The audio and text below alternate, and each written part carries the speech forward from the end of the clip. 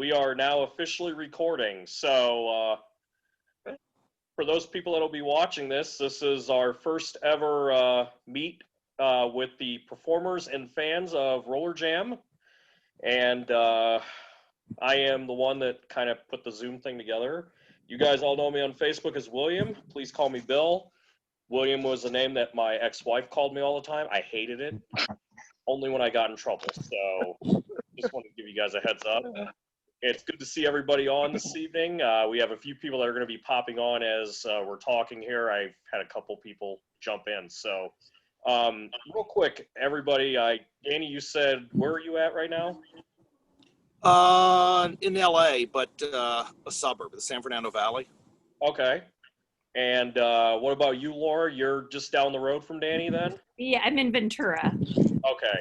Where is everybody else from, the fans? Where are you guys all calling from this evening? I'm calling from Kentucky, sweetheart. Nice. What about you, John? From Kissimmee, Florida. Not too far from the old Rollerjam Arena. Is that still a temple? Is it a church, right? Mm-hmm. Still is? Yep. Wow. Yeah. Yeah. I remember that place. Go ahead. Continue. Introduce yourselves. Let's all get to know each other here. We got one more joining in. This next one, actually, I'm going to ask him how he pulled this off, because right now, local time, it is 1:35 in the morning. Damn. Wow. Where he's calling from. Wow. Mm-hmm. Who's that? Is that Shawn? Talk about dedication. Yeah, it's Shawn Davidson. Wow. That's what I thought. Shawn's in the... Yeah, he's in England, so this is going to be fun. Andrea Franklin. Big John Stud in the house. Hi, everybody. Andrea. Hello. Where's Andrew? Probably like on green 5 or whatever. Here we go. This is going to get more. This is going to get interesting real quick. Uh-oh. Sorry. Nice music. Sorry, that was my mom calling. I'm so sorry. All good. I should have had some theme music going. Cyndi is on. Cyndi, say hi. Hi, guys. Hey, Cyndi. Hi. One of the original members of the Bod Squad is now on.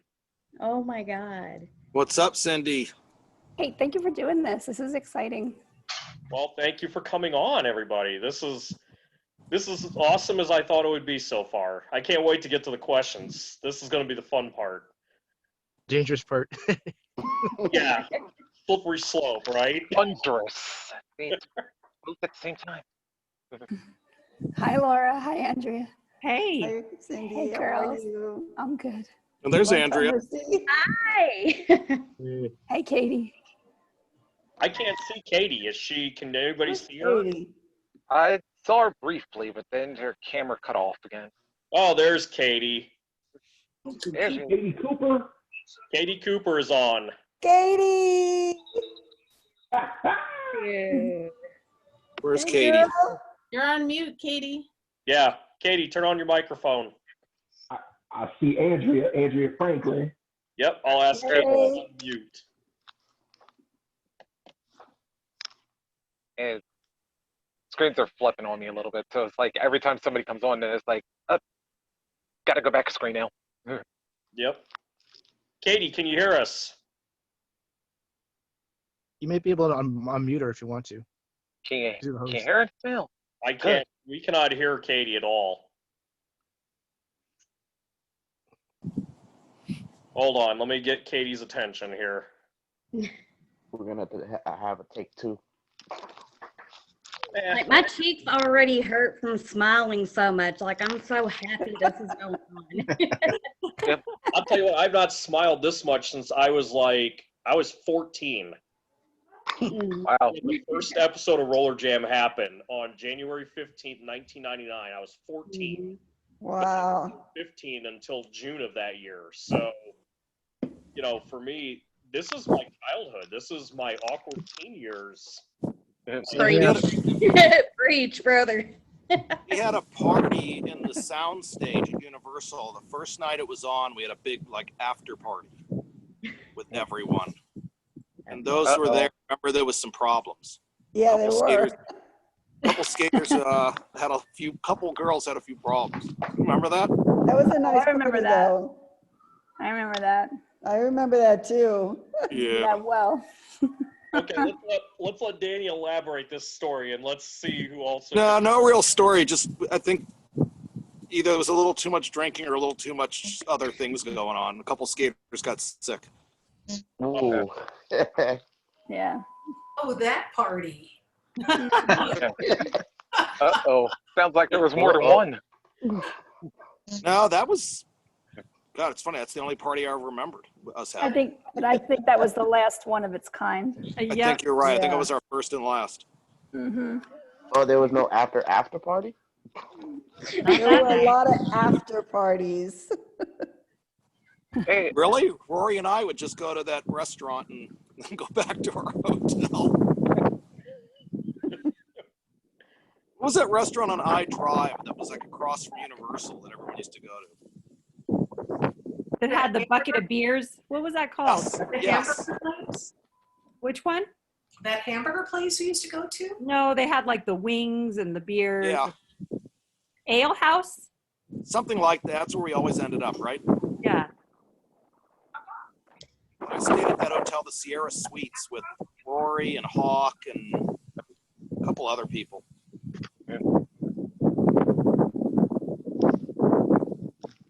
Stop. We should have got Ken Resnick on here. oh, Yeah, I still see Ken on Facebook. Ken Resnick. Yeah. and I don't know where Mark Lloyd is. I think Mark's been invisible. He's been. Yeah, he was doing children's phys ed videos as a character years ago. And that's I don't know where he went. You see the look on my face. I'm like, huh? I saw Stephen Land a year ago. He came and worked out at the gym I was working at. In Florida? Yes, yeah, at Fisher Island. And all of a sudden I looked at him and I said, wait, I know you. Rollerjam. He's like, what? How do you know Rollerjam? That's funny. Yeah, I know. He was just working out at the gym that I worked at. He was thinking about buying a place in Florida. It was so funny. It was so off the wall. I talked to Ross Bagwell a couple times in the last few months. Yeah. Oh, wow. I got the rights to the Rollerjam library to resell we were trying to get it on Fox Network about 3 or 4 months ago because they were running rock and roller games. And there was only 13 episodes of that. So I made a deal with Ross, said I would try to sell it to Fox Sports, all 160 episodes, and they passed. But I did. I thought they would buy him for sure. That stinks. I think the roller games being on really kicked up the interest in Rollerjam. I know a lot of my friends were like, "Oh, I remember that." That's what got me I'm going to look up Rollerjam again because I saw the roller games on the cable. Yeah. But at least you guys have all been putting them up on YouTube for a long time, which is good. I know Lauren started that a while back. Oh, yeah, and I comment on every single one of his videos. Thank you so much for uploading. I love you. That meant a lot. That's how Lauren and I became friends, actually. There was a guy that I do. There was a guy, and I think Reese knows the same guy. About Laura's around actually 9 friends with him, Chris Lendicho. Yeah, he was putting up season 1 almost 9 years ago. Wow. So imagine trying to take screenshots of 9-year footage of 20-year footage. It ain't good. It ain't pretty, But he had it back when they only allowed you to put maybe 9 minutes of video, so it's cut up, and Yeah, so I've seen it's that. so it's not the whole games, You know, and it wasn't until I think Jason was the one that put me on. I saw what was it, like about a year ago? That's when I found the whole games online from Eric. In the beginning, YouTube, they limited the amount of time you could do for videos. So anything that was longer, you'd have to do it in parts, like part 1 of 10, part 1 of this. It wasn't until like, you know, way after, like in the 2010s, that you could actually upload like stuff that was longer than 10, 20 minutes. Mm-hmm. When it aired in London or in the UK, they were half-hour shows. I know they were edited all down to half hours. Oh, that's a lot of editing. Yeah. Wow. And one thing Eric always brought up to me, he was like he was afraid that they would take it down from YouTube, and I'm like, I don't. If it's in public domain, I don't think they will bother to take them down. I mean, the guy. Ross even wouldn't care. The owners wouldn't care if they wouldn't do that. Yeah, because the guy that I was talking about, he's had it for 9 years. They haven't taken it down. Yeah. You know. There was actually a question that came through on the chat from Terrence Brown. He's actually in here, but he doesn't have capabilities for video or audio. This question probably, Danny, you'd probably know the answer to this more than any of us. He says, I really loved the Roller Games show. It sucks of why the show was canceled from back in the late 1980s after that one season. Could you maybe elaborate to all of us why? Wait, Roller Games in the 1980s? Yeah, the rock and roller games that we were touching base on. Oh, yeah, they only did the company, the production company went bankrupt. It was a company called Quintax. An Australian company went bankrupt. And they did I went to the tapings. They were done out here in an airport hangar, an old airport hangar in San Pedro. And I went to the tapings of that. The problem with that show is they couldn't take it on the road. They wanted to go on the road, but because of the figure eight and the wall of death, it was too big and too hard to transport. So it was never going to tour, which was one problem. The ratings weren't bad. It was doing okay, but the company went bankrupt and all the money was gone and they lost some advertisers and it just went away. Wow. Yeah. So Danny, you said there was an airport hangar. Is that kind of like how what's the CBS Studio Center? What's the where they tape a lot? CBS Studio Center, like kind of like. Yeah, no, this was done like in these docks, like far away.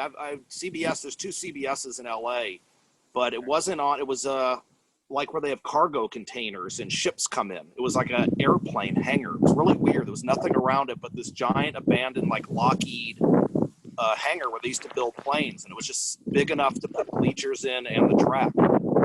And you know, Ray Robles, if he pops on, you know, Ray skated in that, as did I think Patsy did, and Vicky McEwen might have also. Some of the few Roller Jam people skated. And Richard. Richard, Richard, sure, yeah. Richard Brown. Yep. Faith skate that? Faith Urban? Faith Urban. Faith wasn't in that. No. No. Faith was doing some games in LA. We brought the T-Birds back in the 90s, and Faith was skating our T-Bird games. And she was kind of the one that got Roller Jam going. Really, Faith was the one who kind of helped put it all together. And I have no idea where she went. No. Yeah. We need to track her down. I think she skated one season. Yeah. I think it was the opening season, wasn't it? Yeah, I think so. And I have no idea where she went. Well, it does, because she skated for the Riot for a little bit of season 2, so. Yeah, Did you get into season 2? Yeah. Yeah, she did skate for like the the Illinois Vegas. Riot. Faith Urban, yeah. I don't know where she went. Someone asked whatever happened to Devo. That's a good question. What's up, Sean? Yo. How's you doing? The big man. Everybody? Do some Laura, walking. Cindy. Ladies Hi. and gentlemen, Shawn Coming. Davidson. How are you? Big Sean. Laura, I What's think up? you two know each other. You guys were teammates, weren't you, at one time? Yeah. We're in Hey, roommates.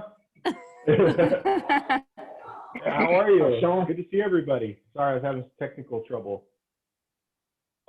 Hold on, you know, now that I have both Sean and Laura on, and I know Laura's going to kill me because I like rip her for this like 500 times, but Sean, I never got to talk to you about this. How did y'all get on blind date? Oh. Oh no. Go ahead, Laura. While we were laughing, I see her reaction. Like, I want to hear. After you. I don't remember, honestly. That was a long time ago. Wow, I think so. Back, I think that was. I actually did Change a Heart too, like almost back to back, and they used to recruit a lot out in LA, which is where I'm from, in the South Bay area. I think they were recruiting in Hermosa Beach. Hey, I'm in Lawndale. Where are you? Lawndale, like right by Redondo Beach. Really? Oh, no kidding. Yeah, we were actually living in Lawndale before we came here to the UK. But yeah, they used to always just recruit and hand out cards and try and rope people into doing it. So against my better judgment, I ended up going in, and now I can never live it down.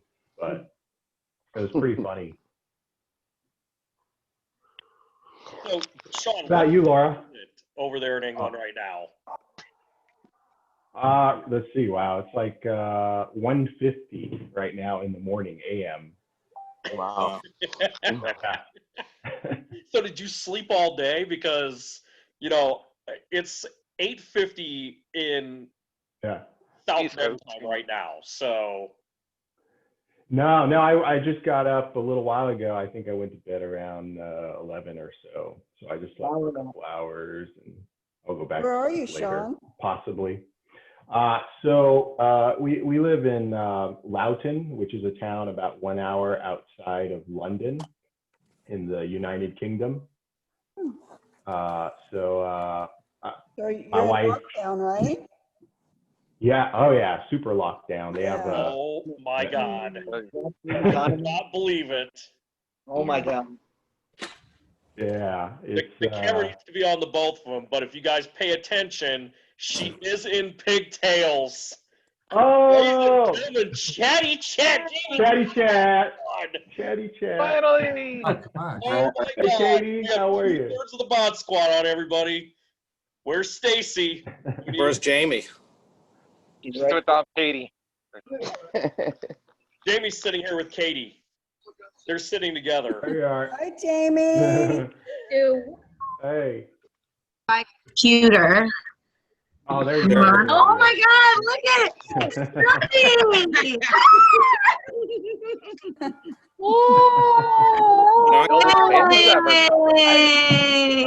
We gotta put the audio. Wow. Okay, hold on. So your audio can't is on the computer. Which computer is it? Is this one connected to that one? Yeah. You can look here. Okay, so hold on. Your audio is right here. Okay, so where are your settings? Go to your settings. Hold on. No, your Our audio. school teacher will figure it out. Okay, good. It's said to go Andrea, to. Okay, so watch. You can Cindy, also how go are you here. guys? Cummings, how are you? More. He looks You good. can go to the Thanks for the chat. message. Hold on. I was having trouble getting on. Zoom back. Where's Jamie? I'm actually tearing up. I got my Rollerjam shirt. Here. On. Where's Jamie? She's sitting with Katie right now. She's in her pigtails. She Katie did. Cooper? She got in character. She's sitting with Katie Cooper Holmes right now, and they're sitting together. She kayfabed us all. We can't have Jim without the pigtails. Come on. Hey, Laura, She's Laura. that's who they really want to see. Oh my God, it's Shawn! Shawn, I miss you! I know.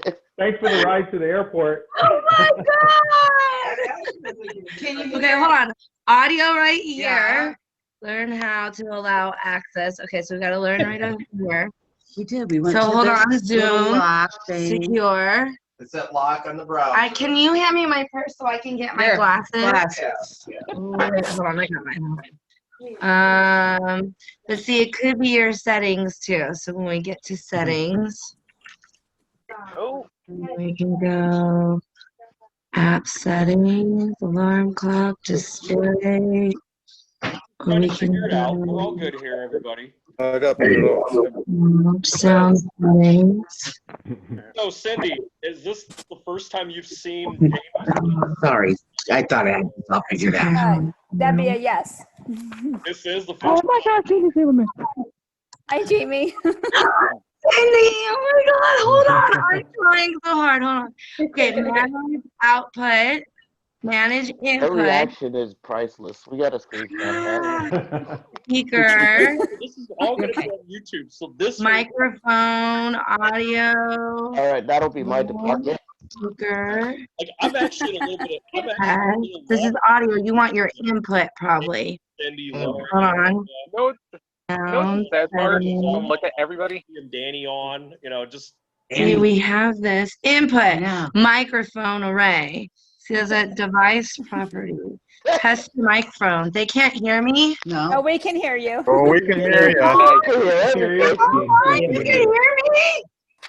Yes, we can hear Did I you. fix it? You gotta be kidding me. This whole time I didn't know.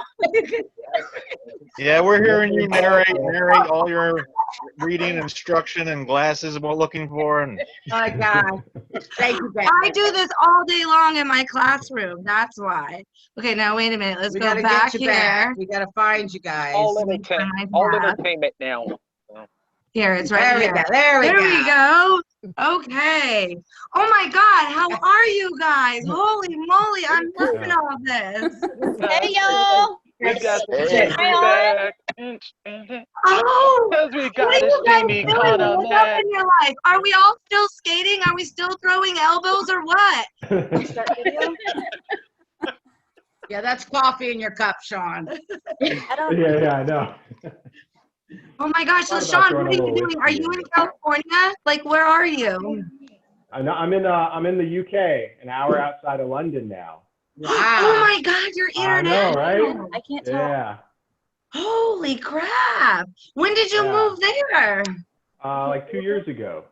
Oh, So yeah. are you been loving living out it? here. Oh, wait, look. Yeah, it's Not been on fun. It's a little Facebook. different now. Looking forward to traveling again, but it's been another crazy life adventure. So Oh my goodness. yeah, looking forward to going back to LA, Danny. Isn't it like 80 degrees out there? 82 About degrees 88 today. degrees today. Wait, I thought it was Wow. 82. I got 82 out in Lawndale.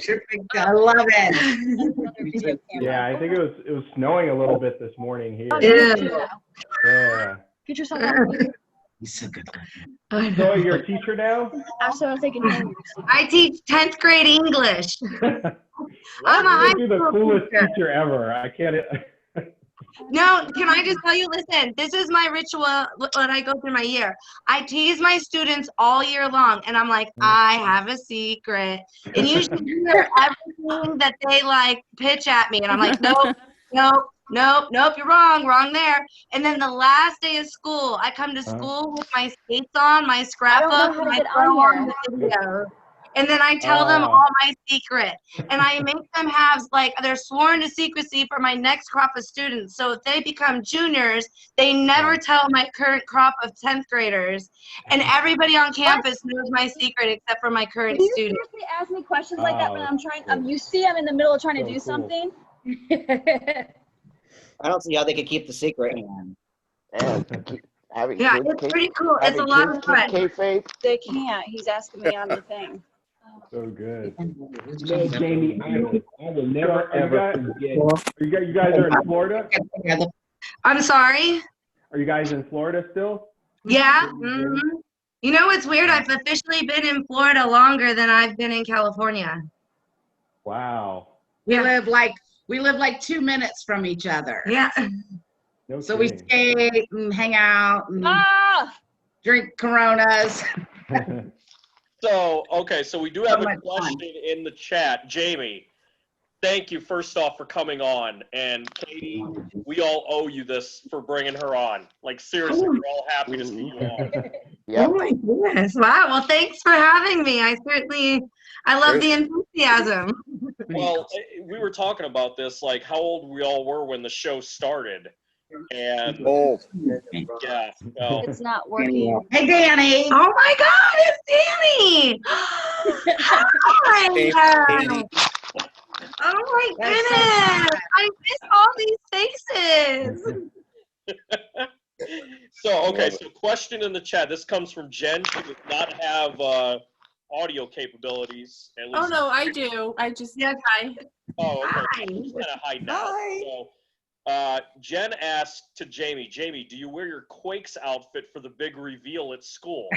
No, no. Because some of the guys, I get some of, so no.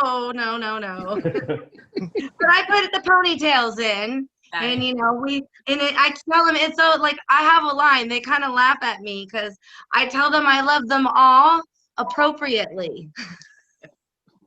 So all my students, I always keep it appropriate. So I don't quite show them the calendar with the bathing suits and stuff like that. No. Yeah, but I show them the TV guide and the Sports Illustrated and like what was on the billboard and things like that, and they never guess like where I am on YouTube because it's under my maiden name instead of my married name, and my maiden name is like we're the only family, so nobody can ever find my secret out. Cyndi, show us what Cindy's got it. Put up on the camera there. Show me what now? Take a look at Cyndi. She's got a picture that might ring a bell. Okay, hold on. Let me see. Oh my gosh. I didn't bring any It's a pictures. picture of the Bod Squad. Oh gosh, I'm sure. Oh my gosh, there's a whole bunch of you on here. Laura Weintraub! Hi, Laura! Hi! Laura, you look the same! You're beautiful! You guys haven't changed. I don't think anybody's aged. No, it's great. No, I feel like I don't know. Growing up is overrated anyway. Webb's in the house. Up, Weber. Weber is in the house. Where's Mark? Mark. We are officially connected to the World Wide Weber. Oh, yeah. Oh, there's Cyndi. Hi, Cyndi. Hi, Jamie. Cyndi, we have to connect again. Like, yeah, we do. To like catch up. Like, I'm oh my so God, you're beautiful too, Cyndi Lou. Jamie, I'm so happy you're on here because the number one question that the fans ask me is, where's Jamie? And I'm like, I don't know. I haven't seen her. I haven't talked to her in a long time. I know. I don't get social media. Yeah. Not with my. Look at Andrea.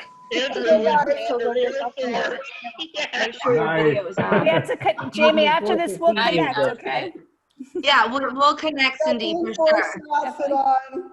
You got your uniform. Nice. Yes. Okay, Andrea just officially earned MVP status right now. Oh my That's God. awesome. Still rocking it, y'all, too. Look at her. I love it.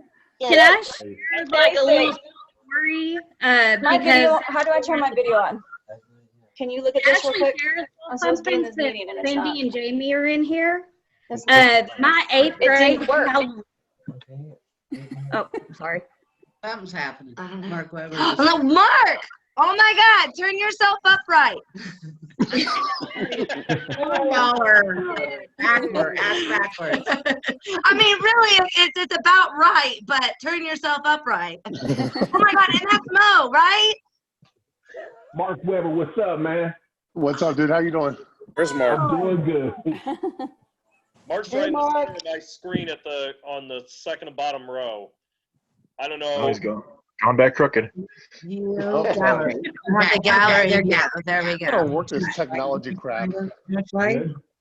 Yes, no. No, I think we're okay. Is Oh it my cold up goodness. there in Cincinnati, Mark? Huh? Is it cold up there in Fucking, Cincinnati? it's freezing here. It's 32 degrees outside and snowing. No, Cold wait, weather. Mark, I heard you're running a rink, right? You're running a skating rink or something like No. that? Oh, No. okay. No, I don't do anything. I'm boring. Mark, it's colder where I'm at. I'm further north than you. I'm up in. Sorry. So.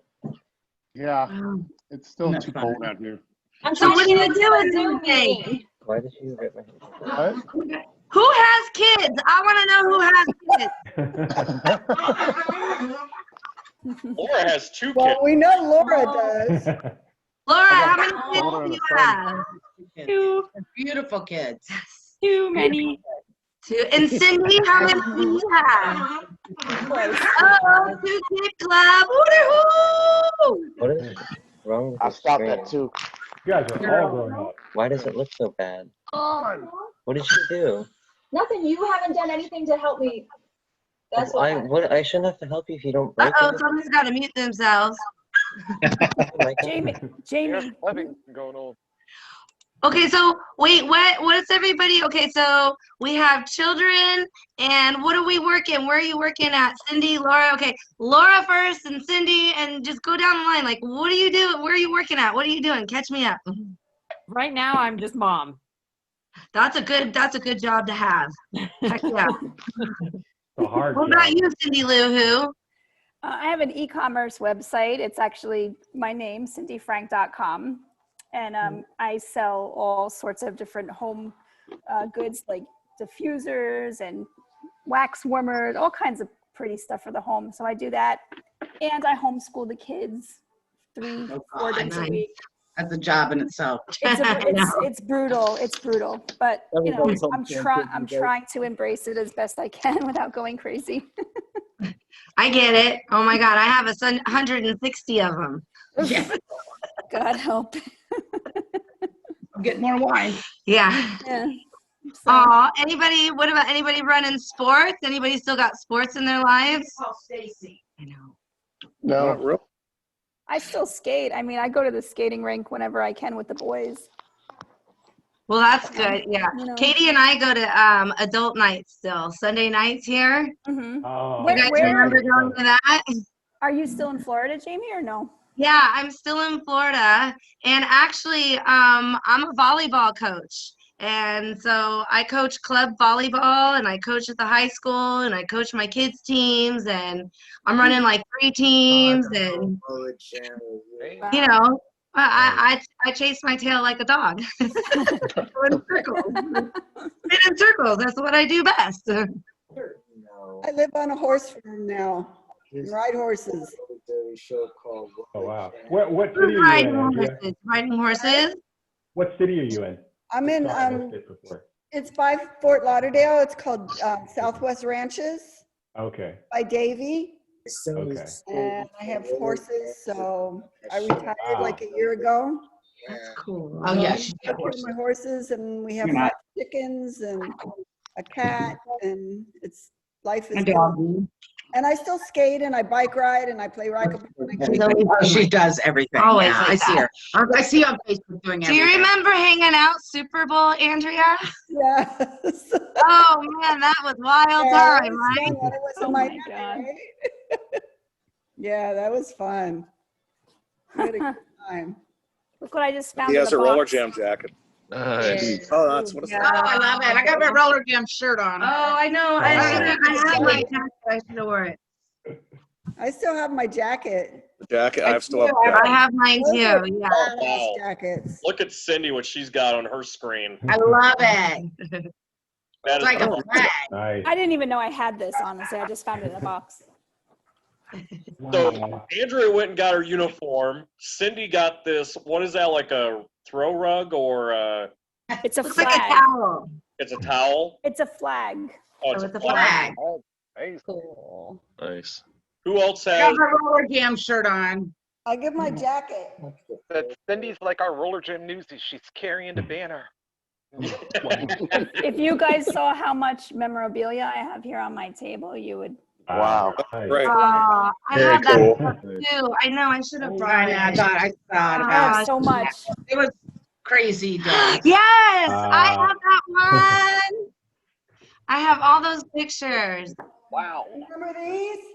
That's the That's jacket. the Yeah. one I have. That's the one I have, Andrea. We got these at that party the night you were talking about. Yep. Yep. Was that season 1? Huh? That was probably, I was think that it was- season Was 1? that after the debut party? Yeah. We got those? Yeah, we Okay. got the jackets. I my can't fit in time. the Oh, pants I put anymore. mine I can't wear the shirt. Laura, do you have any memorabilia? I do, but it's all in a box in the garage, and I wasn't up to getting it down and going through it today. I'm just glad So- you brought memorabilia out and all that stuff because this is just awesome to see. That picture of the Bod Squad is awesome. This one is signed by all three of us.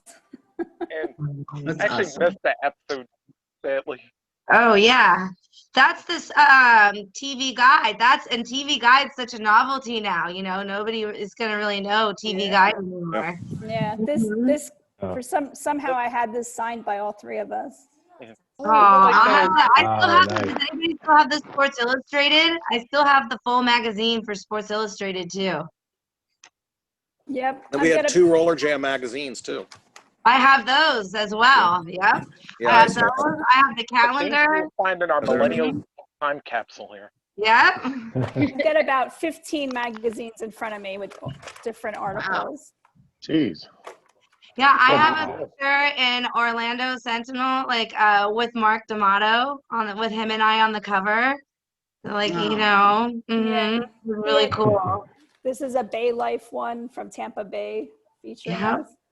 Yeah, they had one in LA Life. Are you guys familiar with LA Life out where my Californians in the house, Mo?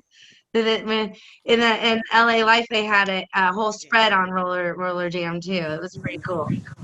And our opening night on TV, we were on USA Today. Were we really? USA Today, yeah. Wow. Wow. Oh. Jenny! I have the best. Bossy. Hey, y'all. Hey! Oh my God. He was eye candy. Oh, he was so Hold on, I gotta cute. turn. It's on. It's plugged in right there. Where's my volume on this one? Sun, Where's the volume not working? Sundogs. Okay. Time. Finally, holy shit! I missed so much. I was trying to get on. Oh, there goes the PG rating. Oops, sorry. It was inevitable. Cool. I wasn't here for the rules. Look, I have the thing from the MGM Grand. Remember when we I've were got at that the too. MGM Grand? Yep. All these fans. Oh, the I MGM. love this. I didn't know you guys we still had a great fan base like this. This is amazing. She's not on social media, guys. Believe me. I send her stuff all the time. Or her mother-in-law. Yeah. Because she's not on social media. I'm like, you were on the, Facebook today, but she's oblivious of everything. It's a little self-regulation too. I'm a little vocal. Who's on? I gotta see who's on. I told Williams that Here, Jenny, it's Amy had to be a top priority to try to get, because I know a lot of people probably haven't seen her in a long time. So that was number one. That was numero uno. Where's Amy? Where's Amy? Well, thank you. I'll try to get her going. Oh, I'm so honored. Oh. I had to lure her with Corona lights. Jamie, I am actually very thankful you came in pigtails tonight. I was telling some of the guys, I was like, the only way Jaime Conemac could show up to this is if he shows up in the signature pigtails. Yeah. It's so funny. Well, I told Katie I kind of had to get into character a little bit. I said, I can't promise you, but I'll give it a shot. But she did it all on her own. I miss it just so invited much. her over. Oh my gosh, that's always my line too. I'm always like, don't make me get my skates. Okay, so we do have a question. Either that or a computer. Question, and then there's a question in the chat here. So I'll go with the question in the chat first. Jamie, you're getting all the questions so far. Yeah. So I love you. for probably good reason, because everybody wants to know what you're doing anymore. Do you remember the creamed corn fight? I remember. Big scratch. I think I still have a kernel behind my ear. This was from Deborah Cummings. Actually, she asked that. She said, for me to ask you if you remember the cream corn fight. Yeah, that is definitely in the canon of my memory banks. That was the hardest thing for me to witness. It was just, that was a difficult Yeah, there was some big girls there, and the only trick I had is when they lunged at me, I would dive under their legs, and I was so small and so slippy they couldn't catch me. Hey now, easy on the big girl thing. I was there wrestling with you. Me too. Who was all involved? No. I mean, like I'm playing. Yeah. Oh man. Yeah, and I think the funniest thing too is they had these big industrial size cans of cream corn. And I think the funnest part of it was the beginning because you knew you could chuck that cream corn in your opponent's face any way you wanted and they couldn't really quite retaliate until the ref said go. So I made it a point to just dub it right into their eyes or something like that. So that way they would have to rub it out of their face so they couldn't see me. This just became like a reverse chatty chat almost. Yeah, it feels like we're on the show here. See, and okay, so I have two questions here, and I think this one is for everybody here. I think everybody wants to know this answer. Why are you not on Facebook? Yeah, Jamie. Why are you not on Facebook? Obviously, you see here, so many people miss you. They want to talk to you. They want to, So I think you might be one of the quickest people to get to 1,000 friends on Facebook if you actually want to get on. And I know your husband's on Facebook. I'd friend you right now if you was on Facebook. Honestly, teaching is a big part of my life, and I like to keep the distance with my students. And I know I get the advice of you don't friend them, they don't need to find you, or do it with a fake name. But I am also super vocal and sometimes political, and I don't want to be that guy. So it's a little self-regulatory, but in all honesty, I mean, my plate is so full, and I don't think I could catch up. And my mother-in-law is the one that's on Facebook. So a lot of my friends, like super close friends, they stalk her. Yeah. And she posts stuff with my kids and stuff like that, so they get that kind of feel. But honestly, my number one reason is just making sure I draw that appropriate boundary for my students and I, because I get really close with them appropriately. These kids don't have the mentorship that they need, I think, in this world, and some teachers are afraid to put themselves out there, and I'm not. So I keep that as a proper boundary for my students and I. Thank you for what you do. Thank you for what you do. Thank you. Thank you. That is really awesome. But Jamie, I'm going to tell you right now, there is 23 people in this chat. I know there's more people like disconnecting and reconnecting because of connection issues. I think everyone in here needs to stay in contact with you because we all I'll openly admit this to everybody here. I'll raise my hand and say this. About 5 or 6 years ago, I actually tried to find you on Facebook and I could not, but I was finding Denise, I was finding Stacy, and then I ran into Jason McDaniel and I got invited to the page, and that's how I got invited on this summer, and it's kind of ballooned from there. So, from a personal standpoint, I think everybody in here wants to stay in contact with you after tonight because this is just awesome. Oh my God. Yeah. I don't think you have a fan base you really had on the show. Oh, yeah. Can I just tell you, I have to put this out there. There's something in life that you search for, and it's,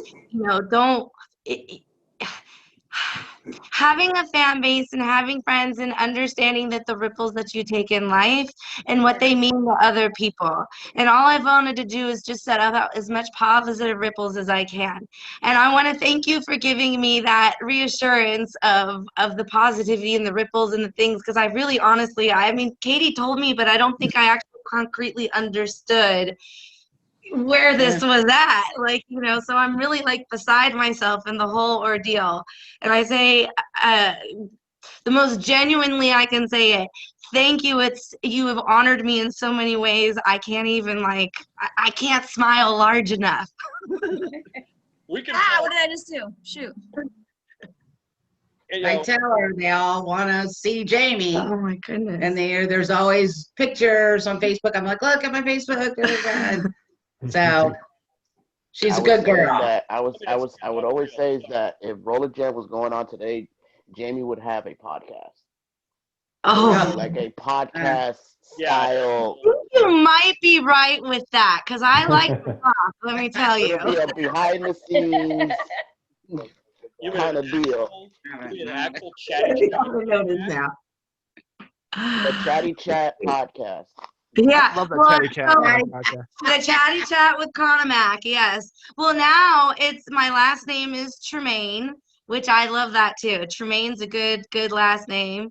So at school, they Tremaine is my first name because I'm a poet and didn't know it when I rhyme all the time. You're Gonna go killing 8 it. ball here in a minute, folks. Hey, you guys, I don't want to cut anybody off, but I have to go. And I just wanted to say thank you so much for doing this because it was like sitting with like, not just like my friends from Rollerjam, but all of you guys feel like my friends because I see you guys like every day on Facebook. And it was like sitting here in a party, which for the last year, nobody's done anything. So this was like it was fun, you guys. I'm so glad you thank you so joined. much. Oh my gosh, Laura, it's so good to see you. Like You honestly. too. I know. We should do Hi, this Laura. more. Good to see you, man. It's been so long. Bye, Laura. Hey, Hi, Laura. Good Hi, to see Laura. you. Laura. you too. Hi, Laura. Thanks for jumping on. Okay, so here we Hey. go. I actually have a question, more questions in the chat. Let's see here. This one is for Broadway. Mm-hmm. We're standing. We're standing. So here we go. It's coming from Jen. She's in the chat. She has the audio, but it's kind of turned down because she has a little one I see her occasionally holding. It's from her husband. He's sitting right next to her. She goes, Danny, when you were doing the coverage in the hospital scene and you turned the corner and slipped and fell down, was that on purpose or was it a complete accident? It was on purpose. We taped that the night before at a hospital in Orlando that our producer James Ponte got. We started that scene with me standing between Mark and Shawn, and they were in hospital beds.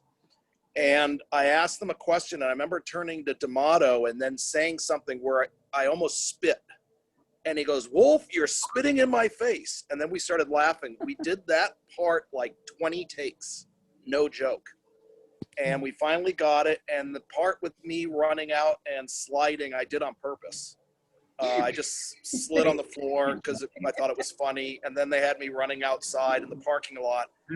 Then we stopped, and then we rolled that in our tapings the next night. I think it was Saturday night.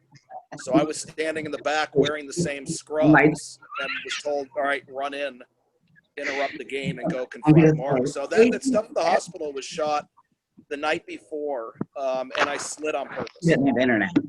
That's great. That's actually a really good question. My husband said it was one of the greatest scenes ever. Oh, thank you. But no joke, we had such a hard time doing that first part where I'm talking to them before they wheel Shawn and Mark off. I remember it took forever because we kept laughing and laughing and screwing up and laughing. And the part with me spitting on D'Amato, and he goes, Wolf, you're spitting in my face. Then we couldn't do it. It just got to be such a joke. It took a long time just to do that. But it was, Marco, it was great. Shawn was great. And it was obviously fun doing it.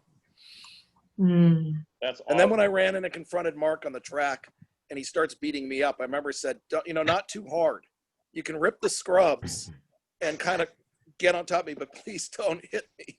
Because I got hurt. The only time I actually got hurt was Tink. Tink grabbed the microphone once out of my hands and hit it over my head. And the cube is a square cube that says Rollerjam, but it's very pointed. And she hit the point right on my head here, and it started bleeding. And I remember tasting blood coming down. It was the only time I drew blood, but it was when Miller hit me on the head with the microphone. Maybe you took so much, man. But it was fun. Okay, there is a question here from Aaron Liebman. Aaron's there. He's sitting here. Aaron asks, when the skaters and crew signed up, I think this is an open question for all of the skaters that are currently on. I want to hear your opinion, and Danny, I want you to jump in on this as well. Also for Danny as well, since he was part of the crew. Yeah. When the skaters and crew, you guys signed up, were you guys told that the games would be kayfabed and not much actual real competition, or did you guys find that out later? How did that process go? What Danny is. I don't remember. Sean? Yeah, we'll ask Sean. Yeah, Sean.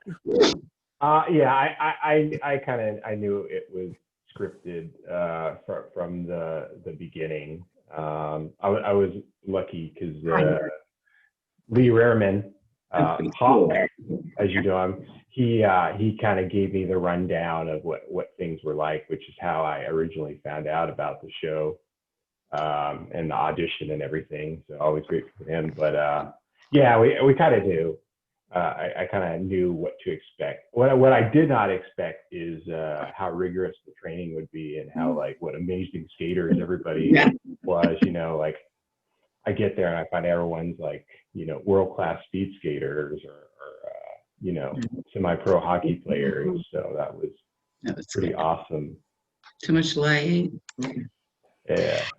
Yeah. But you know what? I always say, because I've actually been in legit fights, if you guys can recall. So my question to you fans is, what actual real fight have I been in? Ooh. Ooh, that's a good one. Oh. I should go grab a bag of popcorn on this. Who want to take a stab at this? Any skaters want to take a stab at this? Jenny, I see Jenny's raising her hand. Do you want to take a stab at this one? I'm gonna say Lindsay. Nope. No? Nope. Actually, we were good. We were fine. I was okay with Maybe it was that. me then. Huh? Hmm. Well, it should be so obvious. I know Cyndi knows. Heather Stacy? Stacy Butch? I don't remember. No. I was gonna say Jenny Matthews. Janet Abraham? Are you kidding me? Wait, who? Jenny Matthews. Janet Abraham? No, those weren't real either. Amy Craig? Are you ready? You guys are missing the mark. Wow. Heather Gunnan? We're gonna learn through our wrong answers, y'all. Amy Craig in season 4. My husband. Amy Craig? Nope. Heather Gunnan? I'm really shocked. Heather? Heather Gunnan! It's a concussion thing was actually I was legit. like, nah, probably not. Hopefully she wasn't pregnant at the time. I was really trying to pull her hair out on the high part of the track and trying to land her. Yes. It wasn't when she was pregnant, was it? I remember one time though, what I recall being a real fight is after one game, Lindsay Francis did something to Denise Loden's tooth. She knocked out in the All-Star game. Yes. And then after the game, I'm interviewing Lindsay and I see Denise off to the side, sort of skating around and kind of hanging out. And I'm like, well, she's really not supposed to be here, but something's no down. And if you remember, Denise jumped in and jumped Lindsay, and we really had to break that up. That was real. Denise was pissed off. Yeah, it was her. She showed her tooth. I think it was chipped or knocked out. Yeah, it was like it was her front tooth. It was like chipped, like lopsided on that. She went after her after the game. During the interview, she really went after her because you'll see crew members jump in to break it up. And if you see crew members jumping in, then you know something's going on. Because otherwise they wouldn't. Right. I always often describe Rollerjam like Jerry Springer. Sometimes it's real and sometimes it's not. And it's up for you to think about which way is which. Okay, Paul Heyman. Yes. Yeah. I don't know if you guys can see, but I chipped my tooth and it's still chipped. Really? I remember that. Yeah. There was a girl also named Courtney Barlow. I was gonna say, do you remember when Courtney busted her teeth out? Yes, because I think Denise bulldogged her on the track, right? In Vegas. Yeah. Denise bulldogged her, I think, and she lost a tooth or two. Yeah, that's right. Yeah, there was a full conversation that we had prior to her going on, and we were like, just make sure you turn your face. And she's like, I got it. And then all of a sudden it was like, boom. Oh, I do remember that. I talked to her a couple weeks ago. Oh, Courtney? Yep. How's she doing? She's doing good. She, her and Rocky have a child together, if anybody knew. I did not know. They were married for a short time, I think. She's good. She's still in Michigan. She's got 2 girls. So we're trying to maybe connect when this whole pandemic thing is over. She wants to come to Florida and visit. So maybe we'll see if we can get her on here. Come to Florida. So Oh, my doggy. Okay, I have a question. Yep, that was going to come to you. Kayla, you have a question? Okay. All right, Kylie. So, all right. First, I just want to let you guys know, I started watching it whenever I was in 8th grade, okay? And I'm 33 now. And in fact, I got in a lot of trouble watching it because I showed up to my 8th grade Halloween dance with rollerblades, cloud pajama bottoms, and a tank top. I went out and I bought sunglasses with green lenses in them just because of Mark Webber. I had the biggest crush on you growing up, like, seriously. Mark on here? I idolized Jamie and Stacy. I was like, yes, and Shay Brown. But my question is, and honestly, you guys kind of saved me back then because I was so bullied. Like, I was in a dark place. I wanted to kill myself. But, like, I would tune in and watch you guys. And I would be like, you know what? Like, I kind of feel like this is almost like a family thing because I could relate to a lot of the storylines in a way. I love Jamie, how bubbly she was. Like, and I had to sit there and think, if she can get up there and take all these bumps and everything like this and still be bubbly, what am I whining about? But anyway, my question, I just had to say that, like, I'm fangirling right now because you guys are here. Like, I love each and every single one of you so much. But my question is open question for all the skaters. Which move was the hardest to take? What was the hardest? What was the hardest? What was the hardest to take? You personally, which move, which bump was the hardest bump to take? It's brutal. The bump, the worst. Like I have an answer to that one. Colossal collision with Tim Washington. Oh yeah. He took the breath out of me, and I was like, "How am I going to get back up?" Yeah. For me, that guy is just all muscle. Getting hit by Mitch. When she hit, she really hit. Who was that? Yeah. Yeah. I can say that. She didn't Can you hear me? take it. She really hit. Yeah.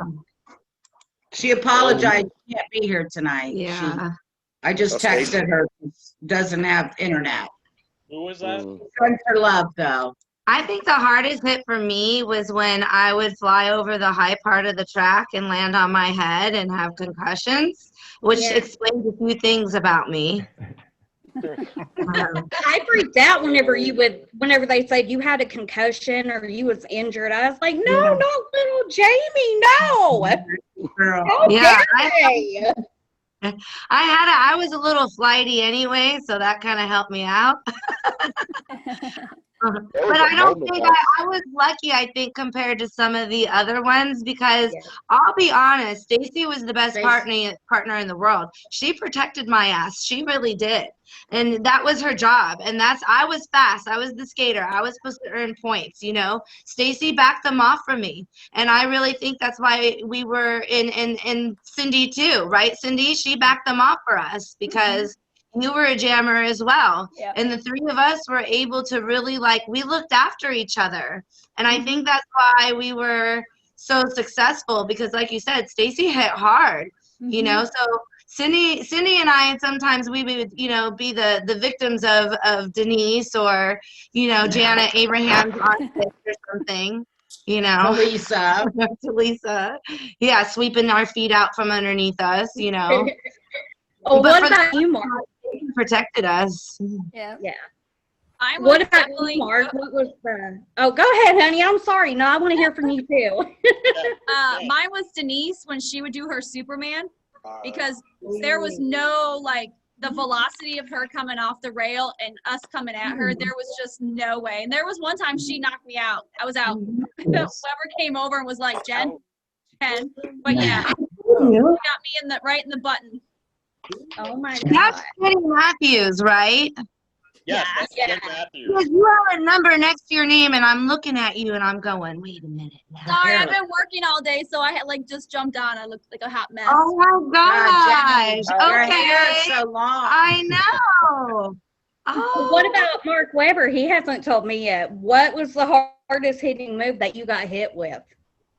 Mark is not in the room right now. Daggone it. I love that. He was Figures. giving falcon arrows to everyone and hitting them with steel chairs and Hell, He I was was gonna say, 3Ds and power bombs. Yeah. He was giving the punishment. Oh yeah, he was. He's Dude, hot. I could only imagine being hit with the screamer by Mark D'Amato, how rough that had to feel. Oh, I asked Mark about that hard hit thing, I don't know, a week or two ago, and I think he said it was when D'Amato hit him with the eliminator. ooh, that's Wrong, good. but I think that's what he said hurt the worst. Kayla, I have an answer for you. Yeah, please. For me, the hardest thing was getting through the practices and the training. Yeah. Because if the girls, I'm sure will agree, we would train and we would run those drills for hours, and there was no telling Buddy no, or there was no feeling like you didn't want to do it that day. I mean, we would train and practice. We would go around and do those drills for, I can't even tell you how many hours. A lot. You're right. Yeah, that to me was the most brutal, exhausting thing. But you know, if you're trying to get into good shape, if you're trying to lose weight, if you're trying to like your best healthiest self, that'll definitely do it. Right. Like I wrestle like on the weekend. I'm a stay-at-home mom throughout the week, and I wrestle on the indie circuit on the weekends. So people ask me about the bumps and stuff. I'm also like, oh, the training is the worst part about it. It ain't the actual match. It's training. So how many of you, this is actually kind of a leading question, how many of you post Rollerjam would actually go to the roller rank and like hang out together and actually like throw elbows and play around like you guys were actually in a game? No, I'll speak for myself. I never did that, but I would go to the rink still. No, we went to the rink a couple times, Cindy, and we would Well, I went to the rink probably 3 to 4 nights a week, but I was a quad skater, so I would do jam skating. Yeah, we would shuffle skate. I have a picture of you and me at Cimarron Skateway, Cindy, and we've got our skates, and we're like, you know. Yeah, we would do a little bit Miss of Cimarron. Mostly it was shuffle skating and jam skating was what we would do for fun, you know. We had enough drills and things while we were in the bank track, that's for sure. 8-1. Do you guys remember when I know maybe it was like UCF, we all played tag on skates at night? Yes! At Heather Sunderman's house! And it was dark. Yes! Yeah. How fun was that? I used to We were like jumping benches. And... Yeah. Through Universal? So much fun. Yeah, we did that too. We went down I-Drive and we would go all through the parking lots and stuff. Like we went everywhere on our skates. Yeah, and in Ybor City, we would go to the parking garages. We went to Guava Ween and we were getting tripped up by the candy. Remember when we were in Vegas and we all skated one night? Did you leave a glass? Oh yeah, down the strip. Yeah. So much Yeah. fun. We went all the way to the Sky Needle, right? Yeah, we all put our skates on and it was like 110 degrees. Yeah. All skating. Yeah. Danny. I like the ball steer, kid. Is that Jen Matthews on the bottom? Yes. Jen Matthews on? Yeah, Jen Matthews is on 156.16 is Jen Matthews. That looks like her daughter. It's her daughter, but Jen is on. And clone. No, I'm I gotta- just her friend's daughter. She ran to check if the glass broke in her son's room. She'll be Oh, right uh-oh. Uh-oh. I got something to By the ask way, Jen. I have a question. Quick question. You would probably know. What was the idea behind having replica WCW titles? Like, where did that come from? You mean the belts? Yeah. I don't know. I think James Ponte, who was our producer and one of our writers, came up with the belt. I don't know, actually, where the belts. I didn't quite understand it, and I didn't really like it. I don't know what it was really for. I mean, to have like a fastest skate. I mean, I don't know. It's a good question. I don't know where that came from or why we did it. I don't know if it made a lot of sense to have belts for speed skating. It was kind of weird. Like it just popped up one day, and it's like, oh, it's the WCW replicas. I don't know. I want to ask Jen something. Jen, Yes. do you remember when your dad played the cop?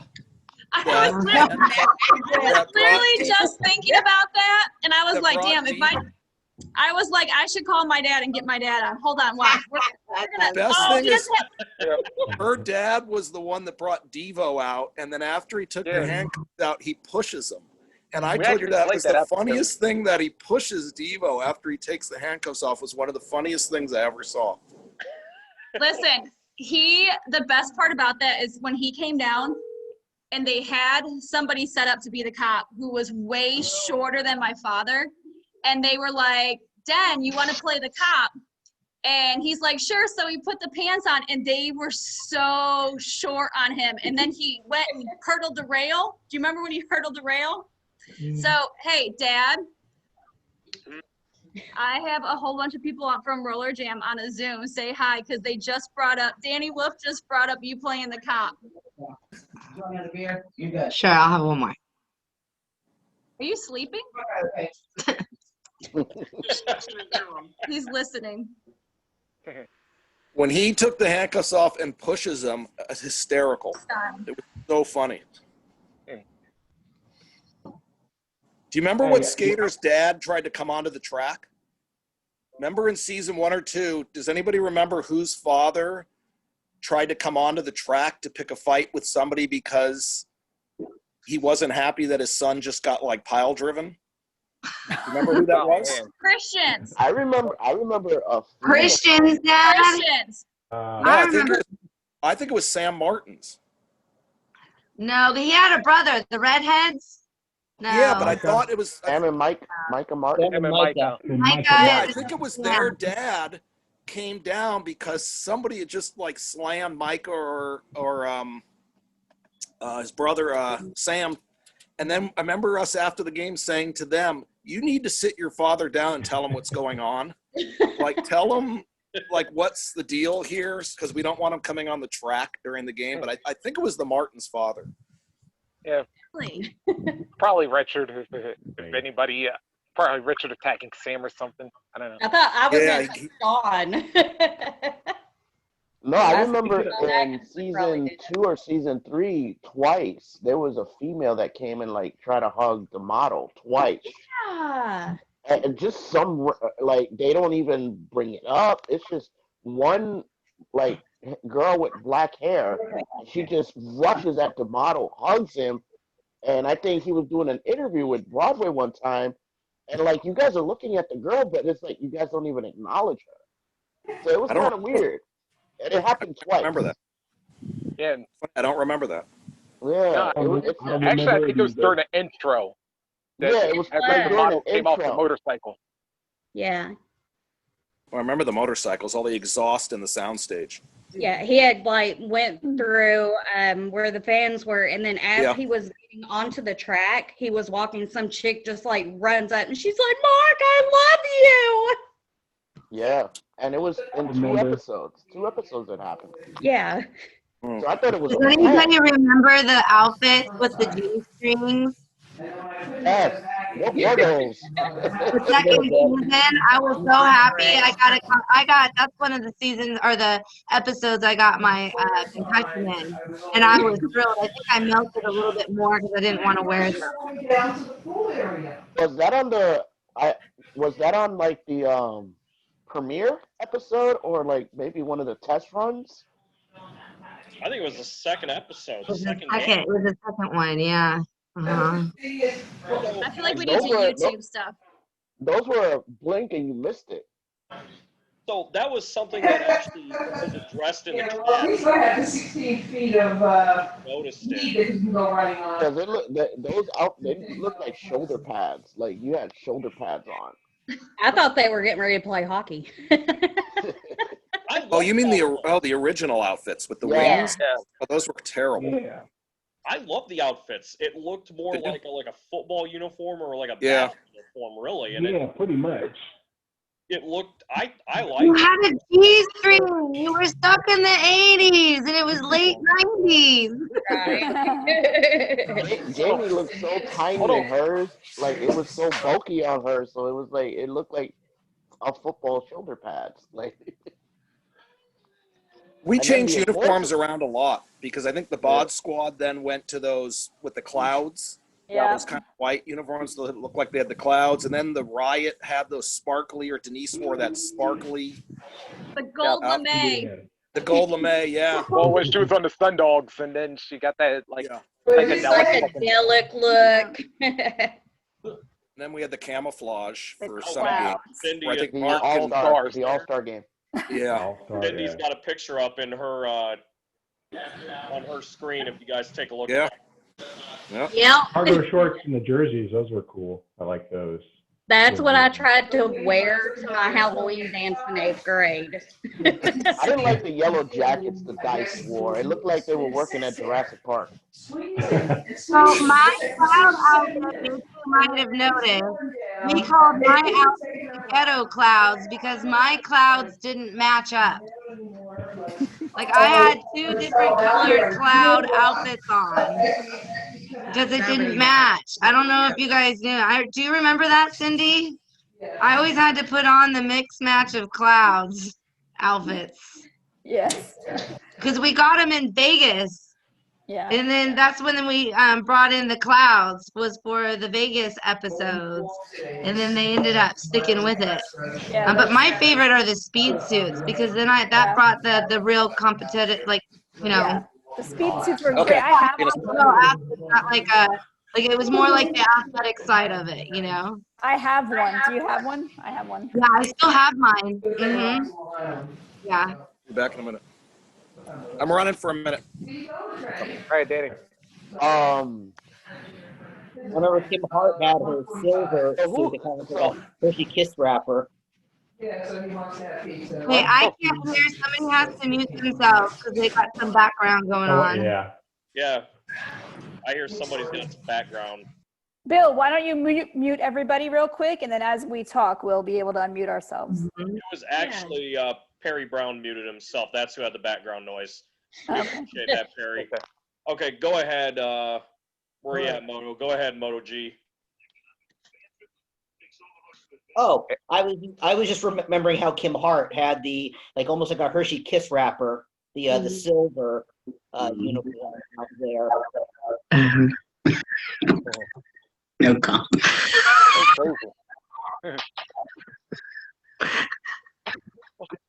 Hold on. Actually, hold on, Cindy.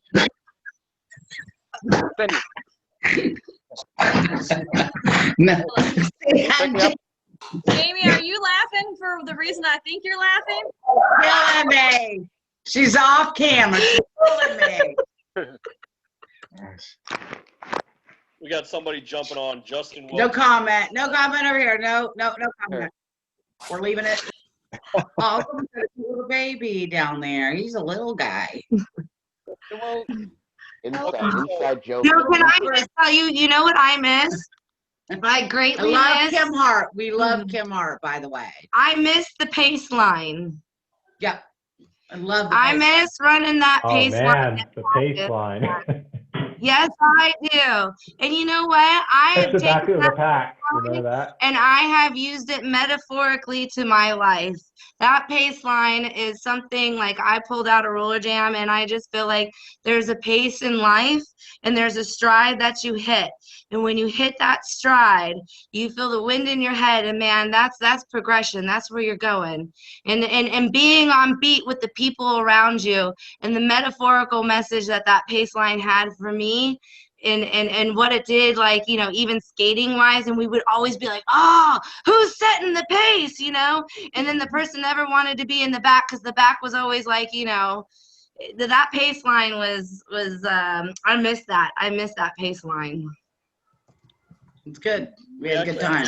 Here. This one is Shawn probably will remember this more than anybody, and I'm sure everybody here can jump in and say, hey, I remember this. The big hits.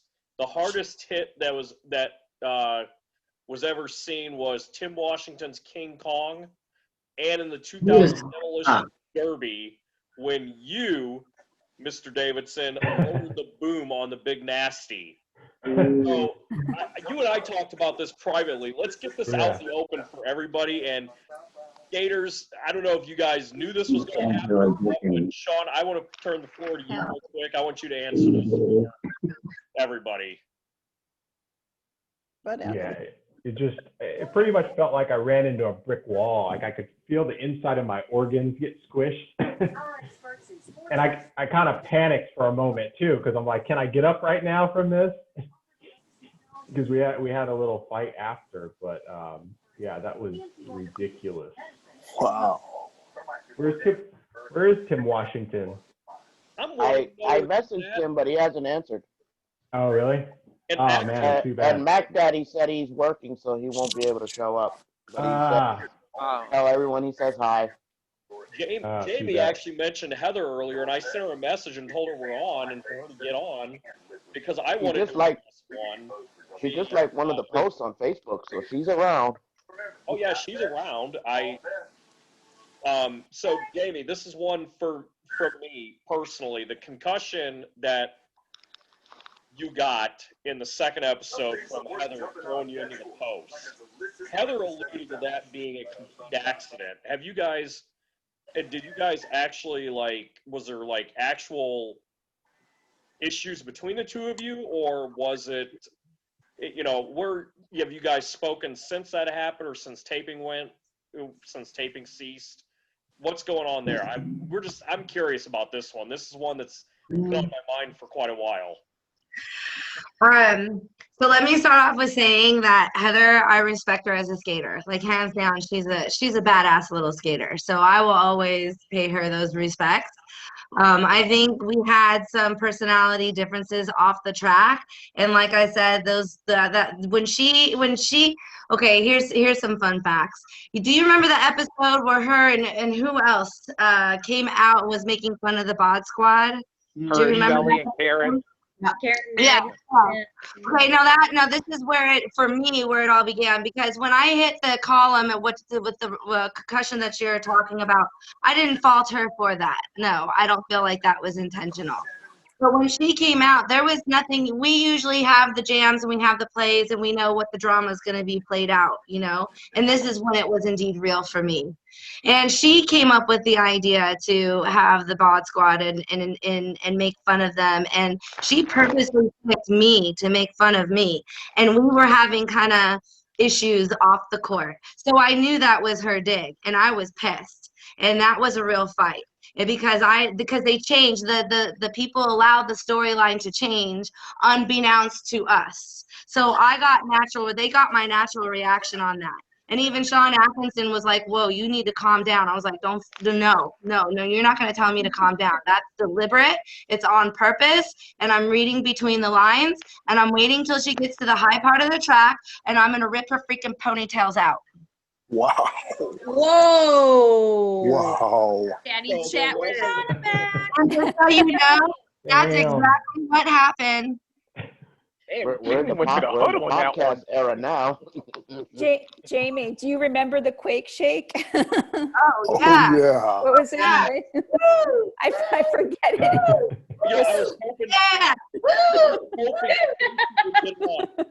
I was hoping Stacy would get on so that way we could talk about the Quake Shake, the famous dance you guys would do. Oh yeah, the Quake Shake. That was like the one thing on Friday night that I got excited about, was seeing the three of you do the Quake Shake when you three played. I did it in my living room whenever they did it. Why did you guys stop doing it after a certain time? Like, did we stop doing it after a while? Yeah. Like after well, the All-Star game. Some of the storylines, you remember, there was where the Bod Squad was kind of breaking up because Stacy was going her own way with the league or whatever, and Shawn. So some of those storylines we weren't together, And that's when we did our own little, that's when I would go around the track and pump them up or whatever. So some of them were like that, but pretty much through the end, yeah. Pretty much love you. Through the end, yeah.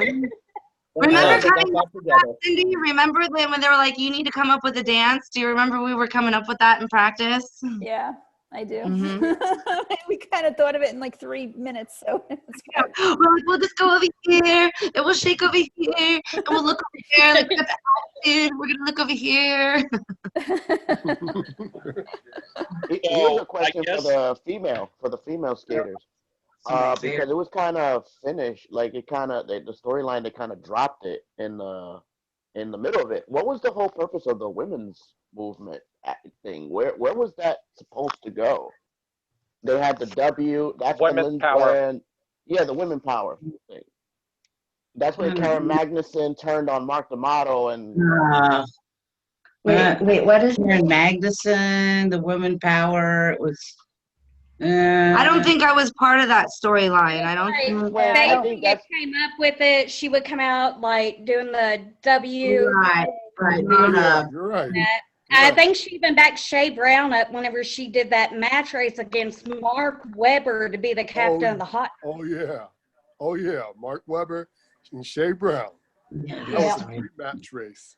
See, the thing about it was there was so much filming going on, all crammed into a short time, that unless you were part of that storyline, you really didn't get involved in it. And so you don't remember. I don't remember a lot of that because we were doing our own things. Right. We had to focus on and remember. So until the actual show aired, then we would get caught up and see, okay, that's what that was about, Hey, Jamie and Cyndi, I really love the Boss Squad. Stacy, Jamie, and Cyndi. Yay! We love you too, Justin. Thank you. Nice Appropriately. So open-ended question here. I guess there's a term for what you did to Heather, Jamie, and that's called a receipt in wrestling. Yes, it is. You've heard the term. A receipt. A receipt in wrestling? Yeah, in pro wrestling, in WWE wrestling, it's called a receipt when you okay. give a payback. But she didn't get any change. Say what? She didn't get any change. Well, you know. She shot on you. You could say she shot on you. She shot on you, gave you the concussion, and you shot back at her. Yeah, that's it. So, as my students would say, I was clapping back. Or that. Yep, that's a way to put it. Okay, I have a question for everybody in the chat here. This is something I'm just curious. I'll openly admit, Jamie, nice choice of beverage, by the way. I see that. What is that you're having this evening? Corona. Corona. My Corona. There we go. Okay, I was so surprised it took that long to work that in there. Age-wise, where is everybody at these days? To get started, I'll tell everybody in here. Did you say age? Yes, I did. You don't ask a woman her age. Never asked. Yeah, Bill. 20 years older than I was 20 years ago. Not maturity. Well, Jamie, I know you're like 42 or 43. I know that. He's going to kill you. I'm 43 years old, yes. So I was 14 when the show first aired, the very first episode. And so, like Kayla, I was also bullied in middle school and through some of my high school days. And Friday nights were my time to sit in front of the TV and really enjoy watching you guys do it. And it didn't get as bad as Kayla alluded to, and I'm glad, Kayla, you're still here with us today to, be able to see this and these get together. Me too. But I'm 36 now. How old is everybody here? I want to know an idea of how old everybody was when filming started, because it's 2021. It's 22 years ago. Yeah, we're talking 20. I was 16, so. And I'm actually, I did notice I was actually younger than Santiago. I was like, I was actually 7 when I first started watching. Well, are we talking about when Rollerjam first came on, or back to the beginning of association with roller derby? Period. When Rollerjam came on. When Rollerjam started, I was 47. Hey, when Rollerjam started in 1999, I was about 10 years old. I was in my upper 30s. I was 24. 7 when I first started watching. 24.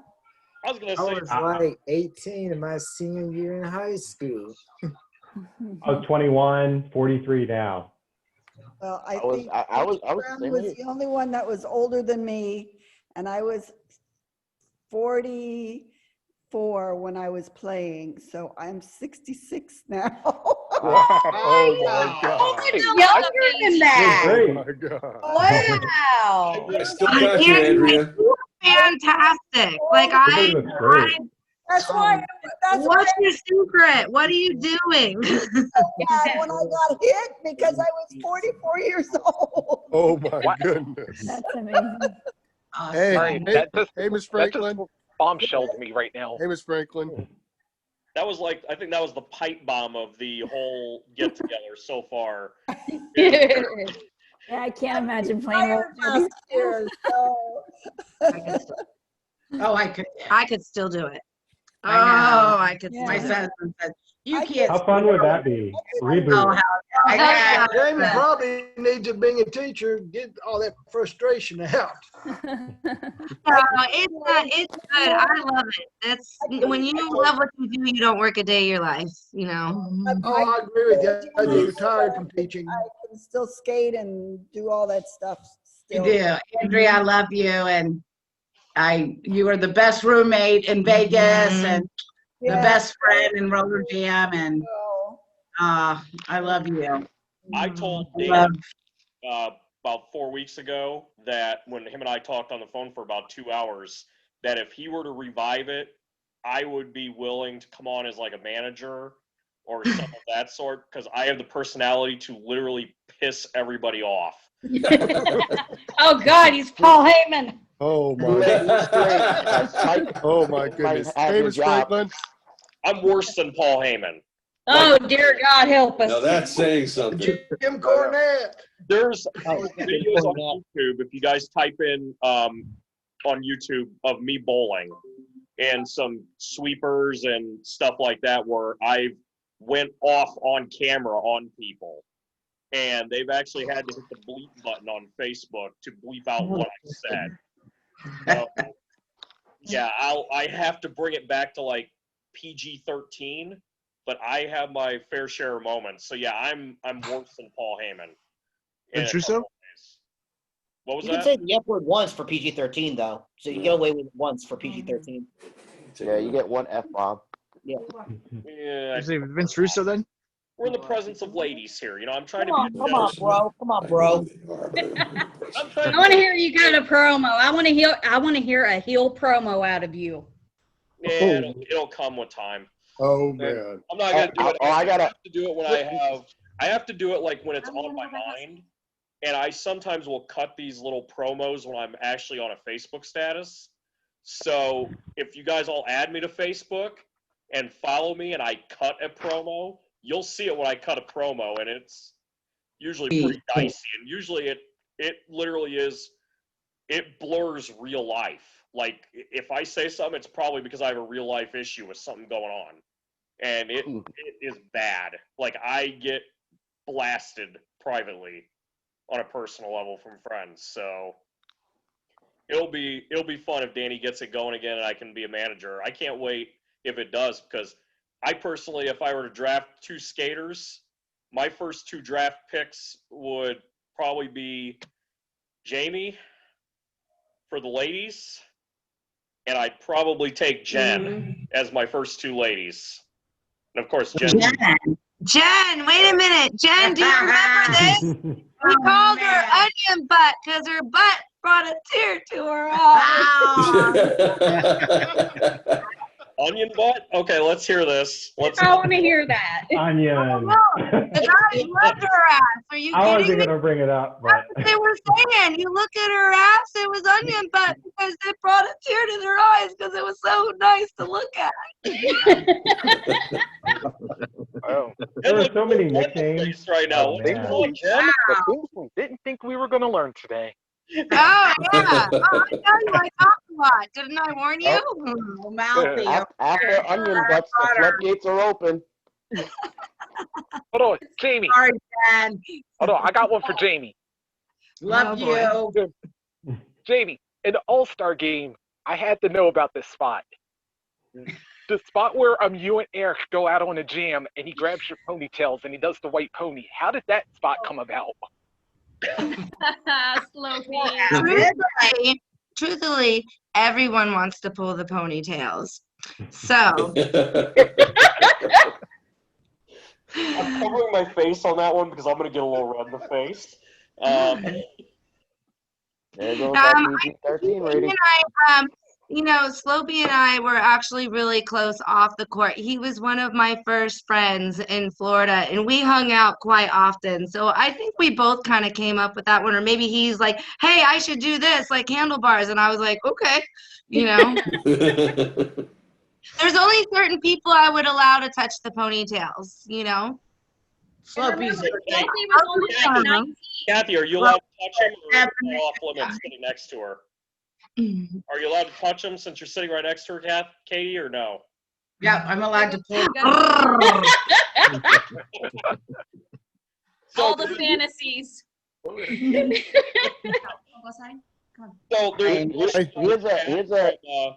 from Reese. Reese asks, this is for Cyndi. Cyndi, how did you get talked into being hypnotized by Tank? Right. Hypnotized. Reese, She don't even remember she was hypnotized. That's how good it was. It was, so good. I don't remember. Yeah, it was an episode with the Quakes versus the Enforcers, and you were a jammer, and it was the first jam, and you were standing there. Okay. And he had hypnotized you, and the jam went on, and you still just stood there at the beginning of the jam. You just stood there the whole time. Oh, that's bizarre. That's kind of yeah. weird. I watch a lot of Rollerjam. I'm sorry. I remember all this stuff. Oh my God. And you will have no memory of this incident after it's over. Right. What episode was it? Because I'm gonna try to look that up. I have all the episodes. It was actually the one with the kill record. Slopey. Yeah. Hold on. Y'all, I have Slopey on the phone. Hey. Slopey to get on. Sorry I couldn't be there. I'm at work tonight. Oh. We love you, Slopey. I just figured I'd like to say hi. Oh my God, he wants to get in contact. Oh, wait. All right, we love you. Go back to work. Wait, is he at Costco still? Yes. I remember he started right after Rollerjam. I remember when he was going to start there. I got him the job. Wow. He works too. He's doing so well too. He is. He's the manager, like in a Jacksonville. That's right. He like manages the Jacksonville. I told him hire this kid. He's a very good worker, and he was a cashier, and he has made me very proud. I loved hanging out with Slopey, man. Oh my God, Jen, will you tell him I said hi? Like, I would love to connect again. Good guy. And I still talk to a lot of people and see a lot of people. Like, obviously Debbie and Talisa and Amy, and Slopey. So there's quite a few people that I connect with. How's Amy doing? Is she doing good? Sorry. Oops. I'm working. She's doing amazing. She's got 2 girls, and they're absolutely gorgeous. Of course. They're beautiful. Yeah, she's doing good. She's back in Fairhope, Alabama, or somewhere over there. Our little Southern girl. Yeah. Aw. So, Bill, I have a question, or anybody out there. I have been desperately trying to find the Jay Leno show. Does anybody have that in their repertoire of memorabilia? Jamie, you should have contacted me 20 years ago. I have it. You have it? Of course I do. Oh my God, I would love to see that. I haven't seen that I haven't seen it in 20 years either, but I have it. Nice. Will you post it to the page? Yes, and please post it Well, to the page. the thing is it's on a VHS Join tape. Facebook. Tell her That, she needs Cindy. It's to on a join Facebook. It's on a VHS tape, and I will get it out. I will. I promise you guys. I just have to get it and get it into a VCR and figure out. Didn't Terry Bradshaw rub your legs? Wasn't he super flirty with you? Blame him. Yeah, something like that. Yeah, I think I remember during the commercial he was trying to talk to me. I was like, "Who is this old man?" Oh yeah, he had it in for Cindy. He was like, "Hey baby, are your legs shaved?" Woo. Okay, so a couple questions in the chat. Terrence Brown wants to ask this. He goes, out of both the men and women skaters, which faction was the best? I would say the X-Men. Neither. The Bod Bod Squad. Squad. God Squad. Neither. I thought Denise Loden's wardrobe was really good. She got some cool outfits there. I'd agree.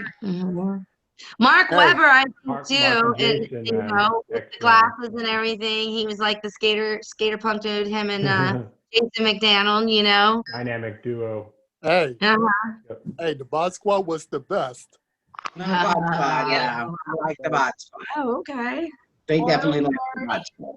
You guys are very popular. Bod Squad was pretty much the original faction that inspired the Showgirls and the Oral Authority. It all really started with the Bod Squad. That was pretty much first The episode. Showgirls were awesome. I Yeah, love the Showgirls were Showgirls. cool. Nevada Hot Dives. Yeah, the hot guys. Yeah. Mm-hmm. I love my Showgirls. Mhm. I'm shocked that they're not on here. So I just got a message from Heather Gunnan. Heather, Oh, your friend. It was on my personal Facebook, and I sent her a screenshot of everybody that's on. I'm just waiting on what she wants to pass on. I told her that you're on, Jamie. So I was tonight because trying to stir the pot.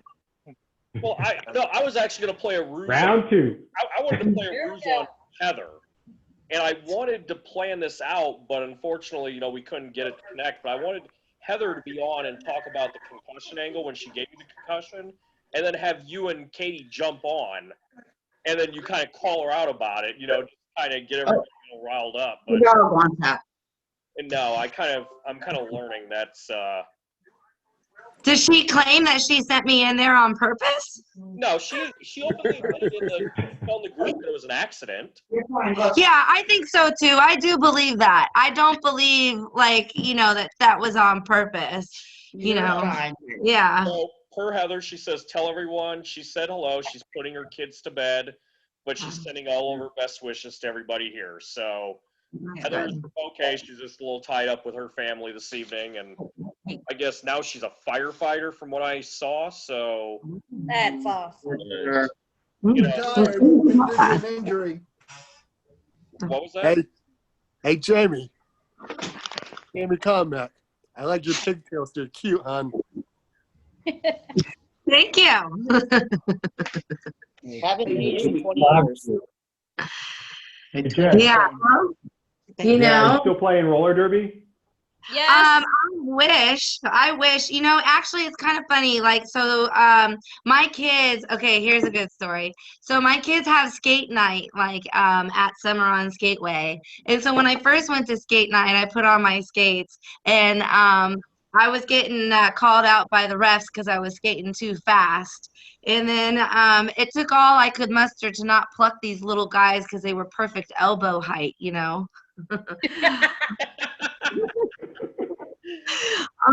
But after on Wednesdays, they have a roller derby that comes in afterwards. And I'm always like trying to linger, like taking my skates off and stuff so I can kind of see the people that are coming in with the roller derby and how they're playing and what's going on. And I'm always like, I'm so critical and I'm so mean. And I'm like, they ain't got nothing on me. I was like, oh, they're just there because they want to look the part. I was like, I know how to skate. What you got? You know, like. I don't know who they're messing with. Yeah, I always wonder like what it would be like to join a derby team nowadays. Because sometimes I feel and you know that sometimes. Like, we took it seriously. I want to say that the skaters had a mindset of there were riders, but we were skaters. And there was a balance of power between the riders and the skaters. And there were times when the skaters wanted to take things into their own hands because we were competitive and we wanted to skate, you know, and the riders would be drama focused. And, you know, sometimes I really feel like the roller derby teams out there today are too drama focused and not skate focused, you know. And the opposite is really true, Jamie, because I've actually went to watch, you know, like the roller derby games that are actual real games, not, you know, the scripted games that we're all familiar with Rollerjam. And to be honest, it wasn't even like, it was fun to watch an actual game and see the actual competitive nature of it, but it also was very boring because the one game I went and saw, the home team was up by 80 points at halftime, and it was a runaway, and we left with 15 minutes left in the second half because it was like, because you got scared players. That's why one team's not afraid to throw elbows and the other team's a little too cautious. You need people that are going to get in there and not afraid to just bump stuff up. Jen, what was your experience transitioning to real derby? All right, Jamie, if you think you got it, you come and try real flat track derby and see. I promise you won't be chatty chat no more because it is no joke. Are you still Yeah, Are you still skating? derby? Oh my God, good for you. So what do you guys do? What's the game look like now? So I actually was, because like the competitive side, where I live, the teams are good, but I wanted to play high level derby. So not this year, but my last season before COVID, I was playing in Jacksonville. So I was driving from where I live all the way to Jacksonville, 5 hours, well, 3 hours. Where do you live now? South Florida. South Florida. Okay. So I was driving 3 hours to Jacksonville to play. So we were number 5 in the world in flat track and went to champs and stuff like that. So so I thought like you did, after Rollerjam was done, after the whole Bachelor thing, and Debbie started doing all the derby. She's like, Jen, you gotta check it out. And I was like, no, because I went to a place up north, and I went to go check it out, and I wanted to try out. So I showed up, and they're like, oh, and I was like, oh, well, I did Rollerjam, blah, blah, blah. And the first thing they said to me was, well, that's not real roller derby, so you can't try out. So they wouldn't even let me try out. So I watched these people, and I had the same thoughts that you did, where I was like, they can't skate. They're wearing fishnets. Like, this is completely. Yeah, and their ass is hanging out of their stuff. Like, you know, put your butt away. And that's how it did start. It was very theatrical. Yeah. But the roller derby through WFDA is no joke. Like, Okay. it is a full contact. It is full training. It is probably the hardest thing I've ever done, but it is so fun. The rules are insane because I looked at the rules and. What is it? Is it if you don't get caught, it's legal? Nah, it's just a lot. There's way too many refs for that. There's a huge level of respect for flat track. Yeah. Yeah, see, that would be weird for me to be on a flat track because, man, that bank track was awesome. It was surprisingly hard. I skated with the drive-by rollers, just practicing for a while. I didn't stay with it, but it was incredibly hard. I hear you, Jay. I coached a team for 2 years, and it's brutal. It's brutal.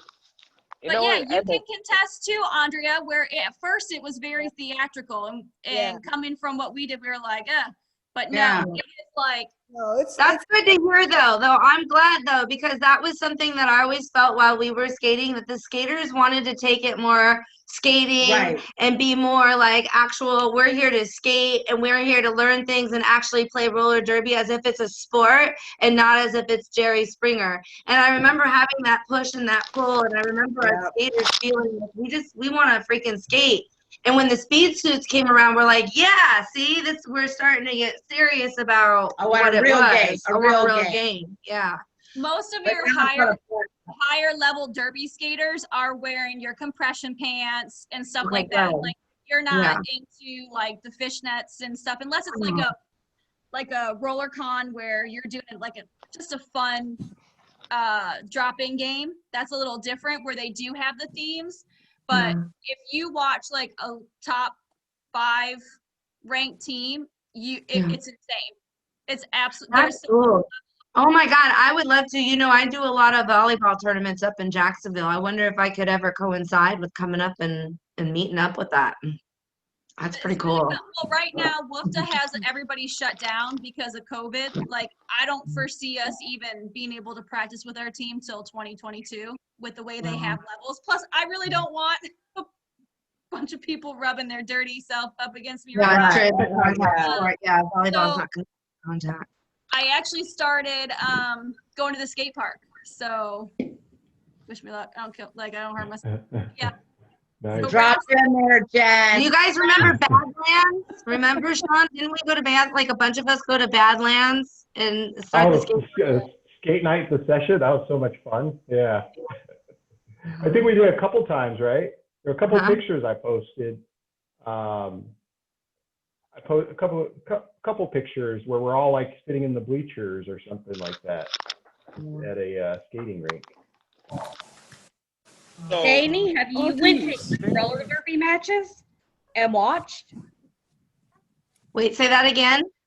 I was saying, Danny, have you went to watch any roller derby matches in your time? So, like, have we ever watched? I don't think we went. Other than the ones I seen at Cimarron, which were like the theatrical kind, which is why I was like, "Ooh, I don't want to watch this." We went to Cimarron and saw girls in fishnet stockings. Fishnets, and they're when we left at halftime. They couldn't skate. They couldn't even cross their legs over in the turn. It was like it was like, oh my God, this is stupid. So yeah, that's what I was saying. I'm glad to hear, Jen, that there's actually like competitiveness, because the ones that I saw, I was laughing. Yeah. Well, like, I mean, we have like Erin Jackson skated with me. Oh no. In Jacksonville. Yeah, she's awesome. I follow her on Facebook. I follow you on Facebook. And I get she's it. an Olympian. And we have girls that skate under Red Bull. Like, it's crazy. It's it's a whole different. Oh, I want to go. She doesn't get it. She's not on Facebook. She's out of the touch with. I messaged Debbie the other day because I was like, I think I need some park skates now. As soon as I drop in, I haven't dropped in yet. Oh yeah, I know your kids dropped in, but you haven't dropped in. Like my 41-year-old self isn't ready to drop in and break anything. So it's a little different. You got this, girl. 41. So there is a question in the chat, Jen. Baby, I guess. Jen was the one that had the baby. She's not on the video right now. I think she's got herself muted. Yeah. This is actually for Jenny Matthews. Jen, are you a hot dice or a quake? Oh, I'm definitely a hot dice. I got hot dice. Hot dice for sure. Yeah. And I love, like, I really, honestly, I really did. Oh yeah. I learned a ton. Will you go grab Brycey's battery for this computer? My battery's I learned a ton from skating with the Quakes. But I think I was able to have a lot more freedom when I went to the hot dice and could kind of open up a little bit more. Gotcha. Yeah. You were like really elevated. There's a question in here. This one is probably for Danny. Danny, are you ready? Sure. Welcome back, by the way. Hopefully you got what you got to do. Love him. There were 2 Powder Cups championship games. There were only 2. Do you remember the decision, how it came down to not just only having I bet there'll be more people. Enforcers, but have the Quakes win both? Where was that decision? And let's get the writers' perspectives here. You're asking why were there only 2 Founders Cups? There were only 2, yes. Next time they have. Won both of them. Hey, we're signing on. Season 1, I remember the Quakes won because I remember interviewing them after. And then what was it? Season 2 was also honorable. And then we stopped. Make a movie. Yeah, I know. But it was only 2 years. So Yeah, there was because the only second Founders Cup was when we found out that Shawn and Mark were brothers. Yeah, it was only two championships, even though there's 4 seasons. I remember the Quakes won them both. Like, not only was the same teams against each other, it was the same results. I did see season 2. We did the Wild West Shootout. That was in Vegas because the Enforcers won that. Yeah. Which I remember. And then the next have a Founders. And we didn't have a Founders Cup in season 4 at the end of season 4, right? Yeah, the show got canceled, sadly. I remember the last episode was the Demolition Derby. Yeah, we went through all our tapings, though, because we were talking about season 5. We were already starting to plan it and do the tour. I don't know the answer. Why we only had 2 Founders Cups and why the Quakes won them both. I don't know the answer to that, to be honest. That was a really good question. There's a question also for Danny. Here we go. Any details about you and I actually talked about this. You and I, Danny, did. But I want you to answer it for everybody here. The house shows in 1999. Looks like Matt had 2 tickets to the show in Pittsburgh, but the show was canceled due to poor sales. Could you elaborate on that? Yes, we were going to do a tour because I remember we got the tour dates and there were maybe 20 cities because I know Pittsburgh was there, Tampa was there, and Rory Marcus and I were discussing who was going to go to what city to do the house announcing to the house. And there was 1 or 2 commercials on Rollerjam promoting the tour. I don't know if you remember that, but there were a couple of promos they ran about the tour on our show, and the pre-ticket sales were very, very low, and it was going to be very expensive to go on the road because you'd have to bring the track and all the skaters and the crew because we'd be shooting. So to do a live tapings in, let's say, Tampa one night, you're bringing 2 or 4 teams worth of skaters. You're putting them up in hotels. You're giving per diems. You're bringing the staff, all the crew, the track. I think because the ticket sales were so low, it wasn't going to be worth it. I know it was a financial thing. They just said we're going to lose a ton of money because the pre-sales were very low. I know we were going to Pittsburgh to the Civic Center where the Penguins play. We were going to big arenas. Like some of them were 10, 15, 16, 18,000 seat arenas. And I know the pre-sales were bad. And I think Stephen Land and Ross, who ran Rollerjam, were like, we better not do this because this could be a disaster. So eventually we would have done more cities, probably in Florida and North Carolina and areas like that. But we were talking season 5, James Ponty and I, in storylines for season 5 when we got the word we weren't going to have a season 5. That was the same day the WWF signed on to TNN. It was the same day. The day they left USA Network and brought Monday Night Raw onto TNN was the day we got canceled. I never understood why they didn't think Rollerjam was a great precursor to the wrestling. That was always beyond me because I always thought that we could warm up that audience even more, you know? No, yeah, 100%. I mean, we had ECW on before us for a time, and then that didn't work out. But the story was, Vince McMahon at some point, and I don't know what season, was interested in buying Rollerjam. He was. And Steven and Ross were like, you got your wrestling show over there. We've got our role. Like, we don't. They killed it. You do your thing. We'll do our thing. And when Vince was talking about taking Raw off Monday nights on USA and coming to TNN, we were praying it would happen Because we're like, this will be great. They'll be on first and we'll be on Yeah. right after them, or vice versa. We were like, That would oh, we probably all would have been still in entertainment had that happened. So close. for sure. We were praying they would come on our network because we're like, now we're going to be paired up side by side with WWE. Look how many more fans we're going to have. And literally the day it was announced that McMahon was leaving USA to come to TNN was the day they told us no more. And it's probably because McMahon said, you know, your roller derby show you got on Friday nights, get rid of it. And he has enough power. If he says that, it's going to happen. So it happened that quickly. There was no warning sign. And then the shitty part is he ended up then going back to USA. He was only on TNN for a short time and ended up going right back to USA. So the shame is if he would have just stayed on USA and never came to TNN, we would have at least done another season. Had a longer run. Yeah, we would have had a longer run, 100%. What I heard, I think they went back to USA in 2005. They were only there for a good 4 or 5 years. 5 years. Oh, that much? Okay, I didn't even know it was that long. I thought it was less. Because they, I remember the homecoming was when they had right before the ECW revival. Right when they had that one night stand for ECW. So it was right because that's when they went back to USA. So they were only on TNN for a good 4 or 5 years. 5, pretty much exactly 5.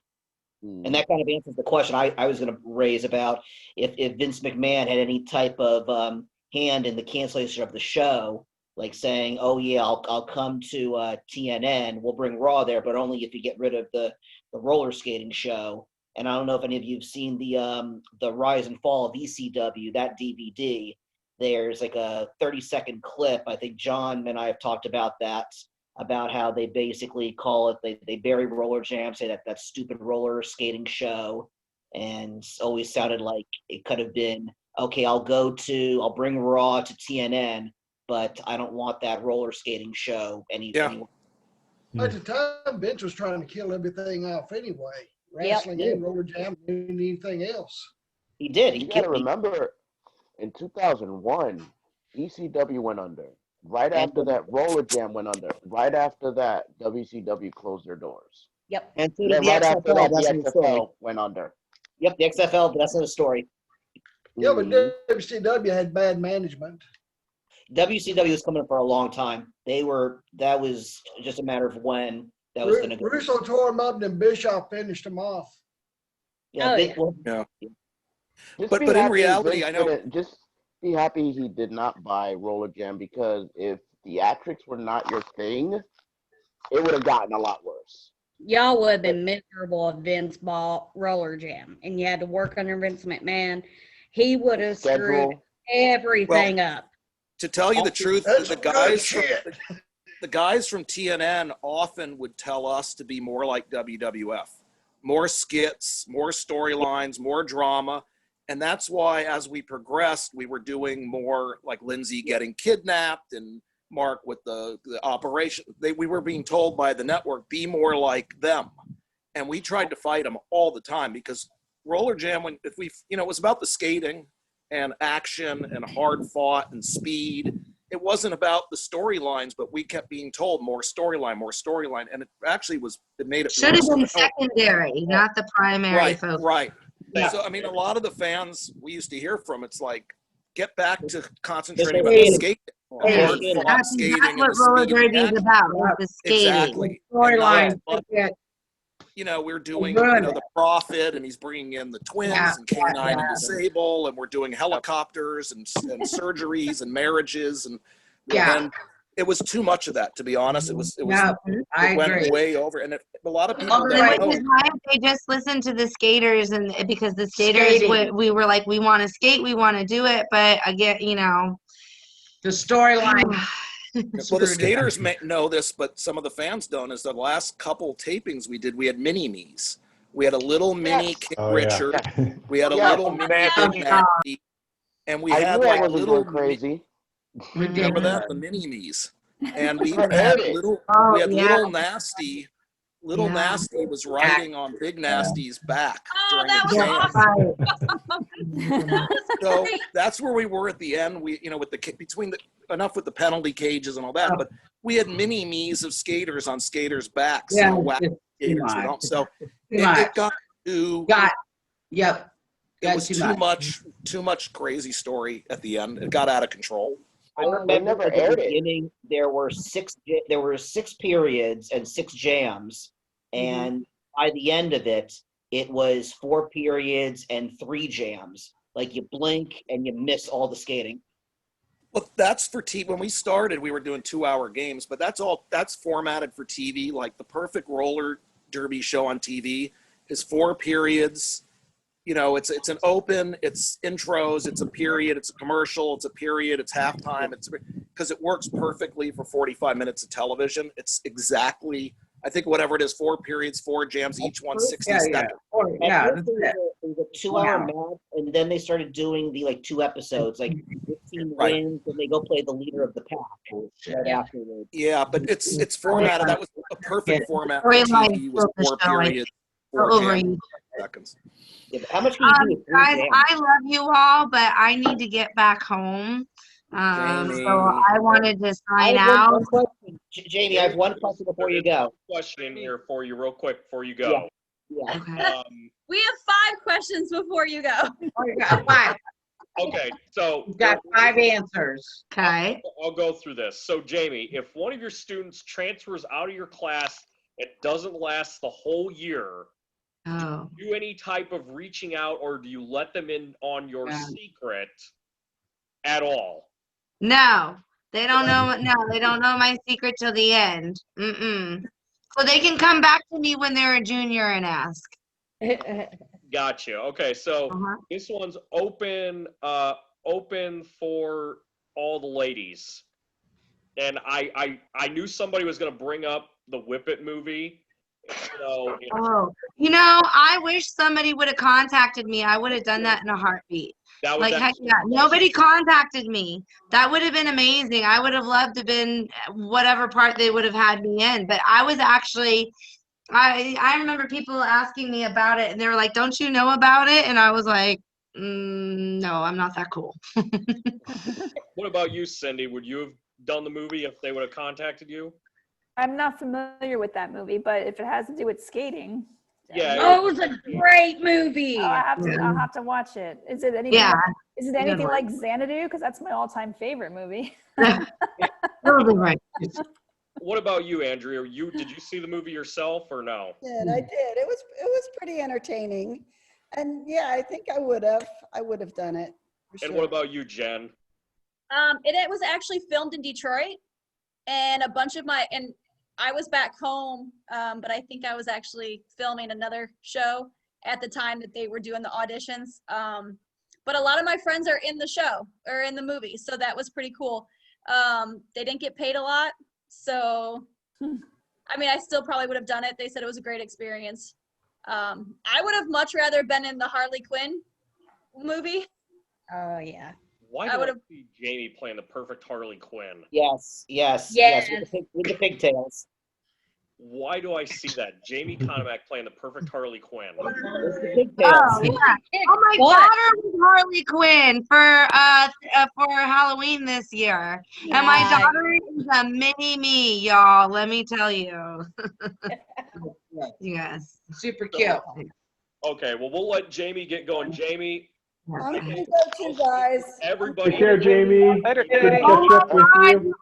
Thank you. Hi, Jamie. What a wonderful experience. I had no idea. Thank you. I love and honor you all. Thank you, Jamie. Hi, Katie. We love you, Mama. Gosh, get in contact with me. Like hook up with Katie and get my number, and let's oh my gosh, reconnect, and maybe one day we can actually have a physical reunion, right? That's her. How fun would that be? Facebook page. Jamie wants to do. I want to Maybe in a year and a half, we should try okay. and make that happen. Danny, thank will you A real fly reunion. back, Shawn? Will you fly from the UK? Yeah, I'll come out. Jamie. Hey, Danny Wolf, thank you for joining. Yes. That was an honor. Good seeing you guys. I miss your That was a faces. big honor of you. I'll just send you my number. Give it to Jamie. You guys stay in contact with me, okay? We get to do this again, right? Down the street from her. Yeah, you guys are. How often are you on this? Like, how often is this a thing? This was the first time. This was the first time. Oh, inauguration, y'all. Okay. Yes. First and time. Jamie, you're making history. Did you So we realize hang the out. reason why we picked tonight? We picked tonight because last night was the anniversary of the premiere of Rollerjam. 22 years to the day. Wow. Come She's on. been bugging me for a reunion, to plan a reunion for years. Because she's good at party I'm a planning like planner. that. And like, I'm so crazy between volleyball and everything. And kids and family, career and yeah, But it's crazy. no, I thank you guys for joining. This was awesome. And you Yes. for planning this. We should do this once a quarter. Yeah, we Maybe should we'll make get this more happen people. again. You know, Stacy Great Blitt idea. said we'll she- get Stacy on the line for sure. Yeah, she's our good friend, and Stacy and I still talk very much. Yeah. yeah, we're still good. Instagram. Me and Williams will plan it out. If anything, we'll plan it But, out, Williams. Um, Again. And I have Danny to Wolf, thank you for being here. Andrea, Jen, Yay. y'all are- and our fans. Oh my gosh, again. that is so awesome. Yes, you guys, thank you for this wonderful experience, Leah. I appreciate it all. It's awesome. Love you all appropriately. Hi, Andrea. Love you. Hi, Katie. Later, Katie. Bye. Bye, Hi, guys. Katie. Hi, Andrea. Bye. Wow. That's awesome. How many people were actually Okay. thrilled to have Jamie on? Show of hands, Everybody. Oh, Yeah. Looking All forward. voice hand, yes. You gotta There like we take go. over the chat for us. Oh, I hold- mean, it was awesome because. Oh, you sorry, know, Bill. So okay, so let's get back to the questions here. Jamie's questions was answered. Danny, this one's probably for you, Mr. Ryder. What would the fans have seen in season 5 if you went to a 5th season? I can only tell you one, it's so ridiculous. One angle we were going to do, and as crazy as this sounds, it's true. Kenneth Logue was going to play his mom. I could see that. Her name was going to be Drusilla Logue III. She would sit in her box in a rocking chair with a wig and be sewing, always sewing. And our dream was I would ask him something and he was going to poke me with the sewing needle. And he once did the woman's old lady voice that he was going to use as Drusilla Logue III. And it's so fun. I would have laughed. There's no way I would have kept a straight face. And he actually teased that.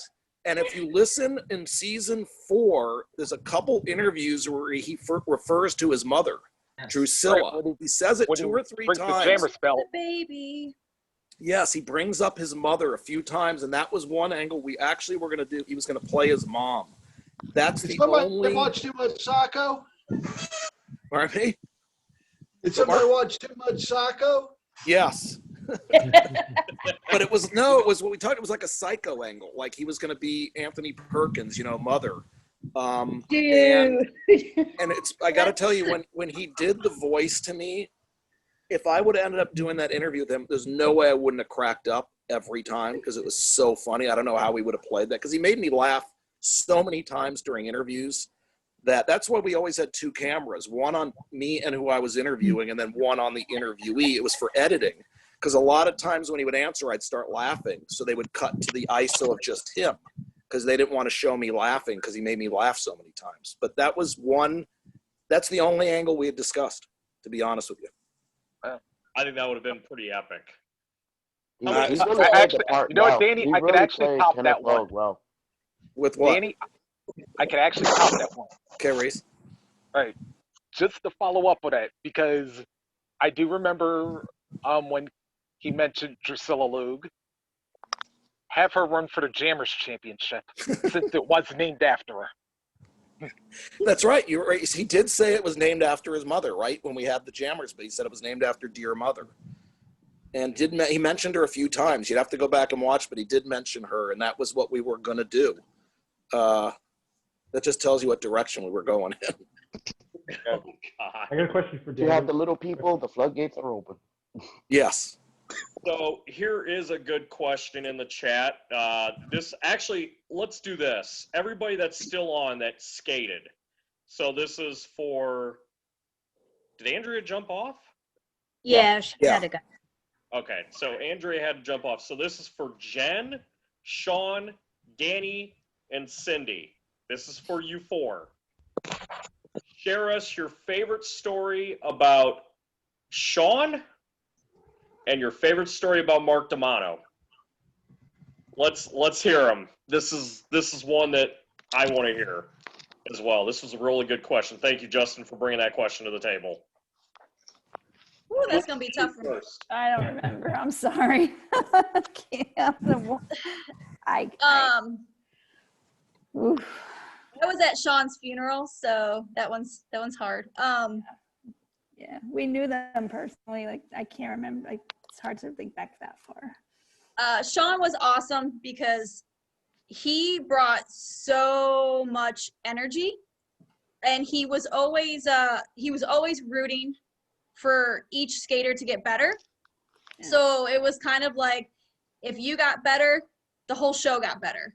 And like, he always had something positive to say. Yeah. Well, I can tell you, because Mark D'Amato I knew before Rollerjam, he lived in Los Angeles. So when I was announcing local roller derby games here, he was skating in those games. He actually had hair at one time when I was announcing games in LA. But he was always very conscious about the interviews. So we would go over the interviews always beforehand so he would know how to answer what I was going to ask him. And after every interview I ever did with him, he would skate up behind me and like almost whisper in my ear, how'd it go? He'd just go, how'd it go? And I almost every single time would go, perfect. You did great, perfect. But he was so self-conscious about how he came across in the interviews. He would every single interview we ever did, immediately after, he would come up, like skate right behind me and just in my ear. Was I good? How'd it go?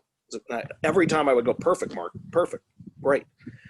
With Shawn, and Shawn was about the biggest gamer there could be, because I remember a game, I mean, Shawn put his body through a lot. He would hit himself with chairs. He would hit himself with trash cans. I mean, he really never held back. And there was a game once, and he had jumped on his back a couple times during the game, maybe for even no reason. He just kind of jumped in the air and landed on his back. And at halftime, the doctors told him, do not go out for the second half. You're done. If you do any more damage, you have a back injury. We recommend do not go back out for the second half. You could severely now injure yourself, and you never know what could happen. You could be paralyzed. You could end your career. And he wouldn't listen. And he came out in the second half, and he did even more to himself than you would even. That's what Shawn was. He was so for the show, so for the game, so for the sport, so for to make it as good as he could. He put his body through you don't know what. Probably more. And I mean, Shawn, Davidson can attest to that. I mean, he was out there with them so many times, and what sort of physical damage he'd do to himself on purpose. So it does, but when he was told you can't go out there, you don't tell Sean Atkinson you don't go out there. Because not only did he go back in the second half, he did even more to himself. And that's what Shawn always remembered. Just he was so game and so for the show. And so it didn't matter that he was killing himself and putting his body through what he was. If it was something good for the show, he was going to do it. And he never held back. He never held back. Danny, I actually remember the game that you're talking about because it was actually the game against the Hot Dice when Amanda Hertz made her debut, and Shawn and Jason Jason missed the rail biter, and then he went to tackle him, and Shawn hurt himself that way. And after the game, when Shawn and Posse both went out on the jam and won, and he was bent over, and you could literally see Shawn crying during the interview to you.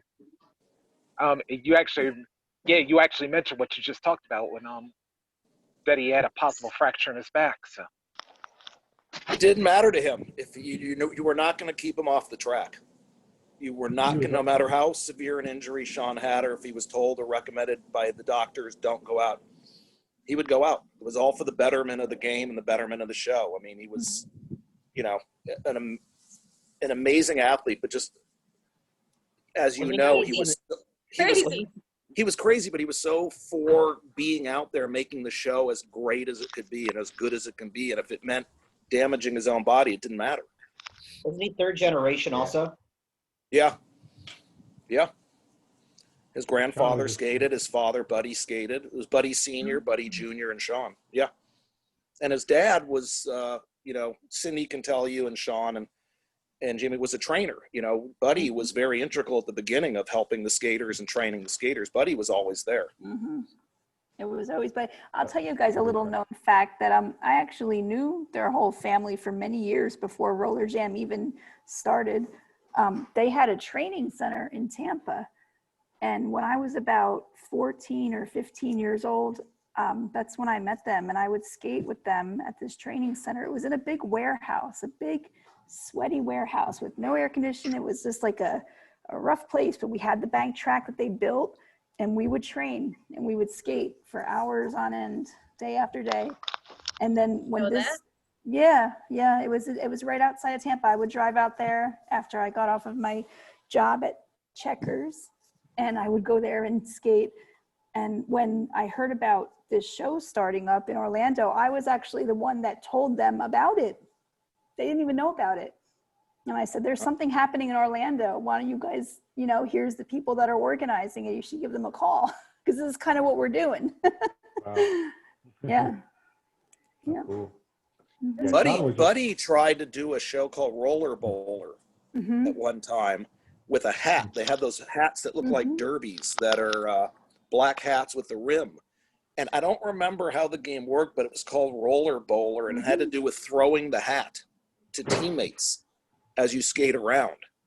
And it was pitched, I think Buddy told me he pitched it to some networks. It didn't go, as I can tell you to this day, even this week, still trying to pitch a new roller sports show, because I don't stop, and I'll keep doing it till it gets back on TV in some form or formation. Really? That's so awesome, Danny. Yeah, I just actually got a deal memo from a big production company with Warner Brothers Friday.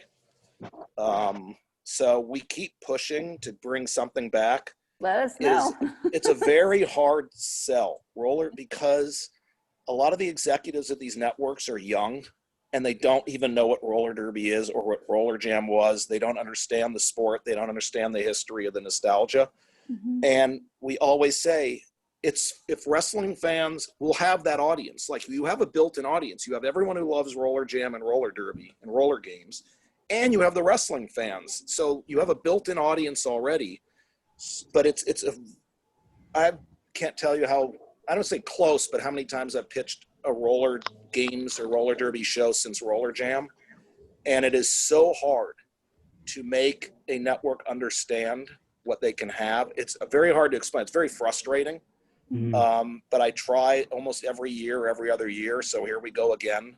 I'm signing another deal memo with another company that's done a lot of big TV shows, and a friend of mine's involved who did Fear Factor and American Gladiator. So I'll keep trying until something gets back on the air, and I promise I will, and it will happen. Can we be your cheerleaders? We'll cheer you on. No, I want a lot of the Rollerjam skaters to be skating again. And I'm really surprised. Sorry, go ahead. Yeah, Lauren. Thank you, Broadway. We're trying. We need to get it back on TV. I it's so hard. You don't understand to explain to executives who are not the smartest people on the planet anyways, and are not they're not open-minded. They just know what they want, what they think they want, and then they just say, this is what we're looking for. They're on a one-track mind all the time. But we're going to try again soon. And or maybe a reunion of some sort, you know? I think I'm surprised it hasn't taken off, given with obviously flat track's a little bit different, but the amount of skaters and fans that are in flat track derby, and it being a international sport, I'm surprised that it wouldn't gravitate to somebody more since it is current. They've tried, Mark Cuban tried flat track on Axis, and they had one of the flat track or roller derby games on ESPN a couple of years ago, and it didn't do well. It's the problem with legit or, flat track. It's confusing to a lot of fans. There's a lot of rules, and it's hard to follow. And the one thing you have to do if you bring it back is it has to be so simple. An 8-year-old will immediately know the rules and how the game works, because there's too many other channels and things to do. And if you confuse someone, they're just going to go elsewhere. So the game has to be really simple. The rules have to be really simple. And with flat track, because a lot of it's legit, you have games that are like 58-6 at halftime. Yeah. So there's no drama. Like, you already know, I went to one Derby Dolls game and it was 49-6 at halftime, and everybody was leaving because we already know who's going to win the game. There was no, it was so lopsided. So that's been a hard sell to get on TV, just because if you're going to do it, it's got to be set. It's got to be kind of scripted. It's got to be organized. You have to have your conflict, your drama, your storylines, your soap opera. You got to have that. Oh, there's surely enough on its own without having to write it. But like with the ESPN thing, WUFTA really hurt themselves with that, because ESPN had to keep it PG, and a lot of the derby names were not PG. Yeah, that's part of it. And so they basically were like, either you let us use these skaters' names, or we don't want to be on your network. And I'm like it's ESPN. It's ESPN2 or 3, whichever one it was. And I'm like, and people were so offended that they couldn't use their derby names. And I'm like, I don't know. I would prefer to use my real name. I skate flat track under my Jenny Matthews name. But I'm like, I would think that if you're going to a network that big, why would you not want to go to your real name and let people hear it? But yeah, that's what hurt flat track with ESPN, was because they wouldn't give up the not PG names. And by the way, and pitching anything roller sports related or bank track is that we've had that problem and hassle explaining we're not flat track, we're not all girl league, we're not derby, we're Rollerjam, we're the LA T-Birds, we're the San Francisco Bay Bombers. That's what I'm pitching. That's what I want to do. So, but then they always go, oh, we saw that movie Whip It. Is it like that? I'm like, no, it's nothing like that. It's not all girl leagues. We're not in fishnets with tattoos or those names. Like, that's not what is TV friendly. And you're right. But, and also the rules. It's hard to follow some of the flat track games. Oh, don't even ask me the rules. I don't even know half of them. I just skate. But that frustrates an audience. I fail every rule test. You have a 9 or 10-year-old watching for the first time. If they can't figure out who's scoring or how they're scoring or what, they're not going to watch. My 9-year-old sits and watches Rollerjam with me on YouTube. And she's always said, I want to be a jammer like Jeannie Matthews. I want to be a powerhouse like Shea Brown. And she keeps up with the scoring and the moves and stuff. And she'll sit there and say, no, that was an illegal move. Why did they not counter for that? So, I mean, my child watches it and understands it fully. And I didn't have to explain it to her, That's the key. That's important. Kayla? Huh? Is your daughter there? Yeah, come here, Katie Bug. This is the role that you love so much. That's Jenny. Hello. Oh, thank you so much for watching and loving the show. Like, this is so awesome for me. Like, I'm loving this. You want to tell her good night? Good night. Good night. Good night. My puppy. Go ahead. That's a mini me right there, Kayla. That's a mini me right there. Oh, she's almost taller than me. I'm 4'8" and she's 9. She's like up to the bridge of my nose. So, how tall is everybody? That's a good question. I think the skaters. I want to know how tall you guys actually are. Starting with Jenny, how tall are you legitimately?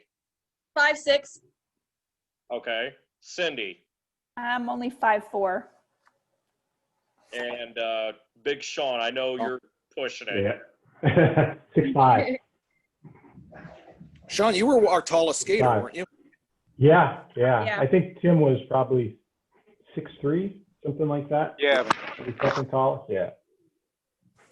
What about you, Broadway? How tall are you? 5'7"-ish. Oh, wow. But it was good because during the interviews, it would only make Tim seem that much taller, or Shawn or Yamato. On skates, you know, you're even taller. So the shorter I was, the better. They just look bigger and more intimidating. It made the women seem more Amazonian. Janet Abraham, hour over me. Yeah. Hey, William, can I jump in with a question? Me? You're talking to me? Yeah, I got one for Danny. Okay, go ahead. What do you know whatever happened to the video game? Yeah. That just went. Yeah, Thank you remember you. the guys from EA Sports? Remember they came. Yeah, I remember we did the headshots. We did headshots, and we did. Headshot. I interviewed someone on the show from EA, like in a Yes. pregame interview. We had the guy there, Yes. and they did a prototype, which I think you guys got to play, right? Yes. Yeah, they had like a little station set up one day outside of the studio. Yeah. There was a prototype, and then it never. I think it was going to come out around the time we got canceled. It was right around that same time as when they were planning to release it. It was right at that same 2001 or whenever it was. But too bad they didn't release. Yeah, I know. For everyone to play with, how cool would that be to have as a souvenir? I know. You know. Hopefully one day. Remember there was We'll do it talks again. about bobbleheads too? Mm-hmm. Yep. Dolls. Yep. Oh, God. The perfect Well, Shawn would have already been one by himself because anytime he went "Oh Daddy," he was always kind of like a bobblehead at times. I was gonna say. I got a question for Broadway. Yes. Have you tried maybe streaming service through a streaming service, not necessarily through a network? Yes, Because that's a new. Yes, not thing. yet, but we are. Yes, it hasn't been pitched to Netflix, Amazon, Hulu, or any of the Apple TV yet. We will. Yes. What about Pluto TV? Because they have the All Day American Gladiators. It's a money thing. I don't. Pluto doesn't have the money like Netflix or Apple or some of the others have, or Amazon rather, that have tons of money, because roller derby is a very expensive TV show. You have multiple. You need a room big enough to put the track. You need at least 5 teams to start. You need a lot of crew, and you're paying all these skaters. And if you're shooting in LA, you're flying a lot of them out and putting them up. So it's a very expensive show to produce. Rollerjam was a very expensive show. I think we had 9 cameras, and you're talking pyrotechnics and studio rentals and a staff of over 100 people. So it's more expensive than wrestling for sure. You have far more participants because on a roller derby team you generally have about 14 skaters, 7 girls and 7 boys. So it's not a cheap show to do. So Pluto probably doesn't have the money, nor would Facebook TV or YouTube or some of these others. You have to have Netflix money or Amazon Prime money or Hulu money, or go to TBS or USA Network or one of those. That's what we'll do. I think now would be the perfect time for that, just because of now, like Rollerjam basically came out during the height of the Monday Night War for wrestling, and now there's AEW that's going along with WWE, so you kind of have like 2 different popular wrestling organizations on cable, as opposed to like Rollerjam came out right at the height of it, but then a little bit after that, the wrestling popularity, the companies started going out. But now, for the first time in 20 years, there is a legit TNA was not that was never going to be really a competitor, but AEW is really, really going for it, and you're kind of seeing like a rise again of sort of a Monday Night War. So obviously you want to emphasize the skating, but I would think also, like with the entertainment value, go, hey, this is what we did back when wrestling was, we had 2 organizations going at each other. We have that again. It could work if we do it like this. TNT, I think they're on TNT. That's one of the networks, TNT and TBS, to pitch, because networks like companion shows, especially if it's the same fans. They like to do blocks. So if, let's say, AEW is on TNT whatever it is, Tuesday nights, roller derby or roller games or roller jam would be on right before, right after. Networks like the companion shows together and do like a 2 or 3 hour block, because then you keep the fan the whole What night. was it, So the Thrill Zone? What was that? Yeah. The Thrill Zone? The TNA Thrill Zone. Yeah. Yeah, TNN. Friday night. yeah, and I think when we started, it was like rodeo, or it was Monster Truck. yeah, that's what TNN was, Crash TV or whatever they were calling it, or Thrill Zone. But no, networks like to find a show to companion with another show that's doing well, just to do a block. So we've talked about TNT and TBS as I entities. think you guys for sure. can do it. You guys can do it now because you got the Titan games that are out. You have like American Ninja Warrior. So that hunger for actual sports, it's there. It is there. Well, I'll tell you the key to selling roller derby is you can mass shoot shows in a short period of time. So if there's 2 reasons why it's a good time to pitch now. You can shoot. At one time, we were shooting 8 Rollerjam shows a weekend, and at sometimes we're doing 6. So you can shoot, if a network wants 40 episodes, you can shoot all 40 in 5 weeks. So you amortize. You're not in production for 6 months or 5 months. You can be in production for a month and a half, not counting training, and have 40 weeks worth of shows. And the other thing is, with the Olympics coming up in the summer, networks are looking for counter programming. So networks are scrambling right now to find out what they can put on to rival the Olympics. And roller derby's been mentioned, or shows like Wipeout or Gladiators or American Ninja Warrior and those type of shows to counter the Olympics. Hey, Danny, So you now's actually a good time. audiences. Yeah. Oh, sorry, John. No, Danny, you talked about audiences that you could Say incorporate with WWF. Is that what about the X Games? Did you want to talk about built-in audiences for the roller derby? Because I knew like Jason and I think Micah as well were both X Games skaters before they went to Roller Jam for the hot dice. Yeah, X Games also. Really? Yeah, you want to play off that. I mean, the wrestling audience is who you go after first because they're sister sports. I mean, wrestling and roller derby are sister sports. Generally, the fans of one are the fans of the other.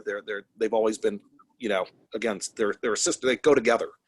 So X Games being a little bit more real or legit, I don't know. You probably tap into some of those fans, but the sell's going to be, and I can tell you because we've been talking about this in the last few weeks, is shooting as many episodes as you can in like a 5-week period. So it doesn't cost a network a ton of money to do the shooting.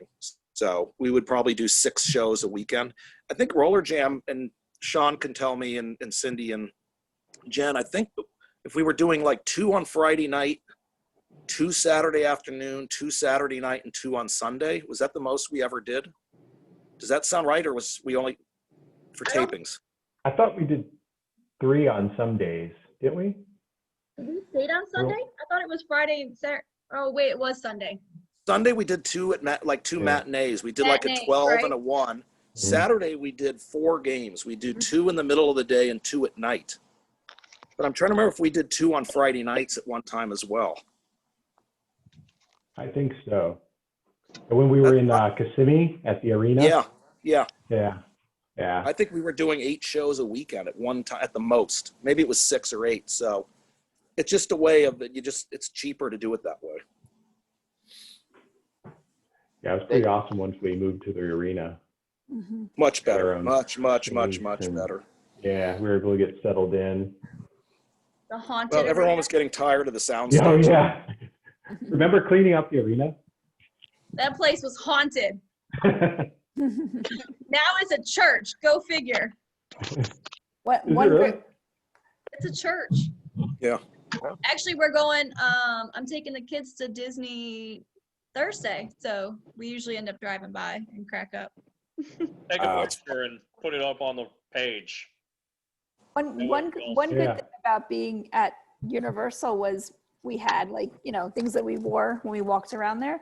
So we had like a backstage little gate we could go through to get into the park. Oh yeah. And by wearing like the credentials, we for some reason we were able to get onto any ride by going through a back door entrance to the ride, and we could Celebrity bypass privilege. the whole line. Like we would get on the roller coaster without waiting at all. And I remember one afternoon I decided to ride, there was like Dueling Dragons roller coaster. I decided to ride it like 10 times in a row. And it was like a massive migraine from that. Oh man. Yeah. Did But they remember, ever have you guys being at doing, Universal, pardon me? No, I was just gonna say, did they ever have you guys do like meet and greets at the park? Oh yeah, yeah. I think Yeah. so. Yeah. We do Especially meet and before- greets with fans after games. That was the best Inside, part. yeah, after the game. Yeah. But at Universal, it was good because we were an attraction. So if you were going on the tour, a lot of the people who come to Rollerjam, it was like the stunt shows at 1 o'clock, the animal shows at 3 o'clock, Rollerjams at 5. So we were part of the tour. We were an attraction for people. So it was easier to draw big crowds. When we went to Kissimmee, that was I think it held 1,800 or so. And when we first did our first weekends at Kissimmee, I think there were only maybe 100 people. It was really bad because now we actually had to have fans come to Kissimmee just for Rollerjam, as opposed to being an attraction at Universal Studios where you had a built-in audience already there. It's like, come in out of the heat and come watch 2 tapings of Rollerjam, then go back on other rides. That's what it was. Yeah. So when we were in Kissimmee, it started really slow. We had pretty small crowds, but by the end, we were getting pretty good sized crowds. It was much better. So let's go to the Oh, chat. go ahead, Lauren. Let's go to go ahead, Kayla, and then we'll go to the chat here for a good few questions. Looks like we got quite a few of them. Oh, I interrupted Lauren by mistake, so let him do his, and then I'll do mine. Okay. This for Broadway. Are you there? I think Broadway got I up think he for a stepped off second. for a second. Oh, okay. The question that I see in the chat is actually for Broadway, I think. It'll be kind of a fun one to touch base on. Sim and I talked about it privately. While Broadway's away, I'll tell a personal story to everybody in the chat. And Cyndi has not heard this story, or at least I don't think she might have read my post on the Rollerjam page regarding it. So how much of a fan was I of the show personally? I'd actually go to the local skating rink on Sundays for family night and imitate my favorite skaters. Oh. I did that. Yeah, I did too. And it actually got me sent to the sin bin 3 times in one skate session. 3 times in one skate session. And my mother, she's been gone for almost 15 years now. My mother was there that night and witnessed all 3 incidents that happened.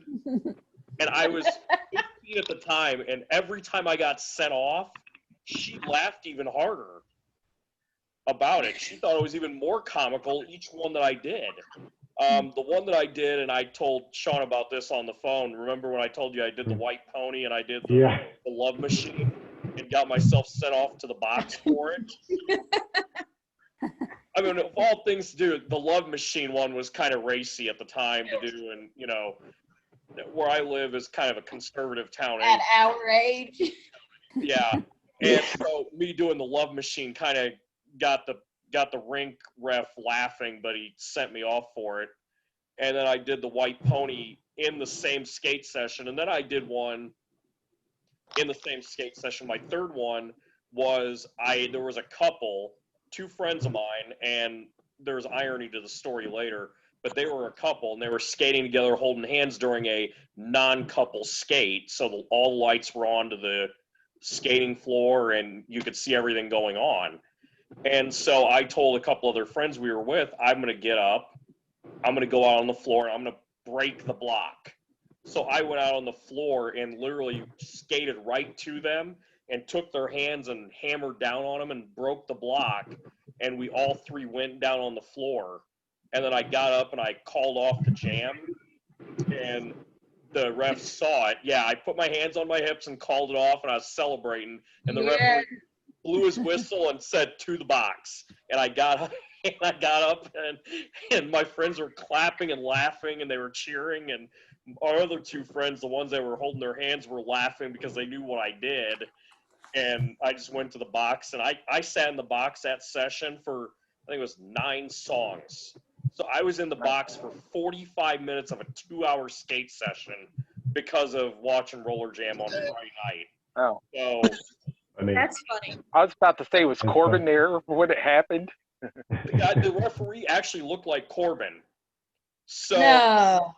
Oh yeah, no, I mean seriously, if there was a doppelganger for Sean Corbin, this was the guy. And he sent me to the box, and it was so funny. But the fact that my mother was there and she got to witness this, she thought it was the most hilarious thing ever. She'd watch the episodes with me on Friday night.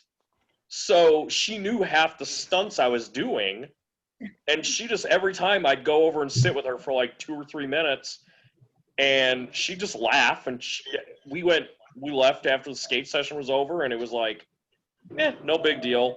My dad never found out about it. My dad, if he would have found out about it, he would have had my head, because he was very, very conservative about things. Does anybody in here have any skating rink stories of going to open skating and imitating Rollerjam or doing anything from the show? He was just falling down. I don't even know how to skate. In 36 years, I only put rollerblades on one time in my life, tried it, and then I was like, yep, I ain't doing it. I bust my ass. I'm like, yep, this kid from the Bronx ain't doing it. What about the skaters? Shawn, did you ever do anything outrageously fun, like going to do like an open skate? Not at the rink, but a buddy of mine back home in LA, we would go to the Strand in between seasons when we went on hiatus. And I would go to the Strand every day to practice skating. And some nights we would go out to strip along the beach, and usually there's tons of people, and we would practice Rollerjam moves on the Strand. So that was pretty funny, people's reaction. But what about the ladies that are still on? Cyndi, Jen, do you have? Oh my God, I could talk about skating all night, but my first job was working at a roller rink called Astro Skate in Tarpon Springs, Florida. So some of you from Florida probably know where I'm talking about. So that was my first job. I used to make $3.15 an hour being a skate guard. I would wear the panda suit. I would do the hokey pokey in the panda suit as a skate guard. I would wear a Ninja Turtle suit and do the hokey pokey as a Ninja Turtle. I worked at the skating rink for many years as a little teenager, 14, 15 years old. And I just always loved to skate. So basically when this whole Rollerjam skating thing started, I thought, well, this is a great way to get paid a little more money to skate. It was very far from where I lived. I had to drive several hours back and forth to be a part of it, you know. But I just always skated, whether it was in Tampa, you know, different rinks, different nights of the week. We would skate in parking garages. We would skate outdoors, down Ybor City. Recently, I worked for a major airline also for the past 20 years. So a couple of times when I was working the night shift at Newark Airport, I brought my skates into the airport at about 3 in the morning when no one's there. And I decided, let me put on my skates and skate through the whole terminal like a nut, just because. And I did that many, many times. And it was a lot of fun to be the only one in the airport skating. At 3 in the morning, there's nobody there. So you're kind of... Yeah, there's just vendors. And they don't expect someone to be whipping by on skates, obviously. So that's always kind of fun. And I actually filmed it one time also. Just out of sheer boredom, I filmed my skates skating through the airport. What else? Skating stories. Magic of iPhones. Yeah, skating was a big part of my life for many years. It still is to a certain extent, but you know, that's what I did. That was my thing growing up. What about you, Jenny? Do you got any good? I think I was born for roller derby. I got in trouble many times at the skating rink growing up fighting. Okay, tell us a good story. Let's hear this. It was just stupid stuff like I don't even know. I was a hoodlum. at the rink. But my girlfriends and I, when we would go, like, we still talk about it when we go to the rink. It wasn't like we would just skate. We would literally take each other out on a regular basis. So that was like my fun let loose time because I was skating. I was always competing since I was 8. So I was always on skates. So it was always a fun time to let loose at the rink. But yeah, I think I was born for derby just because it was bad. You don't come off like a hoodlum, man. You come off like a complete lady. Now, But I just like, I just like to, I was cocky when I was younger. So I had fun and, you know, I like to screw with people and then it would, you know, cause fights. Oh, God. Jen, interesting choice of words there, Jenny, because I got to ask about this one. How did you get into the Forever video from Kid Rock? Wait, what? Oh, I forgot about that. Wait a minute. One of my favorite music videos of all time. Thank you for bringing this up, Reese. I forgot about that. So it was it's kind of like Rollerjam and then The Bachelor and the Kid Rock thing. They all kind of just fell into my lap. I'm from Michigan, so after the show, I went back home.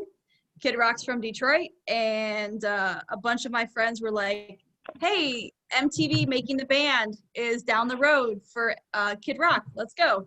So we went, and of course, if there's a camera, I'm like, here I go, on my way. It just kind of happened. Are you willing to talk about The Bachelor? Yeah, I'll talk about it. But let's hear about that, and then I do have a question in the chat for Cyndi, going back to her real quick. So Jen, go ahead. Let's talk about The Bachelor real quick. Tell us your experience on that show, because this is it was everybody here wants to know about that too. Honestly, it was awful. And I think because I was spoiled coming off of Rollerjam, I had a completely different experience with TV than a lot going on to a reality show. I was at a bar the night they were doing auditions when I was in Michigan. So I sat down and they said, you know, give us your name, tell us a little bit about yourself. And I was like, my name's Jenny Matthews and I get this shit kicked out of me for a living. And they're like, excuse me? And I was like, I did this TV show. So they pulled it up and they literally called like 3 days later and started the process from, so out of like, I think 4,000 people they interviewed that weekend, they had already picked their top 100 and then they narrow it down to 50 after they do like psych test, drug test, all kinds of stuff. They narrow it down and then they pick their top 25. So I was out in LA, I think 3 times before the show even aired. And the day that we started filming, we had and I was skating full time then. So I was training in the morning, the afternoon, and at night. So my training was super strict. My diet was super strict. So when we got there, we couldn't leave a hotel room. They take everything away. You can't do anything. You can't talk to people. So we would start filming the first night at like 3 o'clock in the morning or 3 o'clock in the afternoon. Excuse me. And we didn't end till 7:30 the next morning. They give you like no food, all the alcohol you want. They try to feed you all the alcohol that they can. It was just it wasn't what I thought it was going to be. So for me, it wasn't going to be a good fit. In hindsight, if I would have just played along, I would have been part of the top 10 because they already had it predetermined who was their top 10. I found that out after I went back for the reunion show because they showed the top 9. What they did was they showed up at my house. I had to give them a friend, no family members. I had to tell them a friend's name and number. They contacted her. She said, hey, let's go shopping, get ready, let's go to the mall, whatever. They show up and there's camera crews, balloons, everything out my front door. I had no idea. I was completely shocked. They rented out the rink that I skated at so they could get time filming me skating. They rented out a restaurant just so there's like nobody around. So they did a lot pregame, which led into the top 9. So if I would have played along, I would have stayed, but I'm glad I didn't because when I started watching the show and seeing how they took clips and just really destroyed a lot of people's future, I was good. I was really good. Nice. That's a great story. It was fun. Okay, so back to Cyndi. This comes from Jason in the chat. He says, which Teenage Mutant Ninja Turtle were you? Oh, I don't remember. God. Oh. For some odd reason, I could see you being April O'Neil, not a Ninja Turtle. I don't know. Does everybody agree with that? That Cyndi would be a better April O'Neil? Definitely a better choice than Megan Fox. Those were some of the best days, being 15 years old, working at a roller rink. It doesn't get much better than that. Okay, so these 3 next questions are for Broadway. So Broadway, get ready. The Heather Gunn pregnancy storyline. Obviously, we all know that she was legitimately pregnant, and that the Kenneth Logue thing was to be the father, and that enabled the Prophet to take over, but we never heard anything about their love child. What was the actual plan with that? And obviously it got canned because of the show being canceled, but what was going to become of that? That's I don't know. I do know that, and I'm sure Shawn and Cyndi and Jen know better than me, that I believe Heather was skating still when she was pregnant and didn't tell anybody she was pregnant. And there was a lot of talk about that, and she got in some kind of trouble, or there was something that you probably answered, because she didn't reveal she was pregnant and she was skating in games and getting hit and going into the rails. And I remember the executive producers being really upset that she didn't reveal she was pregnant until a little time further down. I don't know what we were going to do with the child. What was it? Kenneth Logue claimed it was, she said it was his, right? No. What happened was, well, you find out she's pregnant, and you don't know who the father is. And right. Who was the father? It was Kenneth Lowe, but Mark D'Amato has her admitted on TV, and the Prophet accuses him, and he goes, I had the love slave outfit in my office, and I decided to put it on so I could get a psychological view of these depraved, demented souls. And then Heather came in, and she drained my precious bodily fluids. Yeah, I remember that. And so, I love that they know this stuff. I don't remember any of that. I'm sorry. Wait. No, I remember the interview perfectly. I don't know. Sometimes you get into storylines and you don't finish them, or they're not going well, and you just say, let's just forget it ever happened and move on to the next. Kind of the hardest part on doing these shows are the storylines. Like when you start a angle, let's say Shawn and Mark being brothers, how long do you play it for? How many weeks do you play that angle on TV? How do you end it? How do you blow it off that it's not stupid or ridiculous? Then what do you do next with Mark? What's the next angle? So the writing of these shows is I envy anybody that writes soap operas for a living, because it's not easy. Mm-hmm. And I remember nights sitting with Rory Marcus and Danny Downing and Brandy and James Pawnee going now what are we going to do next? And when you come up with an angle, it's sort of well, how long should we make it last? And what are we going to have this week, next week? And should it be a 3-week angle, a 5-week angle, an 8-week angle? And once we blow the angle off, then what do we do with the next? It's tricky. It's hard. It's not easy to come up with story. We'd sit on James Pawnee's living room floor till 4, 5, 6 in the morning sometimes, just not doing it. Just what are we going to do next? So unfortunately, that kind of took over the show. And again, we talked about this earlier, that it was taking away from the skating and the hitting and the speed and the action that we had on the track, which was Rollerjam. And we just got pushed too much into these, wild storylines. I mean, I always knew, I never liked us doing, drawing blood with the nurse on the end of the show to show that Shawn is actually Mark's brother, and doing a surgery and him going in for, it's really ridiculous. When you look back on it, it's kind of stupid. But when the network tells you to do more of that, I mean, they're the ones paying for it. So when Brian Hughes at TNN calls you and says, be more like WWF, be more like WWF, be more like more story, more conflict, more, you don't just go no. The only time we ever said no to the network is they would focus group in season 1 our shows, where they would have focus groups watch Rollerjam and give notes. And the focus groups are such a damn waste of time because you don't know who these people are that are giving their opinions. They could be biased. They could hate the show.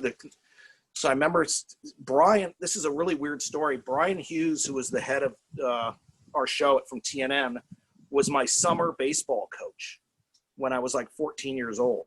And I hadn't seen him for years until I got to Orlando and started Rollerjam, and there he was. He was my camp driver, and he was an exec at TNN. And I remember saying, Brian, don't tell me about focus groups anymore. I'm not listening to anybody from a focus group who's going to tell us how to do our show. They're not even fans. They're just the people they pull into a group. It's total BS. So one thing we fought the network on, we didn't listen to their focus group notes, and they stopped doing it. But as far as like the mini me's at the end and all the angles and Lindsay being kidnapped and love child and love slaves and all that, it's, I put that on the network when they tell you, they're paying again. When they tell you to do more soap opera, you just do more soap opera. I do Not that remember it's good for the show.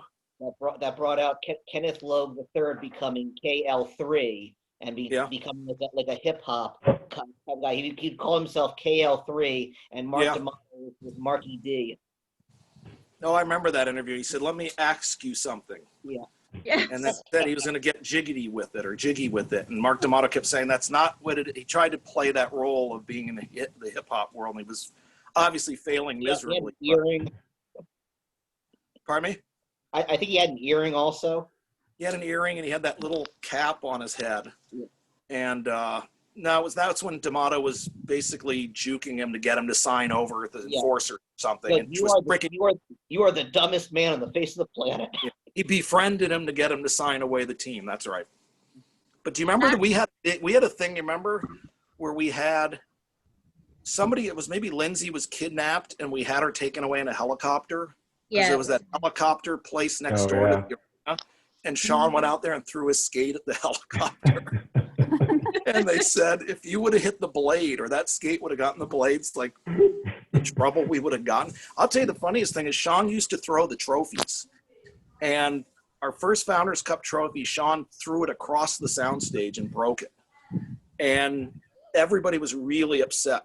Brian Godinsky, I think, was the executive producer season 1, and Shawn got an earful about why would you damage and throw the trophy. So the next time they won it, I remember the meeting with Shawn where they said, do not throw the trophy. Do not just chuck it across. And he did it again. When we got to the Wild West shootout in Vegas, we didn't have a trophy for the winning team. No one brought a trophy for the winner of the Wild West shootout. There was a antique store at the MGM Grand. And in the antique store was this bronze sort of bust of a cowboy on a horse, very expensive. And we said, can we borrow this from your store and use it as our trophy? And they're like, well, you got to be really careful. If it breaks, you're going to pay for it. It was like $10,000 or something. Like bronze. It was the sculpture. If you watch it, you see it. So we knew the Enforcers, they won that. And the night before that Wild West shootout, a lot of the skaters had gone to the bar, and a lot of them were still a little hungover. And I remember passing the trophy around during the post-game interview. Tim Washington was a little inebriated still, Big Nat. And I remember the trophy getting to him and him holding it like teetering, like it was falling. And I believe I take it out of his hands because it looked like, if you watch the interview after that, he was like almost nodding off and the trophy was about to fall, and I grabbed it out of his hands. That's a true story. And then we had to return it. Yeah, we borrowed it from... I wasn't old enough to drink when we were in Vegas, so I didn't get to do any of that fun stuff. That was the weird thing. A lot of the skaters weren't old enough to gamble or drink when we got to Vegas. We were there for a couple of weeks. And I remember a lot of skaters couldn't gamble. Me, Slopey, Brian, Christian. Yeah. So the entire Hot Dice team is what you're saying, right? The baby. Almost. Our first taping, when we got to Vegas, we had like 100 people in the crowd. And we have cameras, on both sides of the track to get the action around. We had all the fans move to one side of the arena, and we moved all the cameras to the other side. So all you saw was one side of the arena because we didn't want it to look empty. So we basically moved all the fans just to one side, moved all the cameras to the other side. And if you watch the first games of the shows in Vegas, it was all shot from one side. But as we were doing games there, I think we drew pretty well towards the end. We were getting at least a few thousand people. So it was pretty good when we were done. And they liked us there. I talked to the guys at MGM years after. They loved it. They wanted us to come back. That was an amazing week at the MGM. That was so much fun. Yeah, it was super exciting. That was our first set of games, right? Mm-hmm. Yeah. Yeah. There was no hot dog. Yeah. And that's when Kenneth Logue first came in from being referee to commissioner, right? Yeah. The track was, I think we had a different track, right? It was. What happened was super slippery. It was super slippery. And if you remember, Amy Craig slid up into the upright and tore all the skin. I remember you could see her bone, her shin bone. And we stopped the game and sprayed Sprite. They came on with these Sprite canisters, and we sprayed Sprite on the track to make it stickier. Because you're right, Shawn. Yeah, it was a different track, and it was really slippery. I remember a lot of the skaters coming out of the turn and sliding. It was insane, yeah. And they brought in those special wheels too. Because the track was made out of Polymax. It wasn't Masonite like most roller derby leagues. Bank track used, Masonite, that cheap wood, and Rollerjam used, I think it was called Polymax. So it was that very smooth surface. But yeah, the track in Vegas was really slippery. But I remember Amy getting hurt. I remember seeing her shin bone. All the skin had ripped off her leg. And because she went, I think, up into the upright. Ugly. Okay, so next question. We're probably like an hour behind on the questions here, but there's not that many, thankfully. Kayla, you had a question earlier for Danny, I'm assuming. How come did they have a jammer's belt for the men, but not the women? Yep, I've always wanted to know that. That's a question I don't even know if I can answer, Kayla. I don't know who came up with the belt idea. It was probably the network said because wrestling has belts, you guys should have belts too. That was probably the only answer I can give, and it made no sense. We didn't need belts. It was pretty stupid. But the women, because was it you, Jenny? Did you have a speed? Did you have a one? The first to 50. Yeah, we did some different things with the girls episode. where we did some speed skating, or we did first to 50. So we did work some angles with the girls for speed another way. But with the men, I guess it was Mo and probably Jason or Eric Slopey that did the speed. I don't know. I mean, maybe it was to have match races, because the match races have always been part of roller derby and roller games. That was a way to have, specified match races. But I don't know where that came from, and I don't know. It wasn't needed. We didn't need to have belts. Added nothing to the show. No, I thought it took away a little bit from the show personally. It took away from the skating ability. I was all for like the speed challenge, a legitimate speed challenge with the fast skaters. But I think, when you throw in the belts, it turned into, I think it's been alluded to way too much already, but I'll say it. Toward the end, it was way too many storylines, not enough skating. Yeah. And that's what really got me kind of like, after a while, because it was just all storylines. It seemed like there was no actual competition. I watched roller derby for the game. I was interested in who wins and who loses. I was interested in who was the best team in the league. It became less important. No, you're right. It became less important about who won or lost games. It didn't matter if the Hot Dice beat the Riot or the Enforcers beat the Quakes. At the end, it didn't matter was where it should have mattered, who was winning and losing games. That was secondary to whatever crazy thing the Prophet was doing. Yeah, so there's no more leader of the pack anymore either. Yeah, it was. Yeah, I mean, it changed. It didn't get better. It got worse as far as that goes, and as far as how we treated the game, certainly was going the wrong direction. And when you start doing mini-me's and Little Nasty is on the Big Nasty shoulders and hitting people over the head, I mean, you're pretty much gone then. Yeah. Went off the deep end. So let me take a look here. Sorry, I'm looking at this one right here. Crazy storylines.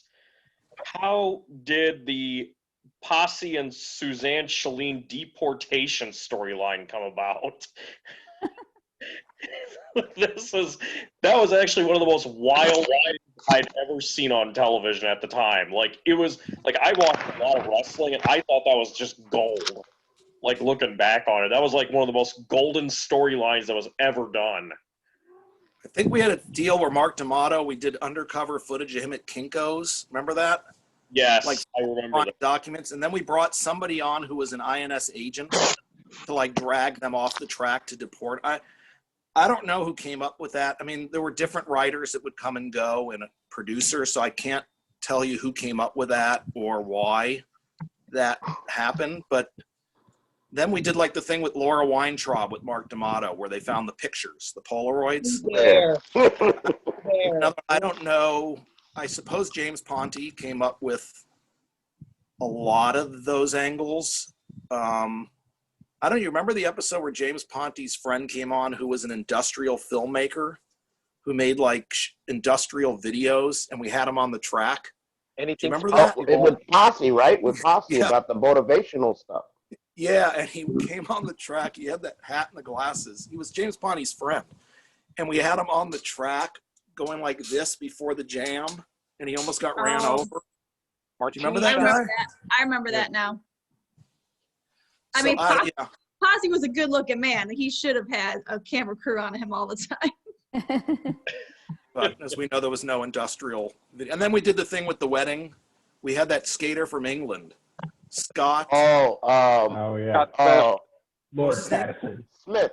His last name. Lord Patterson. Lord Patterson, then Scott Smith. Right? He proposed to Lindsay Francis right before what was it, the evening gown strip off or something like that in the first? Yes. Yeah, it was evening gown strip off. Yeah. Denise Loden's look.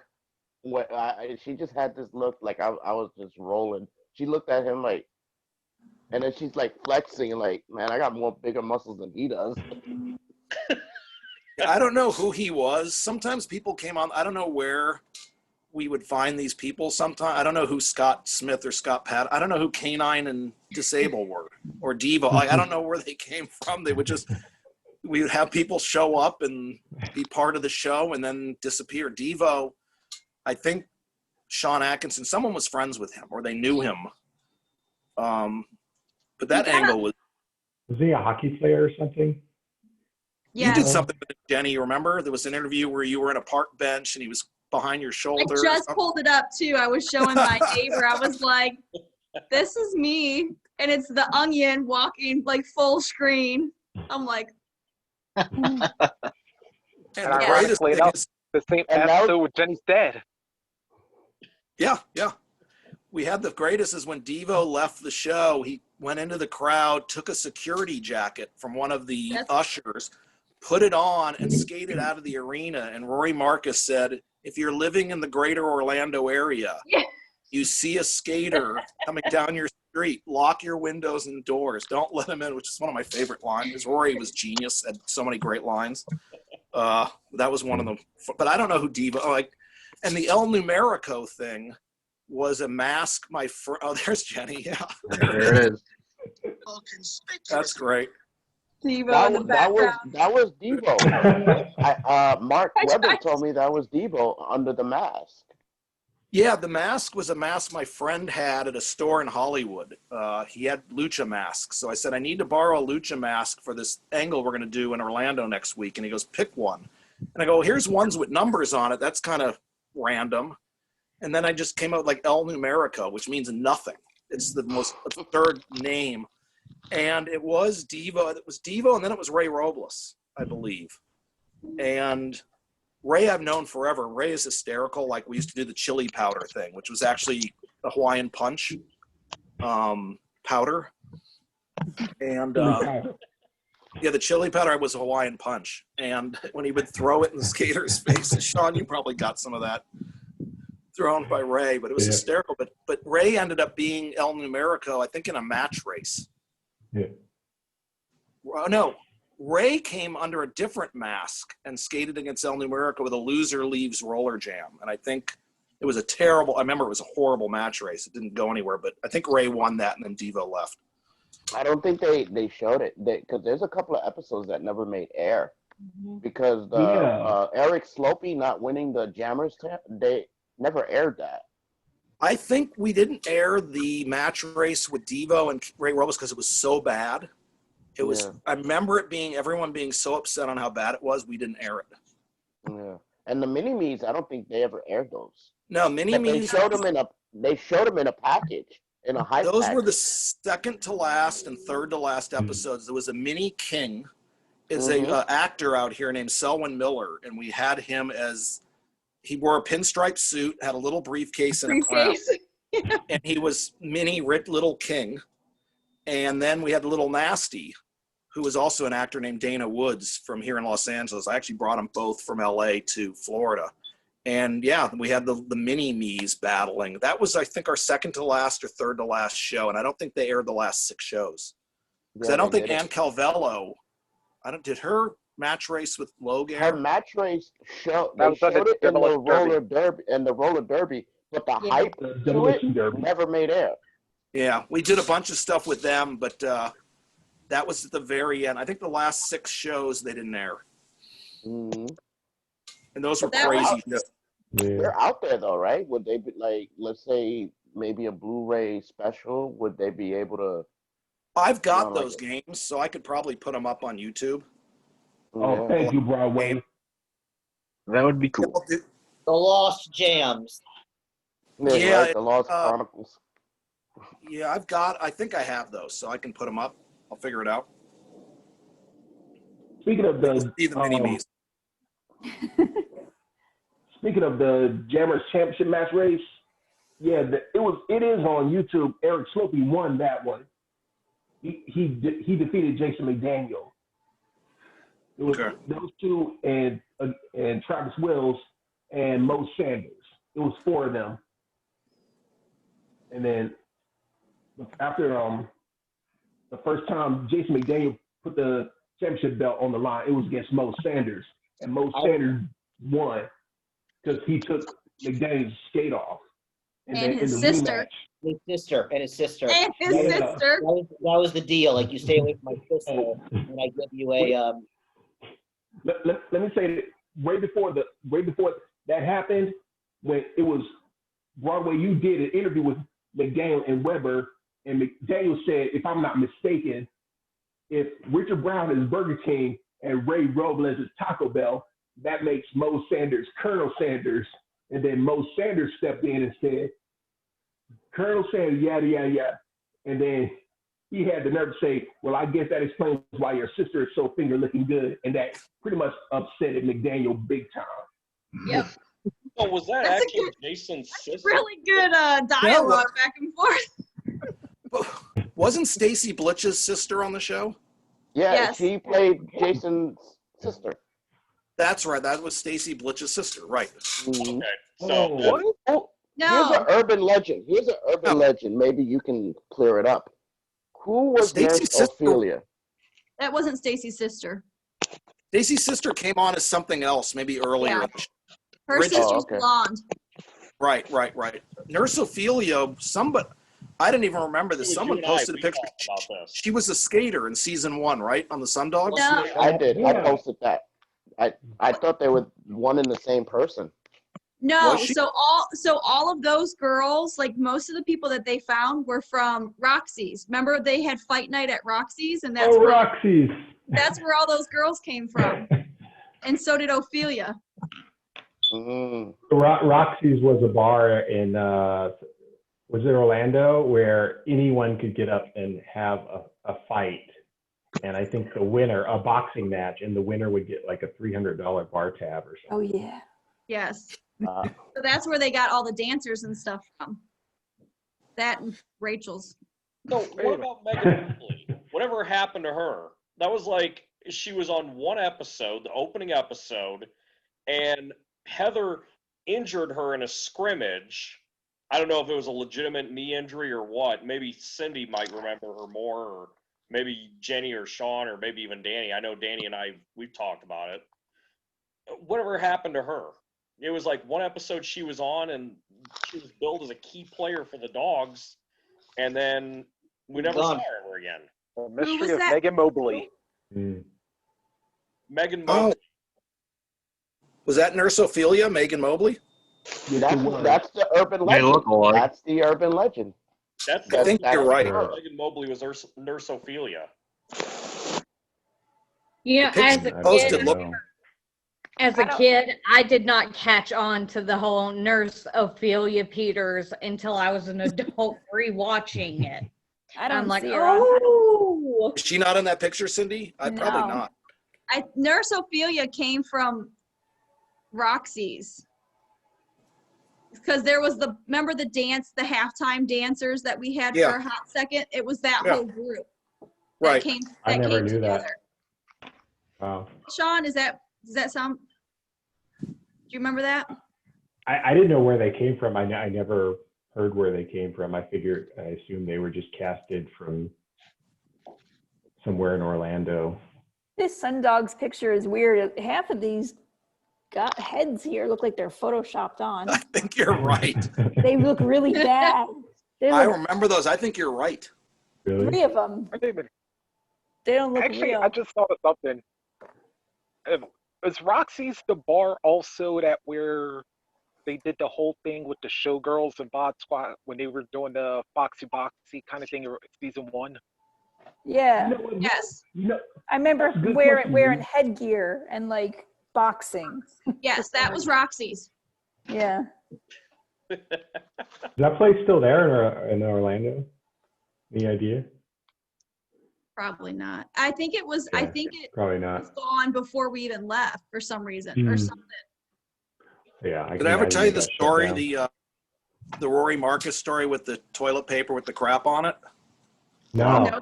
You told me this story a few weeks ago, man. Let's hear it. Everybody. I want to hear it. Story. We used to play practical jokes on each other, Hawk and Rory and I, and I think Tom Nowicki, Kenneth Logue. And I was kind of always the ringleader, and Rory was paranoid of me doing stuff to him. And somebody in our locker room, this was in Kissimmee, we had like our changing room, our little locker room, and where we would change between shows, and someone put a roll of toilet paper with crap wiped on it on the table. And Rory said, I can't believe you did that. I go, I didn't do it. Someone put that in here. And Rory's like, this is the worst thing. He goes, I can't believe someone would do that. Stoops to another level. I'm like, well, so then I'm thinking, you know what? When the show starts and Rory and Mark Lloyd do the whole welcome to Rollerjam and the pyrotechnics go off, I would come onto the track a couple minutes into the show. So I brought the toilet paper with me. And I said, when Rory does the intro, I'm going to throw it at him from the infield, the shitty toilet paper, so it bounces on his table. And he sees it. So they start the show. Hi, Rory Marcus and Mark Lloyd live from Orlando in the Rollerjam Arena. And the fireworks are going off. And I take the toilet paper and I'm kind of in the infield and I throw it at him. And it hits him like this. So as they're doing the open, you see this roll of toilet paper with shit on it hit Rory on the chest. And he goes, what the fuck was that? And all I hear in my ear is cut, stop tape, what happened? And Rory's like, Danny just threw a roll of shit, a toilet paper with shit at me. And they go, stop tape, we're going to have to redo the whole opening again, get the pyrotechnics ready. In my ear, I don't remember who it was, said, what are you thinking? Do you know how expensive it is to start the show again? to put all the pyrotechnics together again, to do the whole opening of the show again, what you just cost us. You ever do anything again like that, you're fired, is what they said in my ear. Oh my God. And they had to, we stopped for about 20 minutes. They had to redo the whole, all the fireworks, get everyone back in position, start the whole show again. And then Rory called a truce. Rory said truce after the game. He goes, no more practical jokes. That's it. We're not doing anything. I go, well, yeah, I can't. I'm going to get fired if I throw in toilet paper during the show. So we stopped doing that. But yeah, that was bad of me. But I didn't mean, I wanted just to hit the table so he'd see it, but not like peg him. So I overshot. Okay. I miss so- roller derby. There she is. Sean, Mo, and I were really, really close when we started. Yeah, man. There's Megan You used to Mo. always host your little parties, your little kickback roller jam parties. Good times. She was literally in one episode and never saw her again, never. And then Nurse Ophelia popped out. That is her picture. That's her. Yeah, that's her. Wow. Mhm. So She is was it on crutches. confirmed? Did we She was on confirm it, crutches, or- and Heather pulled her crutches from behind. So they had like this feud going, but it didn't go anywhere. It was also the time she was pushing Kenneth Logan in a wheelchair, and we had a ramp, and she was supposed to push him down onto the track, and I was going to interview him. And we said, let go of him, push him up to the ramp, and when you get to the bank, like push him down. So we rehearsed it when we were in between tapings of him being pushed in this wheelchair and going down the track into the infield. And as he did it, he was to fall, like tilt over, and I was going to run over and interview him. And we practiced it, and he fell, and he fell, and he fell. And when we got to the taping, she pushes him, and he couldn't get himself to fall over. So he slid all the way into the infield without falling. So he compromised by just sliding really low into the chair like this. And then I remember going up to him saying, Kenneth, how you feeling today? And he said, fit as a fiddle, Daniel. That was his line. But we messed up. He was supposed to actually take a tumble and fall out of the wheelchair, and he didn't. But she pushed. She was the one who does the oops, like let's go of him. Because you remember we had the ramp where you'd come in for the intros? Yep. Then you down, and that's where she did it from. But fun time. We used to get so pumped up in the back before we had to come out through there. Through the fire. Yeah, that's right. Through Once the you fire. once you hear the music start and you can see the intro from behind the projector screen, yeah, that was just surreal. You gotta get the music. You gotta get the theme songs and put them on Spotify. I know. I don't know where that music came from. House music, right? Yeah. I always confuse the hot dice. I was like, is it rock the house or drop the house? Cause Rock the house. yeah, cause there was times that it sounded like drop the house. I'm like, oh, there's some Wicked Witch thing going on here. And those weren't the team names originally, right? It wasn't the hot dice. It was high rollers. Rollers. And High rollers. The Illinois Inferno, the Texas Twisters were the original three. Yeah, that's right. The other three teams, but the Quake. Also Texas Storm. What was it? There was another name because I saw it in that short documentary on the website. There was a name called Texas Storm. Oh, I don't even remember. Oh wow. We probably would have brought in a couple new teams if we did a season 5. I know we talked about bringing in another 1 or 2 teams because I think the Rustlers were out. I don't know if they finished all. Yeah, Were they they- were Yeah, out the by Rustlers season were out 2. already, I think. Yeah, we were talking. I think there was talk about a Philadelphia team and maybe Ohio. And I think Kenneth Logue referenced that on a show once. And I think Philadelphia was going to be one of them, I think. The Ohio and Pennsylvania. Yeah, Ohio and Pennsylvania. We were going to add 2 more teams eventually. You really can't use 4. I mean, 5 is the minimum. Because I was asked that last week, how many teams to get started, and I said 5 is a good number.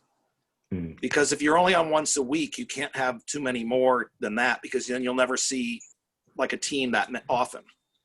It's like if you have 5 teams, and you're only on once a week, or you may only see the sun dogs in week 1 and then not till like week 3 or 4. So you can't really have more than 5, and 4 is too few. So. Well, that's why I like the leader of the pack thing when you guys did that, because you guys had 2 hours and you had 3 teams every week. So you had the opening game and then you had the leader of the pack game, which is kind of like the main event game of the evening, and you'd always get excited over that. And I always remember, that as kind of being like the big draw was who was going to advance to the main event game in the second hour. I think that was, for me, I like that. Let's throw one out there for everybody in the chat. I know Jen stepped away for a second. Cyndi did. This is kind of a fan thing. And as Shawn, you can jump in on this one. Danny, you can jump in. If there was something that we could do, like with roller derby today, with the gameplay, what would be the one thing that you would like to see, other than the skating being more of the focus? What would you like to see? Let's start at the top with John, and we'll work our way around, and then I'll throw out my opinion, and everybody will get a chance to speak here. Well, I think, see, when I would look at Rollerjam, I would look at it from a wrestling fan standpoint. So, because I come from the wrestling world, I like, but a mixture, a good balance, good skating. Let that be the focus, but just have a balance. That's what happened toward the end. The balance was there was no balance. It was just all storyline, and then you guys didn't get to finish a lot of it. Towards the end, there was the round robins tournament, never got finished. And other stuff. And I know it was out of your hands. But yeah, today I mean, of course, there's a lot of stuff that Rollerjam would not be able to get away with, that they got away with back then. But I think nowadays I think the platform would be a lot bigger for you guys. With the way social media is, you already have a cult following, and they're gonna follow you to the ends. But to me, it would be a balance. I want to see. I love my storylines, but at the end of the day, what drew me is these skaters, what they were doing on skates. Taking a power bomb is a lot harder on a track than on a map. So that in itself was that was badass, and I appreciate and I liked all that stuff. I think you guys deserve a round of applause for everything. The skaters, for what they put their bodies through on a weekly basis. So thanks, John. That would be. That was really heartfelt. Kayla, what would you say the one thing that you would like to see different? Oh, I would say a little bit more skating, because near the end of it just became a lot about storylines and promos. I loved it the way it was, though, in the beginning. I would say go back to your old roots if they was to bring it back and try to revamp it the way it was. We'll have Cyndi just a little bit. Shawn, let's go to you. What would you say? All right. I want to, if you don't mind, if I could say 2 things. One is definitely the skating. Like, there were some things that I saw people do in practice that were just unreal. I mean, during a game, like one time, there were people who just had amazing skills. Like Craig Fisher did a front flip over Mark Webber, roll the bones, like more stuff like that. And the second thing I would say is, like, we like Jenny, we all made like such good friendships. We were really like a big family. Almost if somehow they could incorporate that, almost like almost everyone lived in the same apartment building, just showing like our lives almost like a Big Brother type of thing, I thought would have been really interesting in addition to the skating. That's actually a really good one. Panicking, Jenny? No Big Brother. We would have been in A trouble. cut. Aaron, what about you?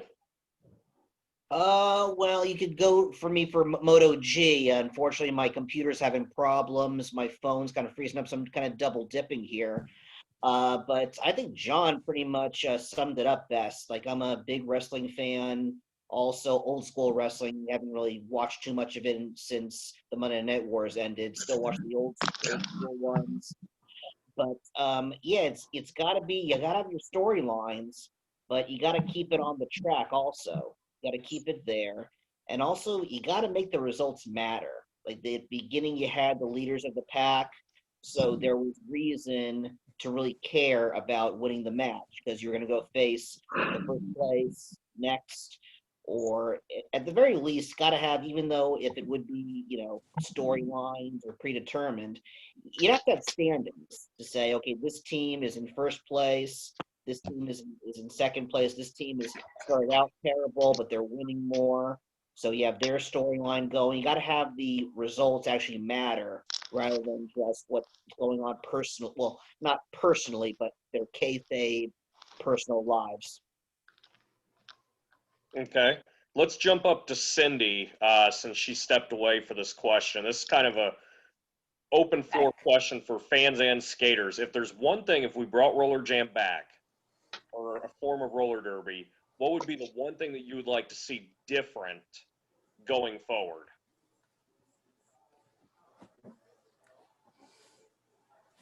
Can you hear me, Cyndi? Oh yeah, now I can. Yep. Okay. Different going forward. Yeah, going forward, what would you like to see different about roller derby or Rollerjam brought if it was revamped and brought back to life? I guess just like you guys were saying, more of a focus on the athleticism, number one, over everything else. And maybe even, letting the skaters have a little bit more input as to how we want to be portrayed. I was never really that comfortable with a lot of what was going on. So that's probably why they didn't feature me in that way. So yeah, I guess that would be about it. I mean, there was some parts of it that were, like we said, over the top. Jenny, what about you?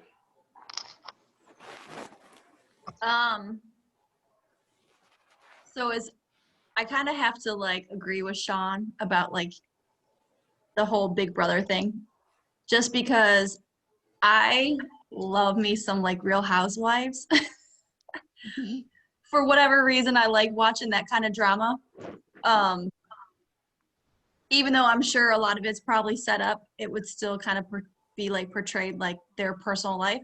So I think that is good, and people do gravitate towards people's lives and what they're doing more so than something being scripted.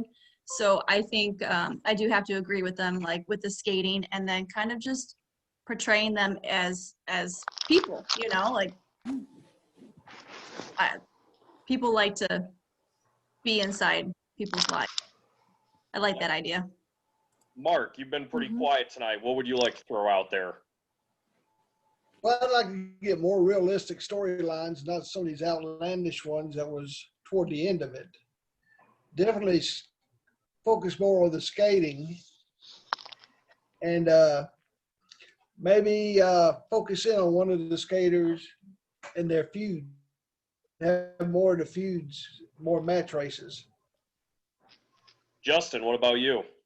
Pretty much like everything's already been said. They focus on the same, more skating, but also have, like I said, other some realistic storylines. Like make it look a little bit more real than some crazy, outlandish stuff that we see now in WWE, and this whole storyline with Mark D'Amato and Shawn being brothers was just completely pathetic. I thought it was lame. Like you could do something and just build on feuds, like skating feuds, rather than how we had Jamie and Heather had the concussion thing. You can just focus on a feud or something around like that, rather than some stupid storyline feud, I think, right? Lauren, what about you?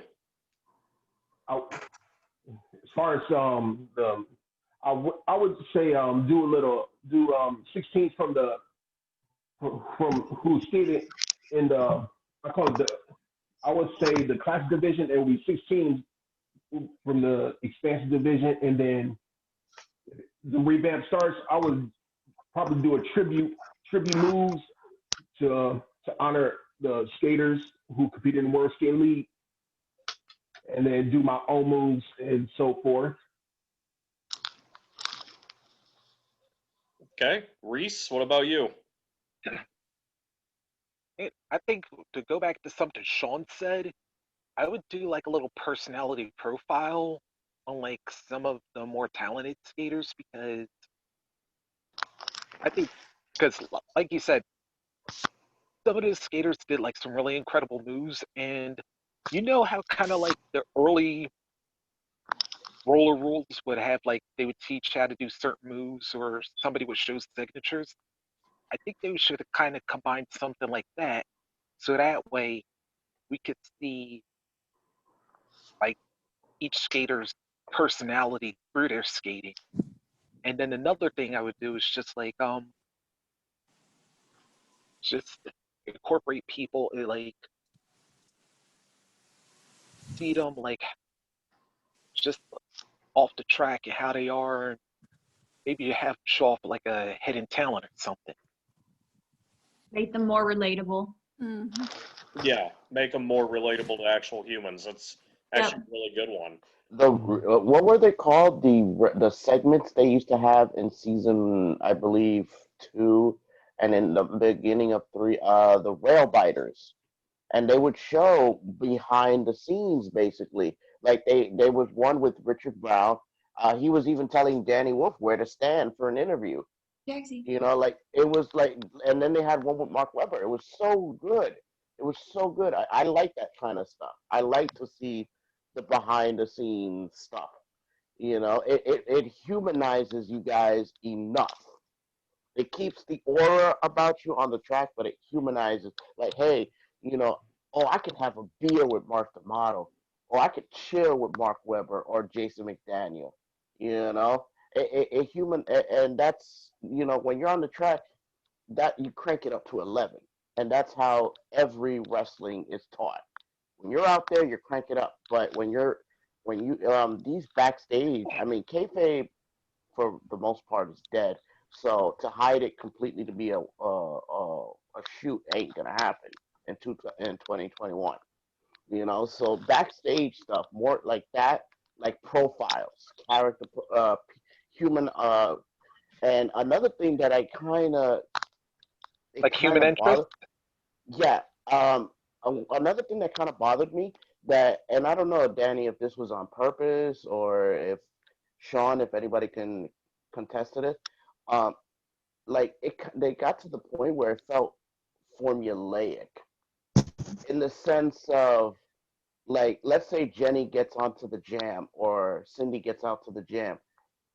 9 out of 10 times, you know, she's going to be taken out by the opposing team's blocker. I think if they would have switched that up a little bit more, like, oh, is she going to get through? Is she not going to get through? I think that could have helped it. But, you know, it got to the point where, you know, oh, Jenny's out. She's going to get knocked down by Stacy Blitch. She's going to get knocked down. Yeah, she's going to get knocked down by Shea Brown or whatever. You know, so you kind of, if you followed it enough, you kind of pick it up. You know, unpredictability is wrestling's best friend. Unpredictability, and if you could have more unpredictable, I think that would help a lot. You know, like ECW was more of a reality-based company. That something like that. You know, I mean, minus the barbed wire and the flaming tables and everything, but you know, something to that nature, I think, would work. You know, I mean, but that's just me. And John, just to go on your point there a little bit, yeah, because I was like, there was games where I would see the jammers just like have no help from the blockers, and they would just like zigzag all the way through, or they'd be like spinning around, and the blockers would be like missing them left and right. And no surprise, I think of both Sam and Micah, when they especially when they skated against the enforcers. Like whether Sam was on the Sundogs or Mike on the hot dice.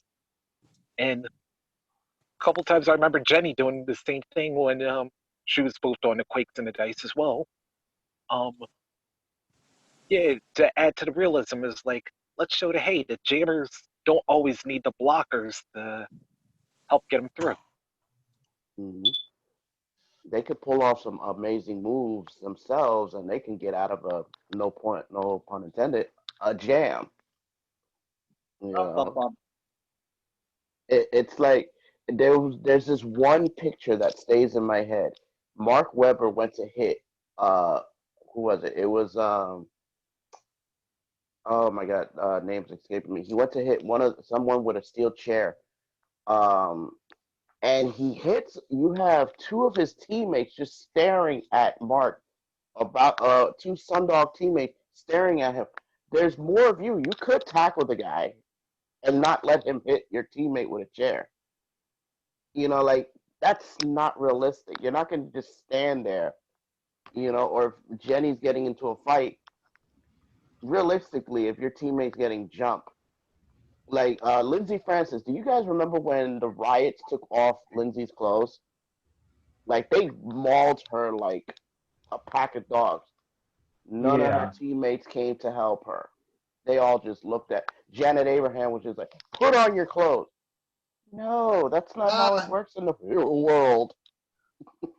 So, and then basically Lindsey Francis had to return the favor by telling all her Sundog women to take Denise Snowden's clothes off. Yeah, realistically, your teammates are there to help you. They're there to, you know. That's why, like Big Sean, every time Weber needed him, right there, he was right there in a heartbeat, you know.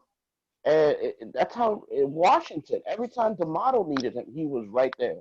It didn't matter. That's how it really supposed to be.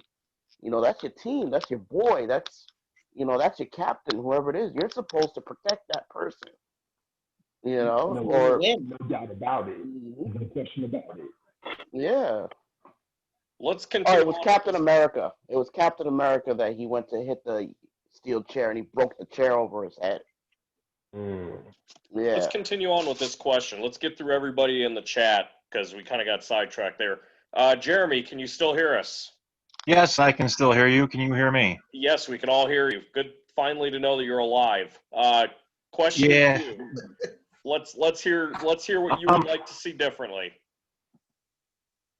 I come more from like the sports aspect of this. I'm not a wrestling fan at all, but I was flicking through and found Rollerjam, and I don't know what game it was, but I remember I saw Amy Craig and she was just like flying, and I swear she beat the heck. And that's what like drew me in. Like, what is this? And I watched it, and so for me to make it better in the future, I like the athletic and sports aspect of it. So if, say, she racked up 6 points that game, I like a rundown of who scored how many points that game. Like, you know, if it was the hot dice, you know, Mindy Smith scored 6 points that game, and Laura Weintraub scored 2 for the hot dice. I mean, I like a breakdown of who scored what, and that's just the way I looked at it. They always made a big deal out of Pazzi Shalene playing for the Edmonton Oilers, which he never did. He played in the minors for him, but he never played in the NHL. And that, like, to me, I was like, oh, I played in the NHL. So I dug through all the cards and, you know, and the books and through the books. I'm like, this guy never played. You find him in the minors, but that's cool, but it's not. For me, I like that. And I would like to know more of the skaters' backgrounds as far as athletics. They don't really tell you anything other than, well, Debbie Rice is a speed skate record. She's in the Guinness Book, and they mention, you know, Heather Gunnan won gold medals in the Pan Am Games. So I like the athletic aspect of it, where they came from and all that kind of stuff, and I like to keep track of points. So that's be like the only thing I would change. But I guess if it's scripted, points are immaterial. But I still like keep stats. I'm just one of those guys. Matt. And as far as I want to comment on what Shawn said. My favorite team was the Hot Dice, and I think it's because you guys just came together. You came across as like so gelled, and like you came across as family, friends. Like you just meshed, and that made it fun to watch because you guys just worked together. You just all seemed like you wanted to hang out together, and that's what made the Hot Dice my favorite team to watch. Thanks, Jeremy. No, I really appreciate that. Yeah, we really were. You know, we all became pretty close knit. You know, we used to hang out all the time. We were all away from our family, you know, away from our home state. So we were always, you know, hanging out at someone's house or skating around Orlando. You know. Mm-hmm. Thanks, Jeremy. I really appreciate that. Good insight. Thank you, guys. Yeah, I think the Hot Dice probably more than any team was probably the closest for sure. I mean, Mark Weber I'd known him, gosh, since I was like 10 or 11 speed skating. And then Mo and Shawn and I just immediately clicked when we all got on the show. And I knew Shay from speed skating and stuff like that. So I think our team really did get along and was really close. So I'm glad to see that you guys saw that. Definitely. The Quakes were pretty close too. Stacy and I, we were roommates the whole time, all those years. Oh, that's right. Mm-hmm. She was, she was working on American Gladiators. And I came from the Tampa area. So I used to drive back and forth. And then finally we just got together and we became roommates in Kissimmee. And then we moved out by Universal. So who did Jamie room with then? That's a good question to throw out there as we're kind of in this discussion. I don't remember. Anybody know the answer? I can't remember who she had a roommate with. That's I was good. roommates. Next time we do this. Yeah, I was roommate with Weintraub, Mo, Laura Heiser. Remember her? I We were remember roommates for a little while. Like sometimes, like, wow, what happened to all these people? A lot of people I don't see online, actually. Mm-hmm. Surprisingly, Travis Wills. I wonder what happened to him. That's why we're doing this, because I want everybody to reconnect. I think everybody here wants to see you guys reconnect, and the fans kind of, you know, as fans, we still remember this show, 20 plus years later, and we want to revive it. We want it to come back to life, because we enjoyed, I think, the sport of roller derby and what you guys brought forth to the table on Friday nights for us all. So, from my standpoint, I want to say thank you to the, 4 of you that are still on, because you guys all did, you guys did all of us something very positive in our lives at some of us at a very awkward age, and that's a, huge testament to, something that maybe mainstream media isn't going to respect as much as they once did, but you still have a big fan base that still respects what you guys have done and what you guys are going to do going forward. That's super. That's amazing, and it's very humbling. So thank you. Yeah, that was sweet. It's my pleasure, Jan. Thank you. Pleasure to actually call you a And friend. you won't have to worry about Vince trying to buy it out because he's done buying companies. Because now look at all the companies that are out: MLW, TNA, AEW. So he ain't buying no more wrestling companies. Well, except for Evolve. But that's a different story. Matt's been waiting patiently to get his words in here. So Matt, let's hear you. I would like to see more of the work shoot hybrid of Rollerjam. Like one of the big things what drove AEW into existence was the desire of not seeing the same thing every single night, the corny hokey stuff that WWE would put on every week. And as I was watching Rollerjam, I would skip through seasons. The first 2 seasons were actually the better ones, and then when I would go and watch the season 4, it's like I'm looking at, it's almost like looking at a mirror, because the same stuff that was going on in season 4 is the same stuff that's still going on to this day on Monday Night Raw. And a lot of the moves that I would see during the games, like how all the blockers would just stop right when they're moving, holding everybody together, so a jammer would fly over them. I would like to see cut down on moves like that, and try to be more legitimate, just like in pro wrestling, the spot where everybody on the outside crowds together to catch somebody who's either jumping off the turnbuckle or flying over the top rope. Like have a more legitimate a more legitimate presentation.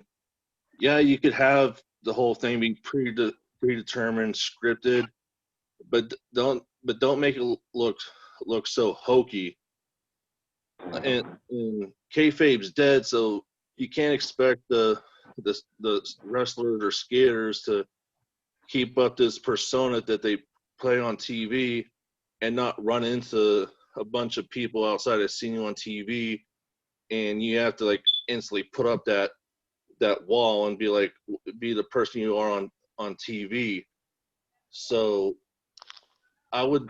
really, if Rollerjam were to come back, I would like to be more legitimate, but still have the theatrics of what made Rollerjam a success in the first place. Good answer. Danny, let's hear it from you, from your perspective, because you were at the very helm of all this with Rollerjam. What would you like to do differently going forward if you were to get this back off the ground and some of us were to be your colleagues and help get this on the air? What we will do differently is no gimmicks. I had an argument with someone I didn't like having last week about a figure-8 track. You don't need a figure-8 track. You don't need a wall of death. You don't need jumps or alligator pits. Alligators. Cheap gimmicks don't work. No one alligator buys cheap pits. gimmicks. You don't need gimmicks for the sake of gimmicks. Nobody buys it anymore. It's about action. It's about speed, hard-hitting, fast-paced action. That's what the game is. Keep the rules simple. Make it traditional. Nostalgia is very big. Make it so fans who are in their 70s and 80s remember and want to watch it. Make it new and fresh for kids. And then everyone who watched Rollerjam and Roller Games enjoy it. You don't need to have, again, gimmicks for the sake of gimmicks. They're not needed. You're going to have conflict. You're going to have drama. You're going to have storylines. You're going to have good guys and you're going to have bad guys. That goes with the game. All that's going to be part of it. It depends how much you want to amp that up and how much you want to tone it down. But the focus shouldn't be on, again, the drama, the storyline, the soap opera, on the conflicts. It should be about speed, action, and hard-hitting, fast-paced fun that anybody at any age can enjoy. And that's what it's going to be. Nice. Jen, I see you're sitting there with the baby. Do you want to jump in, or do you want to pass on this one because you got No, hi. Oh, Sorry I keep hiding my camera. He's very fussy tonight. But I was just talking with my husband about it. I don't think that there's anything we would change. We love watching it just the way it is. We love the storylines. We love the action. So we wouldn't change anything. Okay. What I've actually talked to Danny about this, and the stats thing was something that I think you and I touched base on, Danny. If I remember right, keeping actual stats was like a big thing to me because I come from like sports. So I'm all about win-loss records. I'm all about, how to make it look presentable if it's an actual sport to the general public. And the one thing that I always liked about, the old school roller derby was the actual quarters and the game clock. And then you had the jams for scoring periods within that game clock. And I liked that aspect of it. I love the game clock where, you'd see there's, 4 minutes left in the period, 3 minutes left in the period. 30 seconds left in the period, but the jam, if it gets off with 1 second left in the period, the jam plays out, for the whole period. Just the period's over at the end. I like the aspect of actual legitimate sports, in that aspect. So that's something that I would like to see as an actual game clock brought back into play with the scoring clock for scoring purposes. And that game clock is rolling, maybe not necessarily timeouts. I don't like the idea of timeouts. Trust me, I wish the NFL would get rid of them and make you do 25-second offenses and just make the game hurry up offense all day. Let's see how good those guys athletically really are if they have to run to the ball every play. But I think an actual rolling game clock would be something that I would like to see. Win-loss records, make it, even though it is scripted entertainment, I think from a standpoint of, maybe the younger generation that doesn't understand that it is, they would get excited over seeing, okay, well, Team A needs this to happen for them to make the playoffs at the end. And that would be something, that would get kids interested. Maybe in grade school, they'd go to school on Monday and Tuesday and talk about that with their classmates. Hey, are you going to watch the game Friday night? So-and-so needs to win to be able to make the playoffs. Who doesn't do that with the NBA, even today? Who doesn't do that with Major League Baseball, even today? I do. I watch, that's one of the big things. I don't know what you guys think about that, but that was something I'd say also going with that, even with kayfabe, with storytelling, wrestling used to do the King of the Ring tournament. So that would make every match that they had actually matter, because who's going to advance next to the next round, eventually there, then being the champion, the King of the Ring. Well, that would be the tournament at the end that would crown the world champion. Yes. That would be the world championship event. That would be the world championship game, would be the end of the tournament. Yes, yeah, exactly. Have it matter, like a round robin. This team is in first place, so they get a bye week or whatever. They don't have to play this game. They'll have like a leader of the pack match, a wild card game.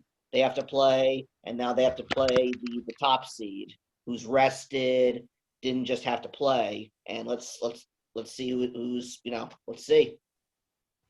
There's also another aspect that I was thinking about, and kind of wanted to get some people's opinions about this.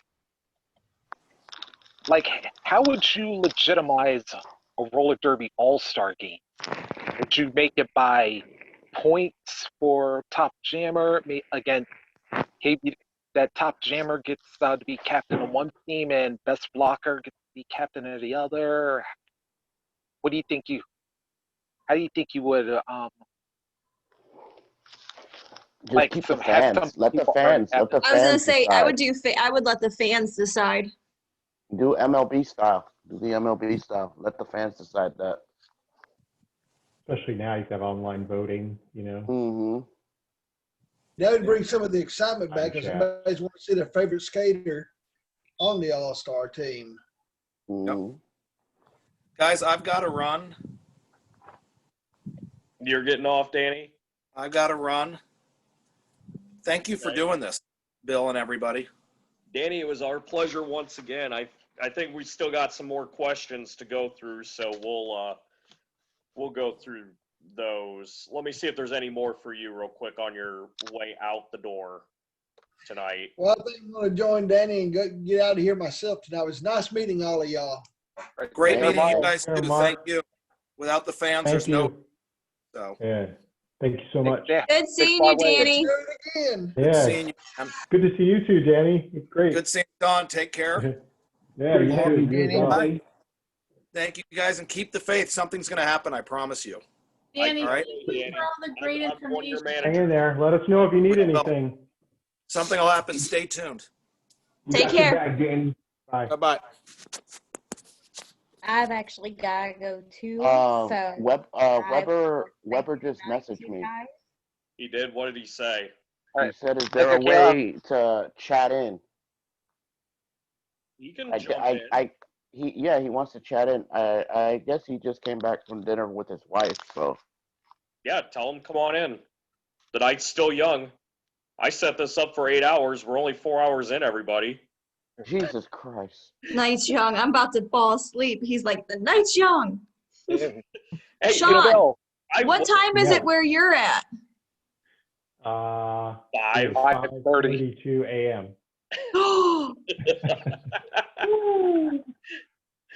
I know, I'm entertained. A little more in me, not much, but I'm trying to hang. You know, to those that all night brother from another mother. You know, the skaters that didn't make it on tonight, shame on them, because Shawn Davidson showed real, right. It's and Jen. 5:30 in the morning. We're on what is it? It's like GMT time, 8 hours. Well, 8 hours. You're in Michigan though.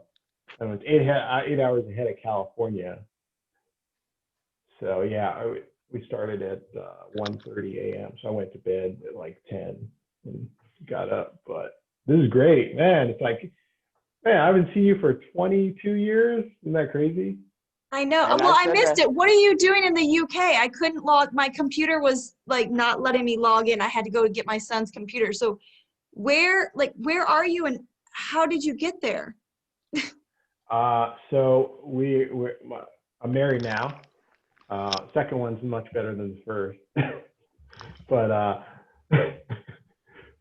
we moved here like 2 years ago. We're in a town called Loughton, which is about an hour outside of London. And basically, after Rollerjam, I went back to LA.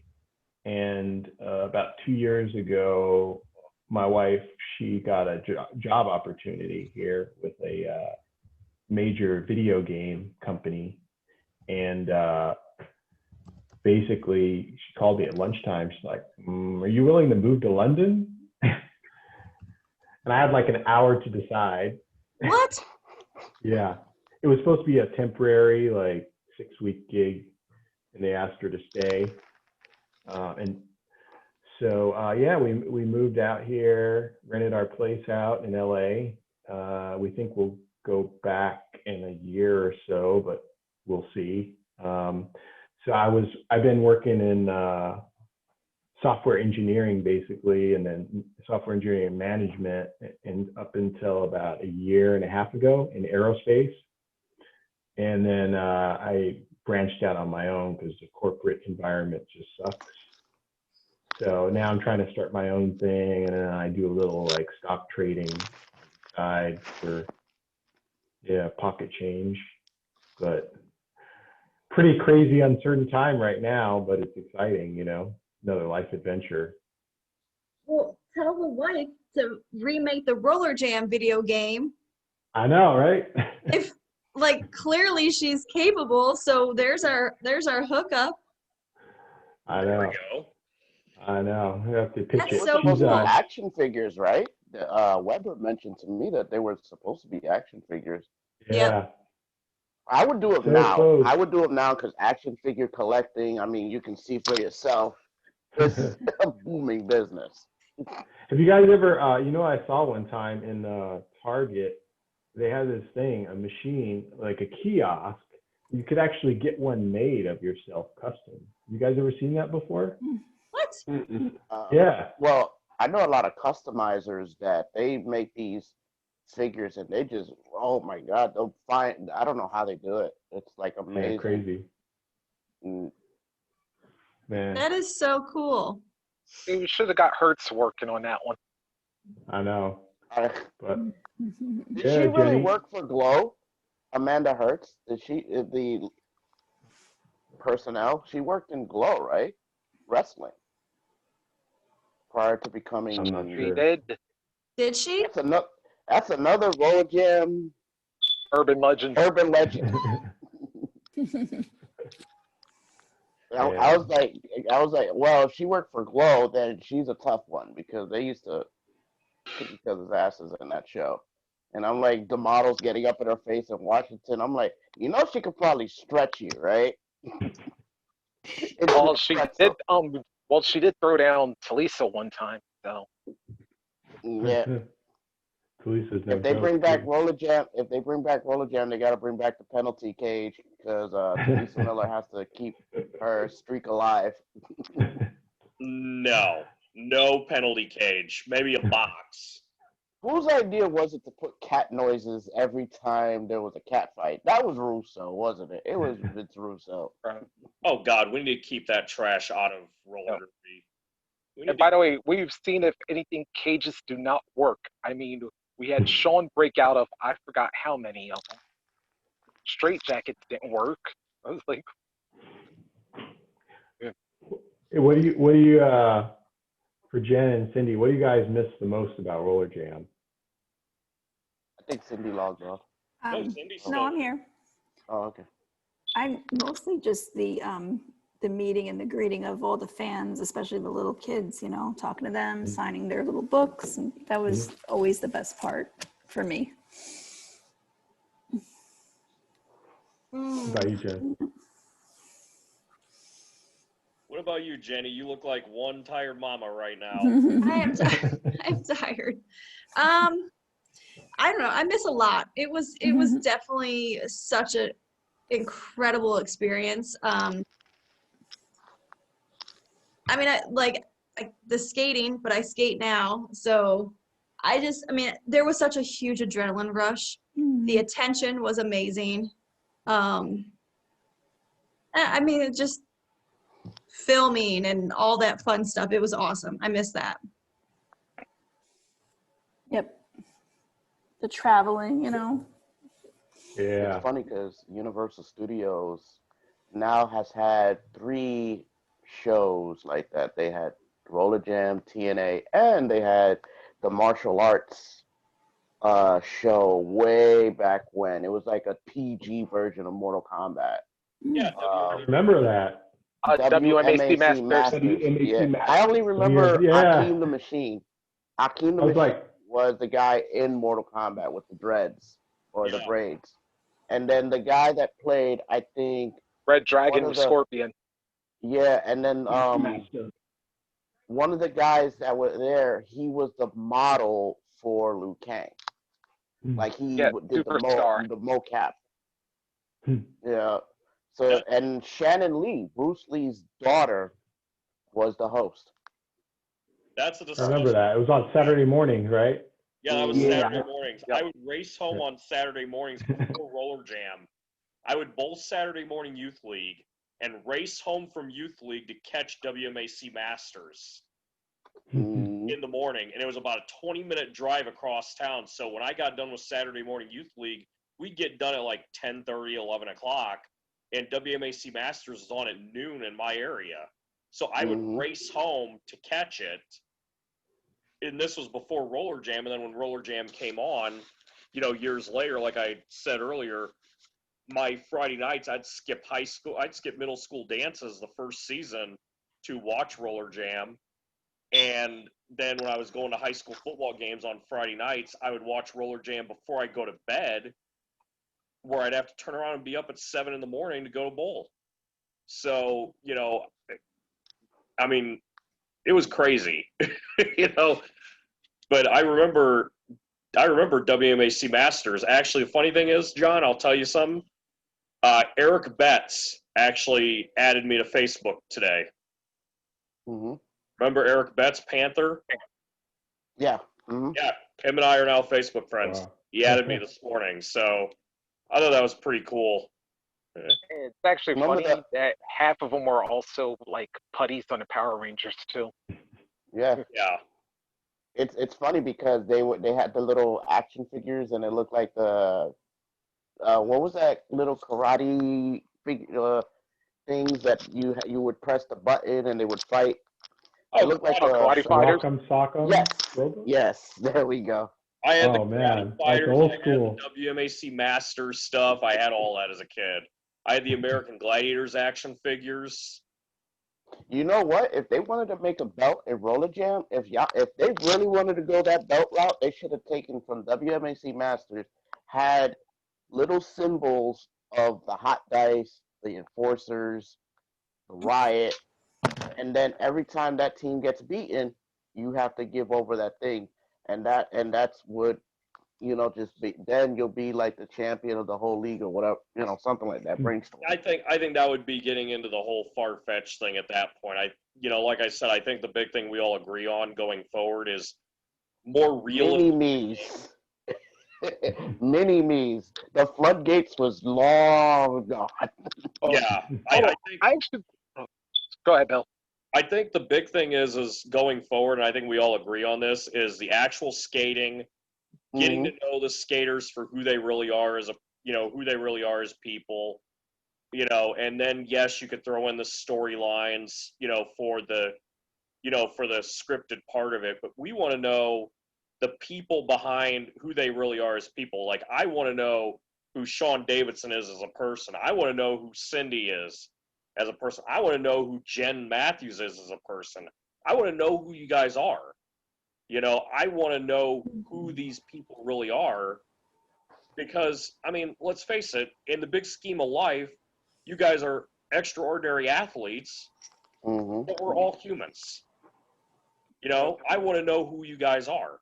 And I think that's something that we miss so much in scripted entertainment, is we get wrapped up in the character, not so much who the person is.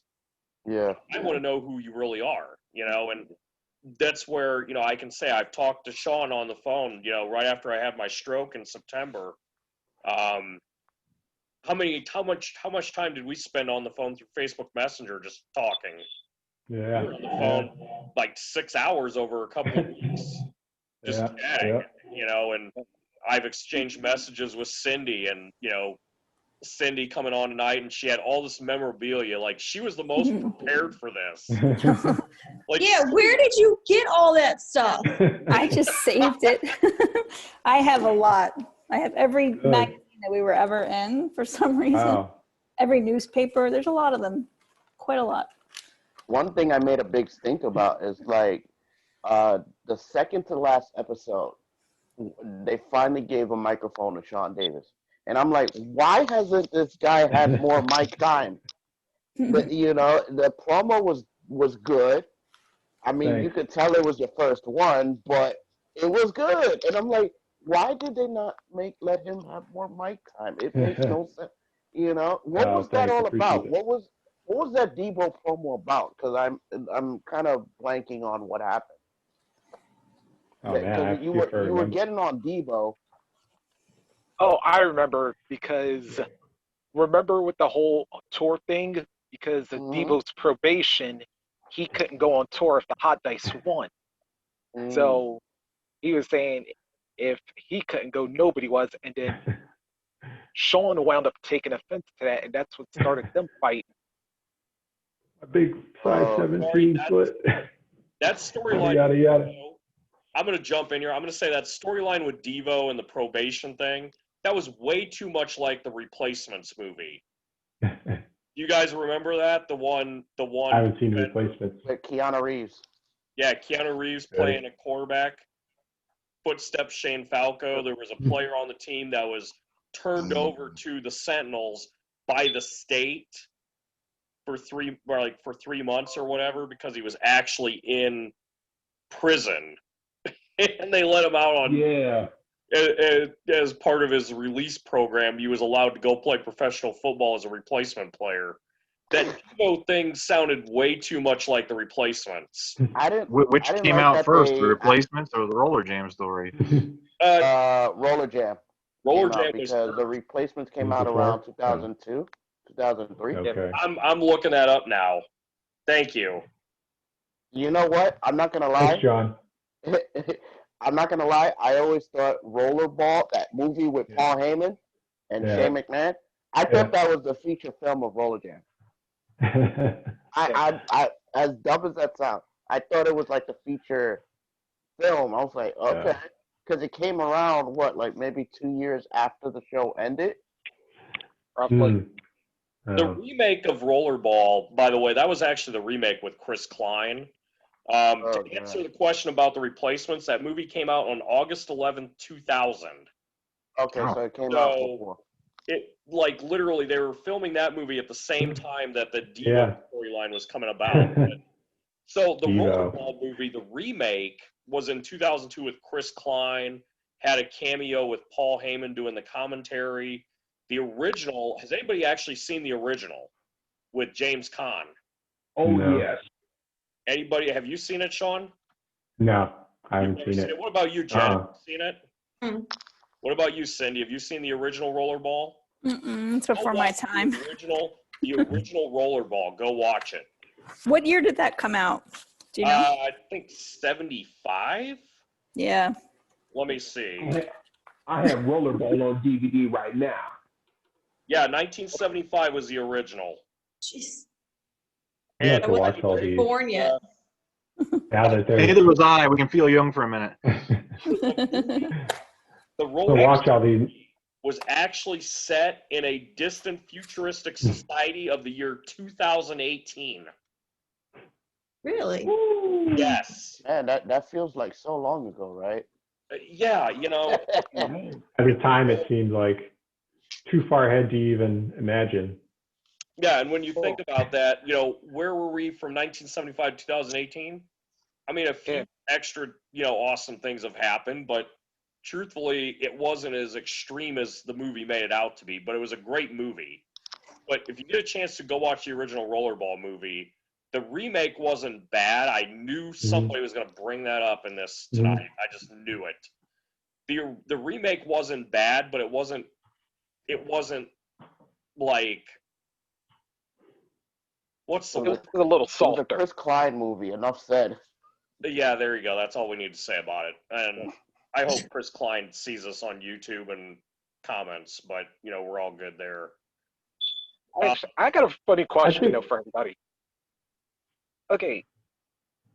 I was thinking about, like, funny botches that happen in Rollerjam. And I was thinking, because of Jeremy's question earlier, there was a game in season 1. It was Sundogs Hot Dice. Suzanne Schling goes out. She scores 3 points. But somehow, instead of the Sundogs getting the 3 points, they put the points on the Hot Dice board. And then free gift, right? So I was wondering, what funny botch did you guys all remember? Oh, man. Well, that Little time question. that Jamie and Stacy dragged me on my head. Yes. Yeah, I thought you broke your neck. I was like, oh, God. I had to slow that down for a few minutes. That was a botch. We talked about that for a few minutes before the skaters came on to see, like, if we remembered that or what should we bring that up or not. The 3D that Mark Webber took was bad. That was a bad botch. He almost broke his neck. Which one? The 3D. He took the 3D from D'Amato in Washington, and I think he said because he told me about it. He was like that. Travis Wills. I think he went to put his skates up or something, so it was like bad timing, and then so he went up, and you know the 3D in the actual move is a running move. Like they throw the opponent to the rope and then one catches them and then comes down with a cutter. So you're not doing that. He's like right there, and I guess Travis mistimed it, and Mark said he hit his head, like that D'Amato even almost broke character on camera because he was like, "Are you okay? Are you okay?" And you could see the camera cut. You could see the cut in the camera. It pans away to the infield, or to the bullpen, whatever you guys called it. And then when they pan back to Mark, you could see that he like the lights are on, but nobody was home. And he was like, That's normal for Mark.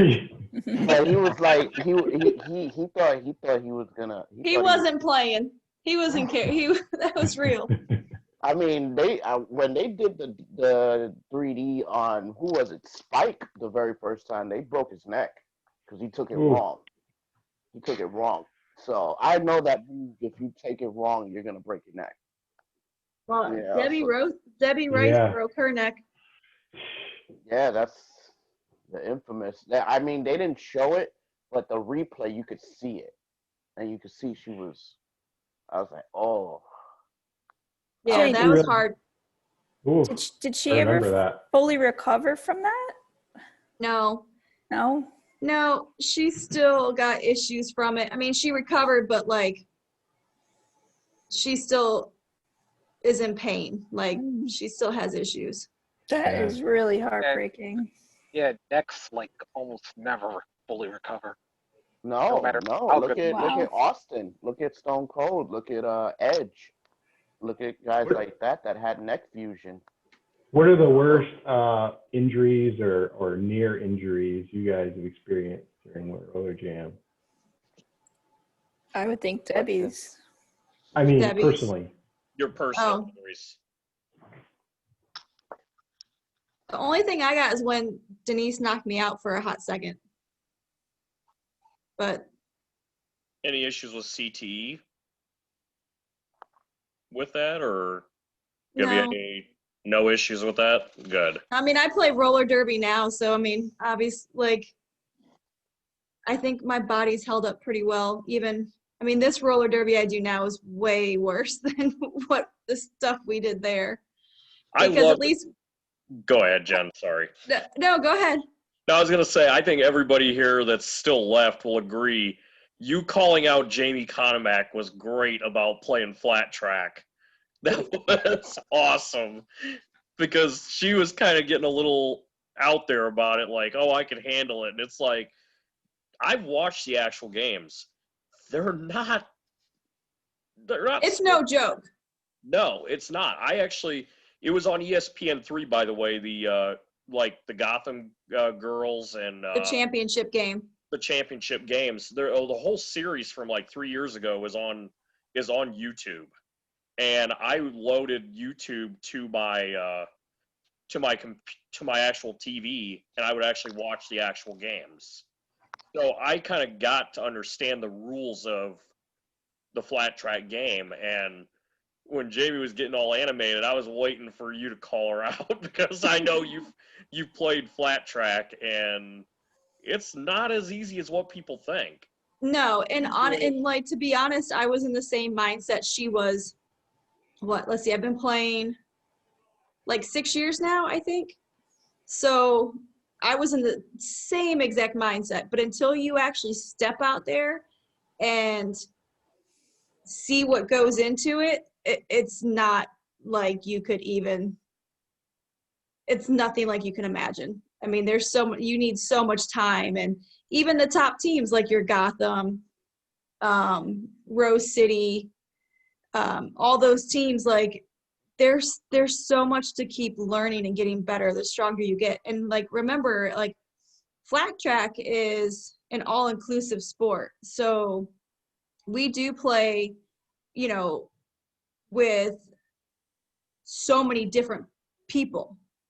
We do play with a lot of transgenders, females, men. Like, it's a hard-hitting sport, and it's the difference between like playing in a game of like Rollerjam. You know what's going to happen. In flat track, you don't know what's going to happen. There's nothing like scheduled, set up. You have no idea when you're going to get mashed. The amount of broken bones I've seen, it's crazy. Absolutely crazy. And so that goes back to the question that we had before about the unpredictability. If they bring Rollerjam back, which I think you could probably go with roller derby, but I think it has to be Rollerjam. I think Rollerjam it fits. Like on rollerblades versus quads. Yeah, you could do that. I mean, no, but I'm saying that the unpredictability, I think that's gonna sell it because I'm telling you, it got so formulaic towards the end. Like I'm telling you, I could sit here and Jen can go out on a jam, and I'm like, okay, Stacy's gonna knock her out, or it's the final jam, Shawn and Eric's gonna go out on the jam, or it's gonna be Mark D'Amato and Sean Atkinson's that are gonna go out on the jam, So, and if Shawn gets knocked down, D'Amato's gonna win. If D'Amato gets knocked down, the Quakes are gonna win. So it kind of you know, the unpredictability wasn't there anymore towards the end, you know. But one question I do want to ask, because Mark, I don't know if he's trolling me or he was kayfabing me. I asked him about the trash can lids and stuff. I was like, those were gimmicked, right? He was like, no, they weren't gimmicked. No, they were real, right, Shawn? Yeah. Yeah, Real chairs they were too. real. Real chairs, real trash cans. Ladder was real. They went to the hardware store and picked them right up. Oh, yeah. Matter of fact, I actually have a story from Slopey a while back. Remember when they were doing the whole retirement angle for Shawn? They were trying to teach Posse how to do all of his stuff. Anything's possible. Oh yeah. Well, yeah. Well, the little light fixture thingy, yeah. Posse actually knocked Eric out. Really? Oh, you mean the lights from the penalty benches? Yeah. Mm. Do you want to know a fun fact about Posse? Let's hear this. Shawn, do you remember this? So Posse was very strict on his diet, but he also like always wanted to enjoy the sweets. So he would literally eat. Do you remember this, Shawn? He would eat Nutter Butters. Oh. He would chew it up and then spit them out just so he could get the taste of it, but not the calories of it. That's good. I didn't know that. You don't remember that? Oh, he would do that with everything. Like if it was like candy or whatever, like if he was just needed the fix of the sweet, he would chew it up and then spit it all out in a cup. Genius. Like that man was strict on his diet. Yeah, he's jacked. Did you What are see? you doing? Did you see Posse on Dave Shatero's wedding show? No. Was it Dave? Was that his name? Dave. Celebrity Wedding. Posse was on the really? Celebrity Wedding show. Jen is like our media person now. I think. Good Lord. Yeah. I think going Let me pull them up on the phone. Hold on. Yeah. Jen is going to be the one to do all the digging for us. Cindy's I ran into him once or twice in Los Angeles. Yeah, But, access Benny Wood. Hey, there you go. There's a nickname. There's a new nickname. Anything is possible. I'm gonna sign off. It's way past my bedtime. Oh, thanks for hanging out, Mommy. Yeah. This Thank call you. was awesome. You know, my husband is obsessed with Rollerjam. He's the one that showed me it. He got me into it. It's such a fun thing, and you guys are awesome. I learned so much from this call, so much background, hidden information no one knows. It's awesome. Oh, thank you so Jen, much. you're on the Rollerjam page. That's how you got the link, correct? Yeah. Yep. You and your husband add me to Facebook. Will do. Absolutely. Where was the husband at? You guys, he's so shy. He wouldn't come on camera. The whole time you were talking, he was like calling out all the answers, you know, and he knew everything, but he won't come on camera. He's so shy. He said if we do the call again, he'll come on next time. I call his lie. Jen, you can Facebook. You can Facebook friend me too. 400 people holding him. Jen will call you out in a minute. Right. But yeah, thanks guys. Thanks for setting this up. It was awesome. And I think we're all going to agree that we're going to do this again, and we're going to get even more skaters. We're going to no question about it. like That'll a be fun. month in advance, and we'll get like even more skaters, and we'll have more than the 24 that we had on at one time, and this will be so much fun. No, me and Bill, we were planning this out, me and him, and we were doing a guest list. We were like, okay, who said that they're gonna be in there? Okay, we got this person. Oh, okay. Okay, get in contact with this person. Oh, I'll talk to this person. Whoever's on my friends list. Okay, you know, so we were hitting the books hard. Yeah. It paid off. So thanks, guys. I know it takes a lot of initiative and work to host. Well, I'll tell you what, it was Very cool. hard for me because I work now for a logistics company in just down the street where I'm from, or where I currently live, and I was actually working today from 8 a.m. until 6 p.m. and I was actually down at my ex-wife's place hanging out with my daughter there today while I was working. So I'm jumping on the page, saying, hey, just a reminder, we're getting on tonight. I'm doing all this like literally as I'm working, I'm answering questions, Right. people, as I'm actually working my actual job, and during the week I'm busy doing other stuff. I'm preparing for a major foot surgery. I'll turn my computer here and try to show my foot. That's my left foot. I have Charcot. Ow. Ouch. It's a broken foot. I tripped over a bowling bag in the summer at a PBA tournament and broke my foot and didn't even know it was broken. Proceeded to bowl the whole tournament on a broken foot. Ow. Did you put any ice on your foot? Oh no. I literally, I broke it on Sunday morning. And I had bowled the Cashers round and round robin match play on a broken foot. And the only thing I knew that was going on that was wrong with it was my foot was swelling in my bowling shoe. Oh. And So then, you've been walking around on that since September? No, since July. I have a walking boot that I wear to basically when I go out in public. And I'm not doing anything like physical right now. I'm like literally like right now I'm laying on my couch talking to you guys. I mean, 2020 strikes again. Say what? 2020 strikes again. Oh no, my 2020 was so bad. It was like I said, I had the broken foot in July, and then in September I had the stroke. And Shawn, we talked about this. My girlfriend, had she not been here at this apartment that morning, I might not have been able to do this. Yeah. I might not be alive today. Luckily, she was there and got me to the hospital in, under 90 minutes after it happened.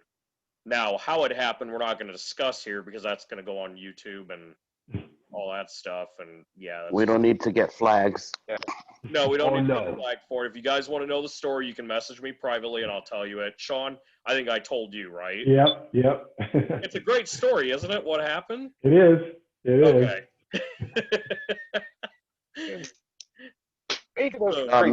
Me from the morning, because I get up by 4 o'clock in the morning. I'm up because I go to dialysis 3 times a week.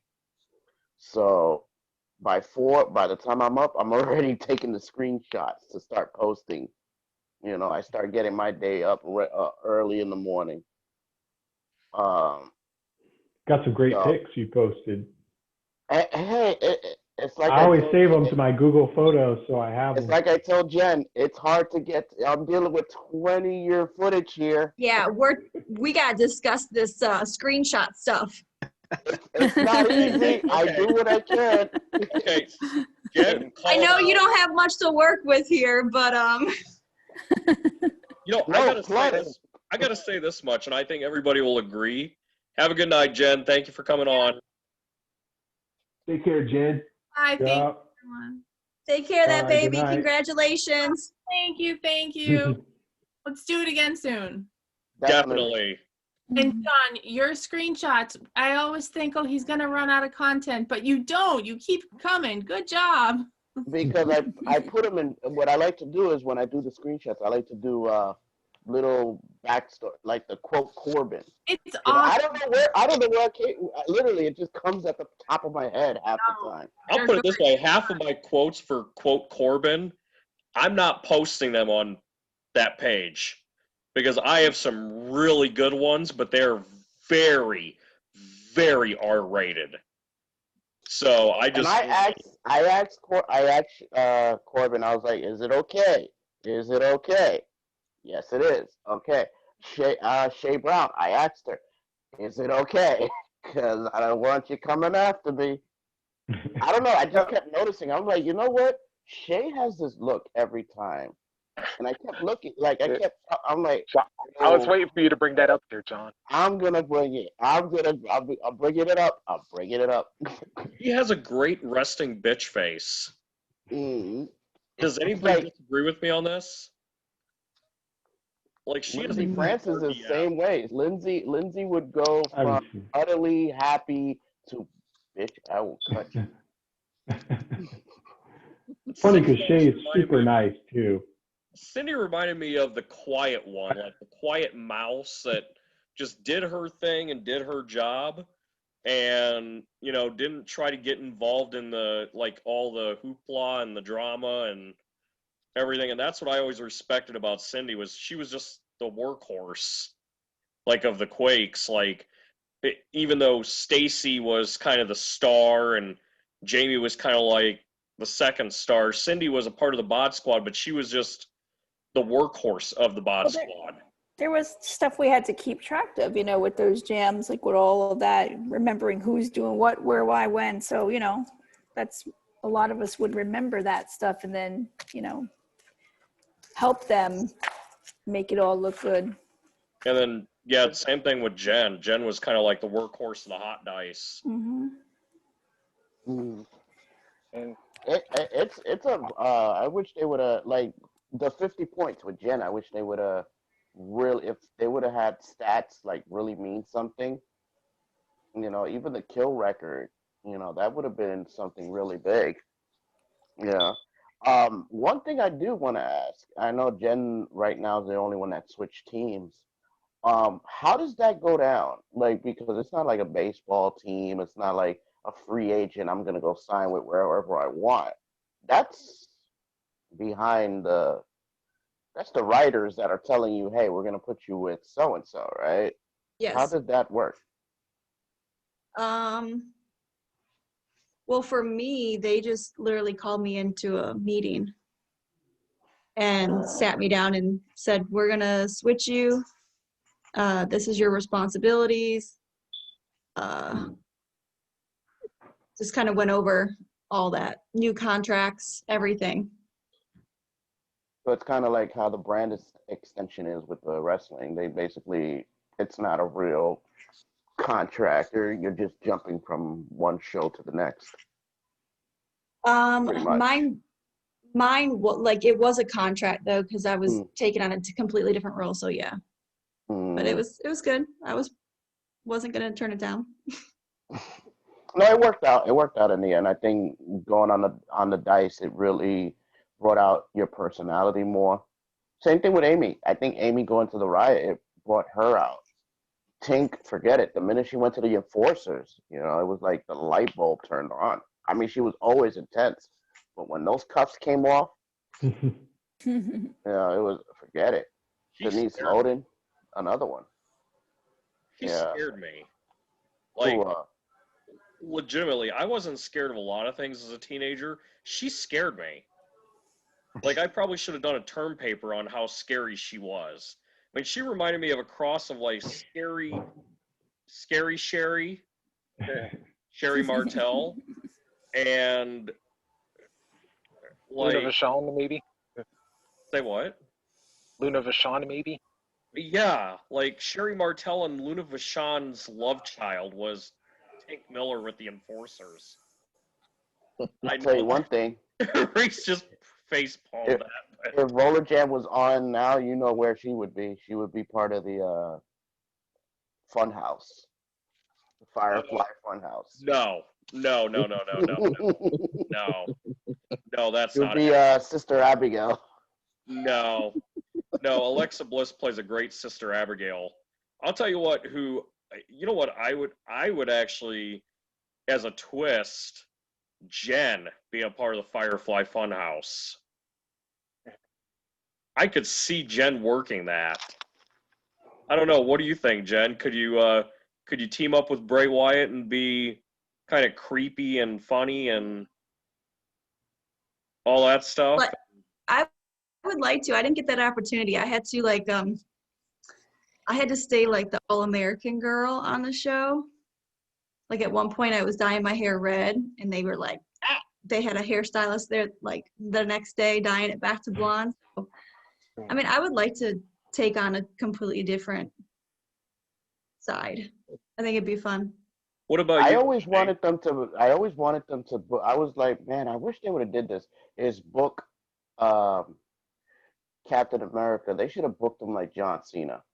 Let him be Rollerjam's John Cena. Oh God, no. Like the all-American boy, you know, good guy. Because he was already doing that kind of deal, but then they made him a joke. Because they did it with Debo. I thought Debo should have come in with not just one cop. Have him do the Goldberg treatment. Have him come in with a bunch of cops. Like, this is a real crazy guy. You know? Play it serious. Respectfully disagree on that one. Cyndi, what about you? You were obviously, the Quakes were kind of the face team of Rollerjam. You know, they were like the mega face, like everybody loved them because they were like that crazy meets great, you know, kind of like, you know, like they wanted to cheer you guys because you guys were good, but you guys are also that borderline entertaining crazy. Could you see yourself in a new role being booked? Oh yeah. As a heel and kind of working like the Enforcers storyline, or with like working alongside a heel Janet Abraham? Oh, definitely. I almost wish that I was sometimes on a different team because there were so many big personalities on the Quakes. So, yeah, I would love to play like a bad guy. That'd be cool. I know one thing, Cyndi can actually fight. What about you, Shawn? It was hard for me to fight a lot, like, because I was small, you know. Back then I weighed 115 pounds. You know, but. What about you, Big Shawn? What do you think? Could you work as a heel, or do you think you'd just be you'd be the face? You'd be the baby face all the time. Heel? What do you mean by heel? Bad guy. Bad guy. Bad guy? It'd be tough. I tend to smile too much, but it would be fun. I mean, that's where the best characters are, right? Well, you know, Shawn could be like The Rock, like when he was first starting off. He'd be like the cocktail. Oh Yeah, God. The Nation Rock, or Rocky Maivia. Yeah, he'd be the Rocky Maivia. Yeah. And eventually get him to turn like The Rock. You know, get him. Well, I think your personality started coming out towards the end of the show. You know, right towards that end, that's when your personality really started showing. Because they had you in the Demolition Derby, so they were using you more. You know, yeah. You were more. I mean, in the first 3 seasons, you were more in the background. But then, as the 4th season progressed, you started coming out more. You started, and I think, you know, I'm like, they got this 6-foot guy. Why are they not using him? Why are they not letting him be a monster, like, you know? No, I was really excited about that. I did start to get more. I did have a learning curve in the beginning. I didn't have the, you know, like Jen was a speed skater from the time she was 8. I didn't have the same background, but as I learned the game and learned a lot from Mark and Jason, you know, I started to get more. So I think if there had been a season 5, I was very optimistic and hopeful that I might have gotten a little more mic time and things like that. We had talked about it towards the end, actually, where they were kind of you know, giving me more things to do, like demo derby. But yeah, so it's such a bummer it ended when it did. But I was really glad I got to ride it out till the end, though. You know, that would have been sad if I had missed the season. You know. But one thing I did used to like a lot, and I wish they would have done more of it, was those locker room moments, which you got. Locker room stuff. Yes, even though they look like 1994 WCW locker rooms, but I like those moments. Or when you guys were like coming up from gorilla position, you know, the backstage area. You know, I like those kinds of moments. You know, that was cool. Something I liked about that locker room in Kissimmee. Yeah, I don't know. It's kind of cool. It felt like home. They I told her this, and I felt bad, but because she's such a sweetheart, and she didn't take it personally. I used to be scared of Janet Abrahams. Like she scared the holy hell out of me when I was younger. No Like pun she looked intended. like she would take. She looked like Strong. my mom would take you to the mall, and if you act up in the mall, she's gonna beat your ass in the changing room. Like she don't play that crap. So She had her game face on. yeah, but you know, me She's and her always we the talked it character. out, and she's a sweetheart. You know. She is. They- Yeah. I They think Janet and Mark D'Amato being as intimidating as they look were probably by far the two nicest people there, right? Like, wouldn't you agree, Shawn? Like, they're super Yeah. intimidating looking, but like, incredibly pleasant people. The funny thing is You know about who Janet. else? Funny thing is about Janet is I actually knew right after Rollerjam stopped filming that she was actually a Christian minister. Yeah. And I found this out one really late night. As a teenager in the middle of the summer, I was staying up till 4 or 5 in the morning. I mean, literally, I was going to bed when daylight was breaking over the sky in South Bend. So as a teenager, I would stay up really late, and I was flipping through watching late night infomercials, sitting on my computer down in the basement, trying to, research whatever it was I wanted to research that night. Sometimes it was mindless stuff, sometimes it was Rollerjam stuff, sometimes it was other stuff. And so one of these, it was like a Christian network thing came on, and I saw Janet on there, and I was looking at the TV, I'm like, okay, it's like 3:30 in the morning, and I'm like, that's Janet Abraham. What the hell? And I was kind of like, wait a minute, she's a minister. And then I did a little bit of research, and I found out she is a Christian minister, and I'm like, that amazed me. Like, it is as great of a heel as she played, her real life person is polar opposite. And that's a testament to how good she really was with her character. She's been at it for a long time too, right? Yeah, she's been at it since I was a teenager. So I mean, we're talking right after Rollerjam ended. So I mean, I saw the first infomercial with her in it in 2002, 2003. So I mean, we're talking quite a long time. Yeah. Good D'Amato story. I'll share this with everybody here. That D'Amato, way back in the day, I don't know if I told you this story, Shawn, or not, but this is something I'm going to tell Cyndi and Jen. And if I've not told you this story yet, Shawn, you're going to hear it for the first time. So back in the old days, through the Rollerjam website, you could click on a skater. Like certain skaters had email. You could send them a fan message. Do you guys remember this? Remember this, Cyndi? Vaguely? I didn't even know you could do that. No. Yeah. I didn't know you could do that either, actually. Was one of them you could send a fan message to.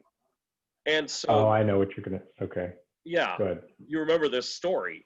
So I clicked on the send email, and it went to my personal email, which was a family email through a internet server that totally sucked. But the internet server screwed up, and the email popped up, mdmdmd20@aol.com. I'm like, I looked at that, I'm like, that's not Mark's actual email, is it? So I had AOL Instant Messenger. I copied, pasted, added the name to AOL Instant Messenger, and sure enough, I was chatting with him on AOL Instant Messenger right before he passed away. Oh, wow. And so this was in 2000, right toward the end of the filming. I was talking to him, and we were going back and forth on AOL, and I asked him to send me an autographed picture, and one of my classmates and I, from the high school I was going to my freshman year, he sent an autographed picture to the both of us right to my door. Oh, wow. Got my home address and sent me an autographed picture, and that memory always stuck out as a fan that, one of the biggest heels in Rollerjam took the time to do something like that for a fan, and that was like my first like real brush mentally as a young kid that, hey, you guys are performing, but you guys are also humans, and you guys care about your fans. You care about, you know, the people that are making the show, you know, and that's obviously, you know, the people like us that are on now, you know, still on now. We're working on 5 hours in, so you know, there was a screenshot, Bill, and I took it of and I pointed this out in the group. I don't know if I know you guys saw it. You probably saw it. It was Tim Washington, and they were doing an interview. Danny Wolf was in the foreground, and if you look in the background, Tim Washington just had this monster period, you know, being badass as always. And as soon as the cameras stopped, he's signing autographs for little kids, talking to little kids, you know, taking pictures, hugging. And I'm like, man, this big, brolic dude is mowing cats down. And the minute that red light goes off, the teddy bear, and he's talking to fans, you know. And I was like, that's awesome. I mean, you ain't gonna see Brock Lesnar doing that, but that's awesome. Oh God. Tim's a super nice guy. When I tried out, I think I posted this, but he was friends with Hawk, and he had a pair of wheels for me to use on the track, which were super helpful because I had no idea how slippery it was at our auditions. Did you audition somewhere else, Jen? Or was it in a Universal Studios? No, I showed up there, yeah. Did you? Okay. But I think I had more of like a private, it was just Courtney and I. Oh, really? Mm-hmm. Okay.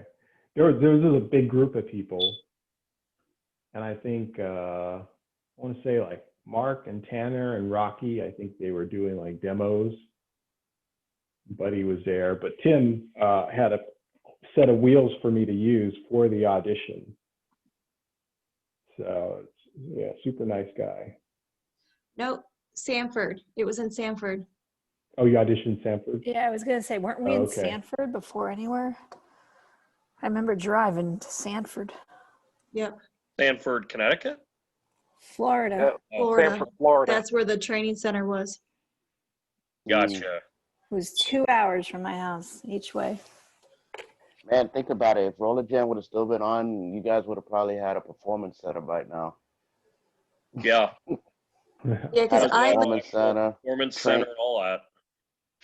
The indies. Pretty sweet. The indies would be the roller derbies that you see around. Rollerjam would be the major league. The indies would be the flat tracks and the roller derby leagues. And all those skaters, where do you think they'll be coming from? Shoot, you know, because, flat track skaters would still be like, roller jam's not real roller derby. I still hear that. Hey, if Do they it's give you a still hard on, time? it's all about this. How many indie wrestlers love indie wrestling, but they go to WWE or AEW for what? The money, the fame, the recognition. You know, it's a bigger platform to ply your trade, you know? So I can see it. That's I a can very see valid point. What about you, Cindy? How did you, like, like, you said you drove in. How did you find out about the show and everything? Sean's told me his story that he almost missed his audition and, like, ran in the door. I think I heard about it through friends at the skating rink because I used to go to an adult skate every Wednesday night in Tampa at United Skates. So I'm pretty sure I heard about it there and then went and checked it out with some of those friends. But yeah, I remember it being in Sanford because it's really far. It's like almost on the other side of the state for me. But they were talking about possibly paying people to skate for real. And I was like, okay, well, you know, sure. So I don't remember any of the details about it exactly. I just know that I drove there 3 to 4 times a week. Nice. After work. That's dedication. back and forth. Yeah, it was a lot. And then finally it just got to the point where you had to, you moved out there because it was too much driving. So, and I just remember the practices being long, hours and hours of skating in that pace, the pack, doing the drills. It was a lot of work, but all worth it. Great memories. Jen, what about you? How did you get your start? Because I mean, you've touched base. You're actually from up here, so you're familiar with where I live in Niles. Mm-hmm. Now, I live, just give you a heads up, I live just north of the state line, the Indiana state line. I always tell people I'm from South Bend because that's the major city that I'm near. If you guys don't know where that is, that's Notre Dame country. Yes, I'm a Notre Dame fan, I'll openly admit it. But now I live just north of the state line. But Jen, you're from the Detroit area. So how did you get your start in the show? I was actually getting ready to go to college on a volleyball scholarship. And Mark and them were already down there. And they were telling me about the show. And then Debbie was down there. And they were telling me about the show. And basically, I was given an opportunity to come down. So I went to my father about it, and he was like, absolutely not. You have a scholarship. You're not going to go skate, Mm-hmm. And so I went to my volleyball coach, and I was telling him about this opportunity to go to Orlando and have this tryout for this show. So he told me that I had to go. And so he said, I want you to go to the tryout and then come back and tell me about it. So I went down. We were there for like a week. We did the whole like skating tryout. They had Courtney and I like literally just jump on, put some skates on, wanted to see if we could even skate, and then invite us to the full practice either that night or the next day. So then they offered me a spot and offered her a spot. So I went home, talked to my coach. He told me he was going to redshirt me, that this was a once in a lifetime opportunity. I went to my dad and we packed my car, and I was gone with Courtney a week later. Wow. So I was living on the floor. So it was, Debbie had her own room. Talisa slept in a bed in the middle of the living room. Do you remember that, Shawn? Talisa's bed was in the middle of the living room. And then I slept on the floor in Amy Craig's room, and Slopey slept there most nights, and Christian slept there most nights, and then Christine Cawson moved down. So then the three of us ended up moving out and getting our own place. So yeah, I slept on the floor for probably a good month or two. Yeah. Debbie wakes up at 5 o'clock in the morning and turns the blender on every day. It was awesome. You guys definitely lived the independent wrestler life, that's for sure. Mm-hmm. That's how they live. But I mean, I was privileged enough to stand up as Amy Craig's maid of honor and Debbie and Talisa's wedding. So, I mean, we have a very close relationship. I was going to say, Shawn, tell your story in case the others have not actually heard your story. You told me the story when we talked on the phone. Tell your story for everybody here and also the fans that'll see this on YouTube. Because your story is the most amazing one. I don't know if the ladies have heard this yet. So I was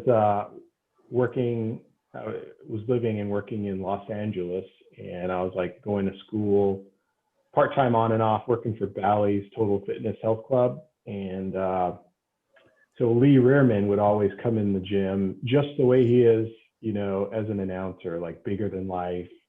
Everybody loved him. And I asked him one day, I was dating a girl who was like, did some commercials and things. I was always fascinated. So she's like, oh, you should ask him one day how he got into it, right? So I did. Took me a while. I was very reluctant to ask. And he's like, oh, I used to play football. And they just kind of discovered me, and I started announcing for UCLA, blah, blah, blah. and he was out the door, right? He was running late. I was like, okay, fine. Whatever. That's cool. And then like 2 weeks later, he asked me if I knew how to skate. I was like, oh, I used to play some roller hockey. Yeah, and he just told me, oh, there's a show I'm doing called Rollerjam. Would you be interested in trying out? So he's like, okay, I'll get back to you. I'll see what I can find out. I know they're going to have some upcoming tryouts. So, probably another month goes by and he tells me about the tryout. So I go to Orlando, and my girlfriend and I at the time, we're going to go together and just make a weekend trip of it. And, I take my vacation time to go, and like everything goes wrong on this trip, except, what matters, obviously, it worked out. But we broke up like 2 days before we were supposed to leave. I actually managed to con the airlines into changing the ticket into my mom's name, and I brought her with me to go. But we got there, and my dad was also opposed to it because I was leaving school. And we get there, the car rental company, I fly in the morning of, which was a big mistake, morning of the audition. The car rental company didn't tell me there was a problem with me being under 25. So they wanted all of the cash I had for a deposit, and they weren't even going to rent me the car at all. So finally, after like 2 hours, I get in the car, no GPS. I can't find the place. Like I'm super panicked, driving around, and finally I find Turkey Lake Road, which is where the studio is off of. And I'm not sure I'm there. And I go in, and I see Shawn Atkinson, in the parking lot skating around. And he introduces himself. And I think I came in probably 10 minutes late, and then I run into Tim Washington. And that's when Tim, he's like, here, hurry up, change your wheels out. The track is super slippery. I had outdoor wheels, totally not prepared. And, we did the tryouts, and went back home, and I didn't hear anything for I don't know, it had to be a couple months. And then, but Hawk was always good about, just kind of checking in, if he would hear anything. So they offered for me to come out and train. So I took my vacation time from my job, which ended up extending, because when we did the training, I think it was only supposed to last maybe 3 weeks, but it ended up being 6 or 8 before they actually handed out a list of who made the team. So training was super intense. All the guys, Jenny have been speed skating, so it was pretty crazy. I barely made it. I almost missed the whole damn audition, but miracle it worked out. But Hawk and Tim really looked out for me. He was grateful for it. That's awesome. Ladies, have you actually heard that story about Shawn and him almost missing the tryout, or? No. What about you, Jenny? Did you hear that?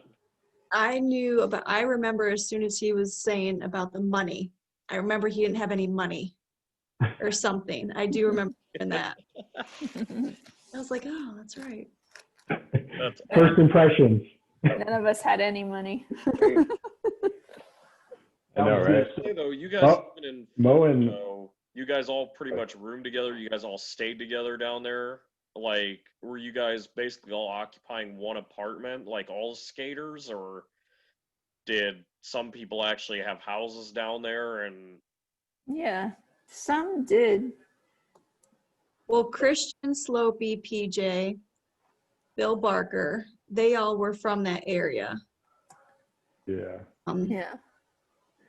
So they all, Brian Krebs, they were all from there. So they stayed with their parents. sometimes. But we all pretty much lived in the same apartment complex at first. And then people started branching off after more money started coming in. Yeah. Like everybody went out and No. bought, remember when everybody went and bought brand cars and then couldn't afford to pay for them? The Mustangs. The They blue bought Quake, cars. the blue Mustangs for the Quake. That was pretty sweet. The blue Mustang. Yeah, guys started out like There are at least 3 or 4 WSL Real of them, World. right? Do what? There were at least 3 or 4 people bought them, right? Not me. There was a Mustang, a brand new truck. Yeah. There was all kind of stuff. I was hitching rides with you to practice when I could. Lots of new accessories. Second season. Elaborate accessories. Additions. People came back with additions and accessories. Okay. Upgrades. We can't go into that. We got to keep our PG-13 rating. Upgrades, not the skates. Well, I think Broadway like opened the floodgates for the R-rated stuff when he went into his little long speech there. That was good stuff. And of course, I get what she's trying to say, and yeah, John, I'll touch base with you, and I think I have a good guess what he's talking about. Jenny's grinning up there. It's the Stephanie McMahon effect. Let the bodies hit the floor. Let the bodies hit the floor. Let the. Oh yeah, Jericho's famous line. Yeah. Yeah. Yeah. And I remember there were like 3 of us staying in a hotel room at one point. I think it was Mo, me, and remember a guy, I think it was Mike Pinero. Do you remember him? I don't. Does anybody here remember? He didn't make a team. This was only during training. Yeah. And then, we had different roommates. Everyone lived in that one big apartment complex. Look at those yellow jackets you guys had. I don't know. They made you look like you were working at Jurassic Park. Look like what you guys look like? What's his name? The one that gets eaten by the nerd from Seinfeld. Yeah, the guy who plays Norman. Him. Hey, look. Same jacket. So we always ended at the Waffle House or the Ale House.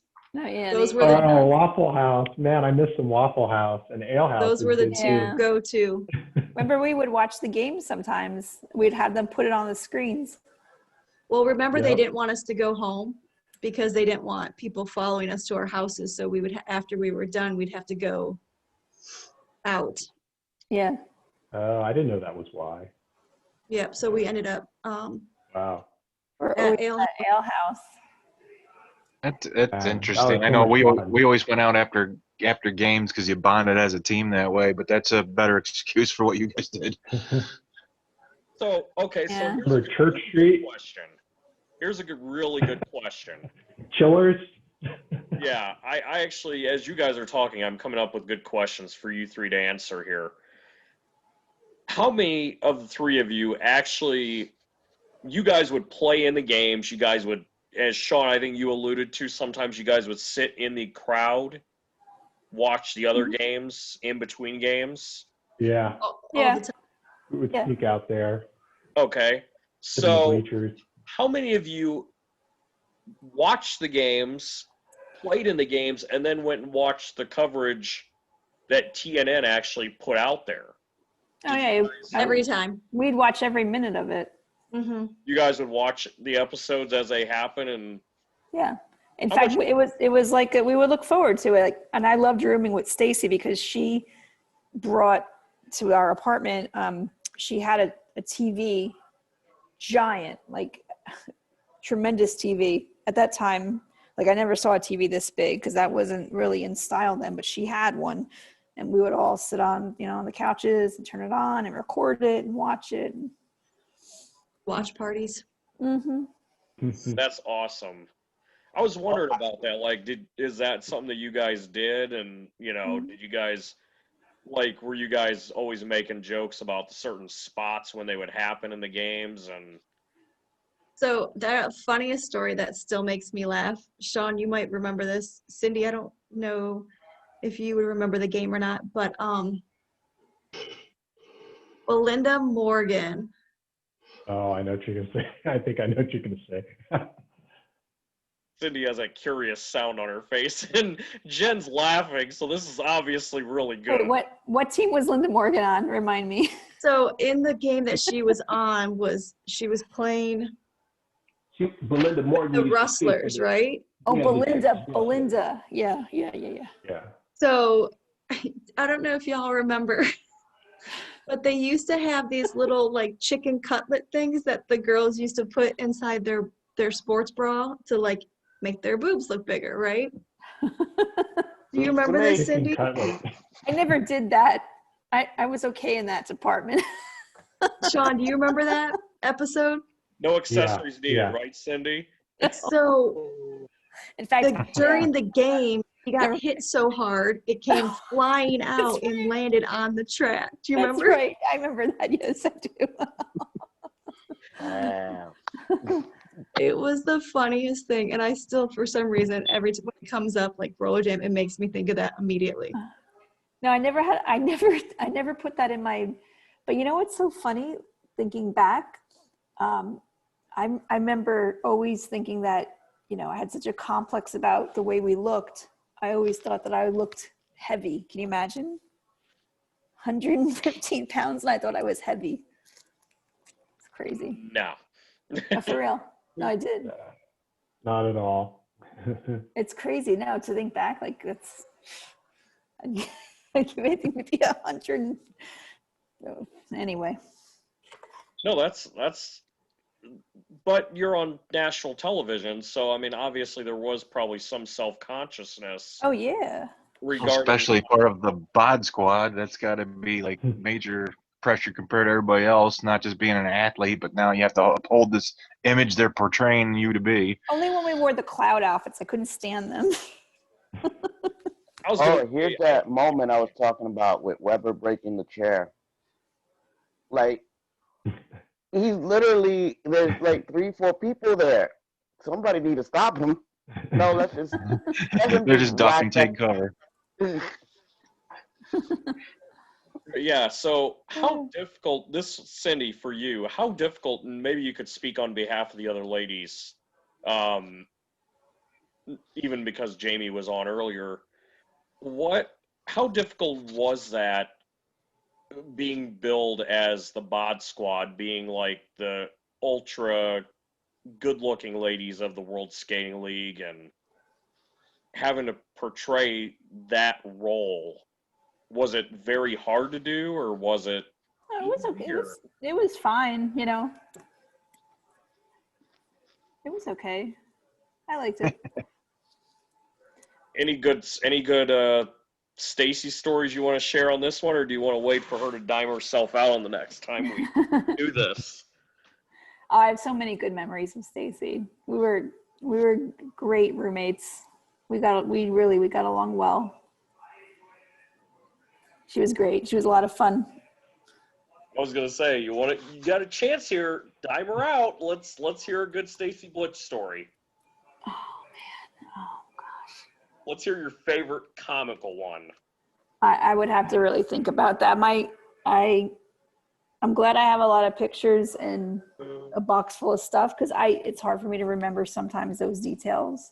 It just is. It's okay. We know, I could break out enough pictures to keep you guys happy for about 10 years, I think. I've got so many. I mean, I didn't even go into that box. It's long, tucked away. I'm waiting for Laura to bring out her box next time. I'm wanting to see. Yeah. I have the video. I have the video of the Jay Leno appearance. somewhere. That needs to be uploaded either to That would be cool. or Yeah, I haven't watched that in a Oh, really long time. I haven't really looked at this stuff literally in 20 years. It's been in. I have some good photos too, but they're back home in LA. I hope they're in good shape when I pull them out of storage. Yeah. Anything you guys want to share is cool. It's cool to see that and cool to see the behind the scenes stuff. And I just do any of you three still have your uniforms from there? No.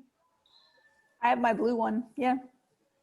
I pulled one out, but it actually turned out to be the ladies' version. I was like super bummed about that. You have it? Back home in LA.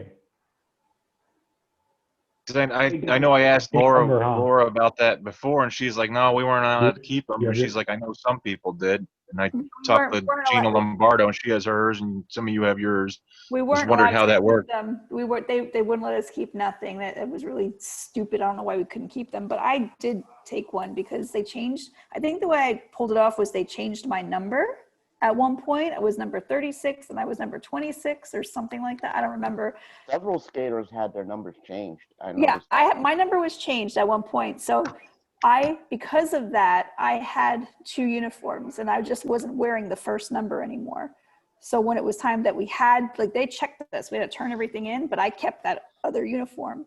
So that's why I have it. I remember they told us we couldn't have our last check until we turned our uniform in. So that's why. Yeah. Wow. Yeah, you're right. That's exactly right. But I had the second uniform because of that number change, and I just kept it. If I would have known the show wasn't coming back, I would have taken it. No. I always wanted that hot dice outfit. Because they probably just destroyed them. You know what I mean? Why not let us keep them? That was pretty shitty, actually. Not for nothing. I was gonna say. Listen, there's no way I was fitting in my uniform. What makes you wonder where they went, where they are? Are they sitting in some guy's locker somewhere? Some producer probably gave them to their kids or some stupid thing. Who knows? That's the Jason David Frank syndrome. Who played Tommy the White Ranger and the Green Ranger. He was notorious when he was on Power Rangers for stealing props. He would take everything, helmets, you name it, he took. Whatever was not bolted down, he took it. So I guess. Yeah, that's right. We had helmets. They probably took our helmets too, right? Yeah, the only thing I have is my skates. Yeah. Which is odd because didn't you guys have customized helmets towards the end of the Yeah, sport? I think so. My helmets were always too big. You have a small head then, I assume? Because, yeah, that's who was Hold on, I'll be right back. playing. Yeah, that's not Stacy. I can't. It's hard to see. I don't think that's Stacy's sister. It doesn't look like Bridget. I think that's. Well, that's why we need Stacy on to confirm all this. Everybody agree on that one? Who all wants to do this again soon? In a month and a half, 2 months? I would. Whenever you can do it, brother. Do this again. I'm ready for it. We need to decide what day to do this again, where we. There it is. Oh, there it is! Yes. Cindy, can you go put it on and wear it? No. Later for next. Later for the next show. Maybe if I continue on my Nordic track faithfully every night, then maybe 3 months from now I'll be able to put it on. We're not going to wait 3 months. We're going to do this again. Guys, I got a question. We'll do this I'm so again. jealous that you have that. Yeah, I'm sorry you didn't take one. I should have forfeited that check. They were jerks for not letting us keep our stuff. I'm sorry. That was silly. You think Danny would know what happened to all that stuff? Maybe. In fact, you know what? I think when we turned them in, I think I didn't even realize at first that I still had, because this was sitting in my closet. I think my number was 26 and then it changed to 36. Denise Yeah, after the first season, all the Quakes went from I thought you were all in the 30s the first season and then went to the 20s. Something But it might like be the other way around. possibly, but I'm sure other people were able to keep. Because the model, if you guys noticed, he went from 20 and then he went down to 19. I did notice that. And Washington, one thing I always found funny about the Enforcers uniform, the guys mostly. Have you noticed that one uniform, the numbers were really small, but then the numbers got large? Mm-hmm. I think they took that from Shawn, because Shawn, you had the biggest number on your jersey, and they would actually call you out on that. Like the commentators would constantly say that. Oh, Shawn, yeah, I remember him saying Shawn Davidson wears the biggest numbers, and then that's when I noticed that Washington and the model changed theirs. It used to be this small, and then all of a sudden there's a big 19 and on their backs. The crazy thing was when Slopey actually did it, because I'm like, okay, Atkinson and D'Amato, Washington, Shawn, you could say Slopey and Krebs. Yeah, not so much. Well, Slopey is part of the big three. Slopey will forever be part of the big three. McDaniel and Mo. He's part of the big three, whether they want to admit, the writers want to admit that or whatever. He was one that, I mean, you could put before him, you had the Micah brothers, but he was ultimately one of the big threes. Like I like to say, you had the core four. You had the core four because you had Weber, D'Amato, Washington, and Atkinson, and the girls had theirs. They had the core four, and they were part of the big three. Yeah. I was trying to look for that post, Jenny, because I know I took a picture of that. I screenshotted that bot you were talking about. I can't find it now. But hey, when you want to see something, you don't have it. There's Jenny. Her and Cyndi both got up at the same time, and I was like, what'd they do? They just like run off from us? Sorry, pee break. No. See, that's why I did mine at like 7:30, and I'm still going. I've not got up off this couch since I sat down at You're 7:30. gonna piss like a Russian racehorse when this is over. So, Jenny, what's up with the pool? Is it done now or what? I've been following this saga for like. Can I come down there and go swimming? Years. My next character is just going to be Karen. Because how good would that be? I legit had my inner Karen. What are you doing? Hold on. You're not allowed on this couch. Get up. What is that, cat? It's a dog. Oh. The pool is 5 years later. I did not. I definitely. 5? Wow. 5 years. I definitely in touch with my inner Karen. That was tough, but I was not going to let this man leave this mess and all this money I spent, so he probably ended up spending probably close to $15,000 to fix all the repairs. Wow. Man, that's nuts. But you guys spent that, or they covered it? The pool contractor who put the pool in, that's what he did to fix all the damages he left. Wow. Yep. Or I was suing him for the full amount, so I gave him the opportunity to fix it. He wasn't the one who was going to fix it. He was going to have to pay a company qualified. And he was just such a jerk. He told me so many times, like, you're the worst client ever. I'm like, I'm the worst client? Like, it was a mess. It was such a mess. It was more comical than anything, but it's done. I mean, we've been able to swim in it. It's been fine like that. It just, the deck was failing and it was too much of a hazard for people to be walking on it. And stuff like that. So So am I safe to come down there and go swimming now? Pool party, Jenny's house. We gotta invite Leonard. He Here likes those pool parties. I agree. It sounds like Jen's house might be the best equipped for a actual get together with everybody. my house is fun. Although we're about to embark on we're about to redo the bathrooms. So prepare for all those posts. The home renovation is a never-ending project. Oh. Yeah, oh God, don't get me started on that. I redid my whole kitchen last year, the whole thing, the deck, everything. Wow.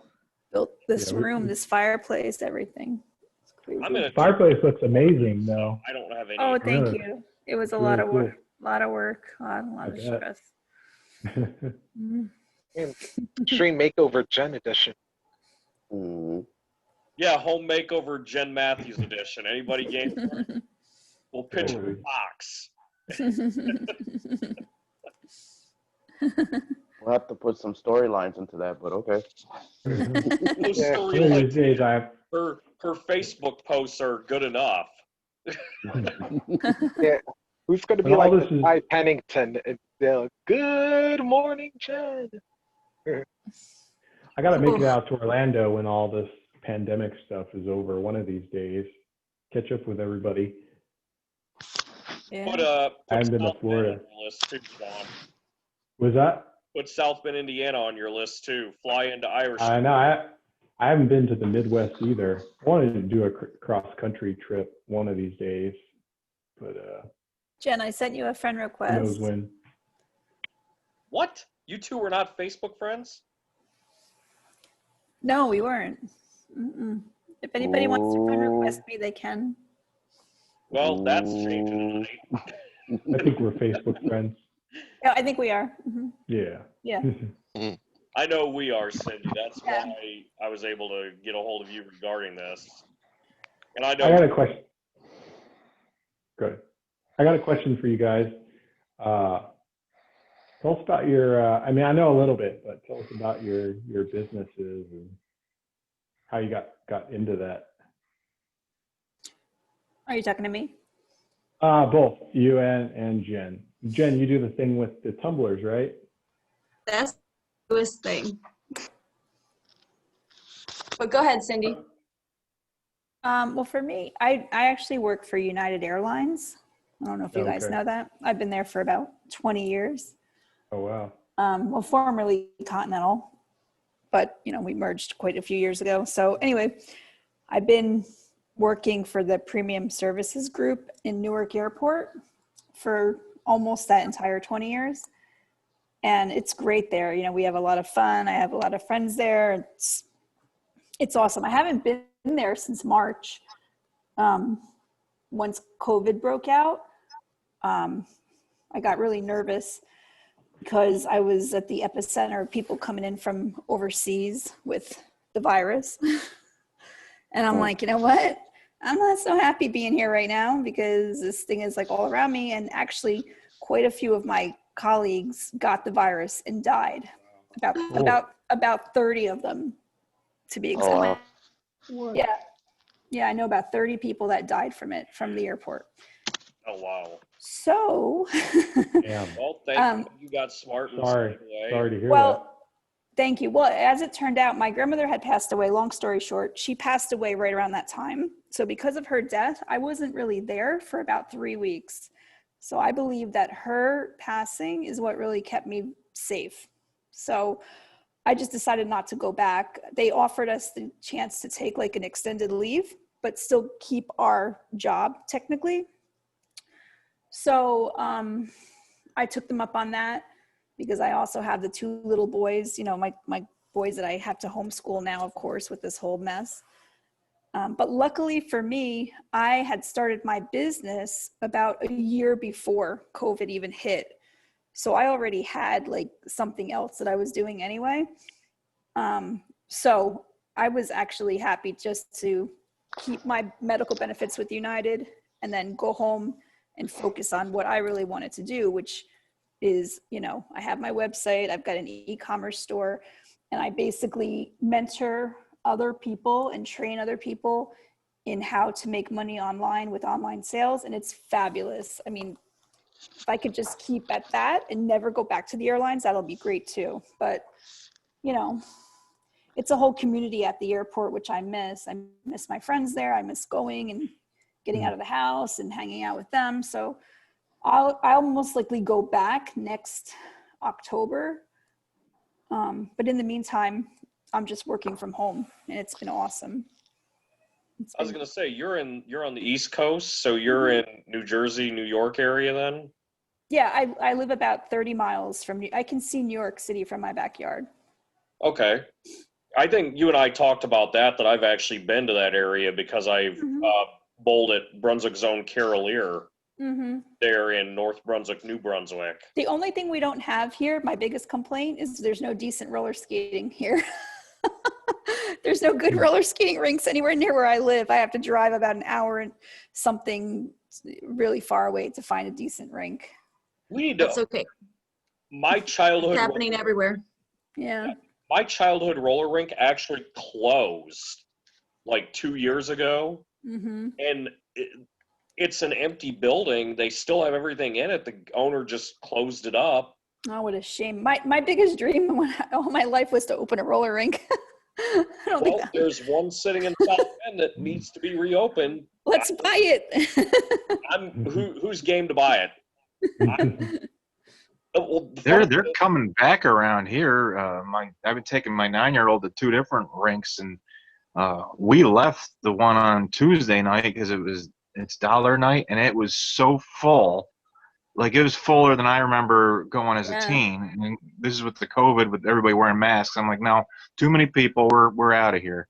But the other rinks out in the middle of nowhere, and even they're saying, hey, we've been busy, and you try to go get bearings or wheels for your skates somewhere. Everybody's sold out. Everybody's saying like people are getting back into it because of COVID. They're home and like want something to actually do again. So that's kind of cool. Yeah, I like our roller rink. The owner was getting older, and he didn't want to keep it open anymore, and that's why they closed. That was the same roller rink that I alluded to earlier, where I got sent to the box, for half the skating session because of my behavior when I was a teenager. But I mean, I don't know what it would take to reopen that roller rink, but if we could get some of the skaters to reopen it, I'll tell Danny to, all we have to do is nail a network television deal down, and we could store the track at the rink. There you go. And do games right out of the rink, and have the show. You never know. Hey, listen, I'll fly out there for it. I work for an airline. I can fly anywhere in the world for free. Let me know where to be. I'll go. Put South Bend, Indiana on your list. Yep, SBN. That's your airport code. Well, the fact that you know it is good. Out of curiosity, this is some background noise. Can't hear you. Where I live at, or have you ever been in like the South Bend, Indiana area at all, or what is the nearest city you've seen to South Bend? Chicago? Yeah, 90 miles away. Yeah, I was just in Chicago last February. We had a huge United convention. This was right before COVID went crazy. We were in a room of about 1,000 United employees, and it was like one of those big rah-rah events where they're like thanking us for, working for the airline, whatever. And I looked around at these 1,000 other people from all over the world, and I said to my girlfriends, isn't there like a virus breaking out on the other side of the world somewhere? Like, maybe we shouldn't be like this right now. And sure enough, 2 weeks later, they canceled that convention.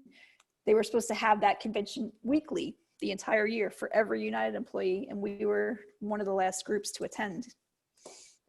Wow. So, and it was weird. It was like, we actually visited the Bean. We did everything. We had a great trip. And I kept saying to my girlfriends out there, I feel like this is like our last hurrah. Like, something is telling me something. I should have sold all my stock that day. Well, the funny thing is, I was in Chicago as well in February on Super Bowl Sunday for Disney on Ice. Oddly enough, the United Center.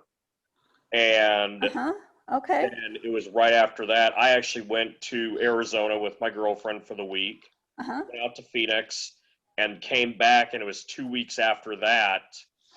I was actually in the middle of bowling a tournament and near Fort Wayne, Indiana, about an hour and a half from here. And like literally, I got back from the tournament that night, and I got told our leagues were shut down. We were done.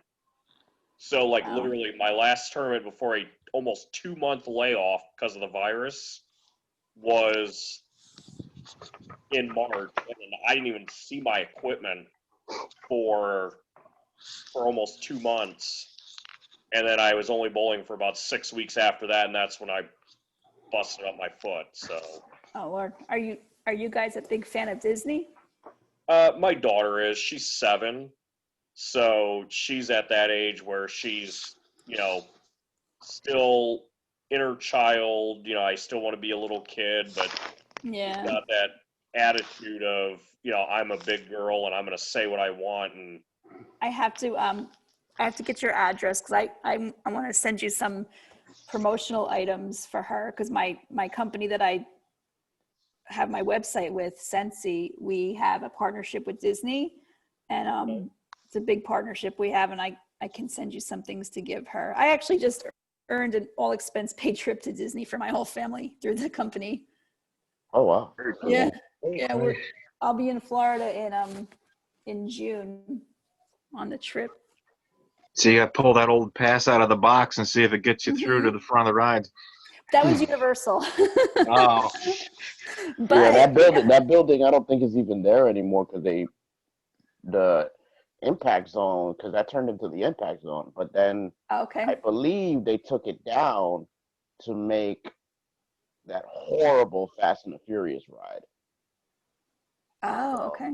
Yeah, because I know they took down 2 studios.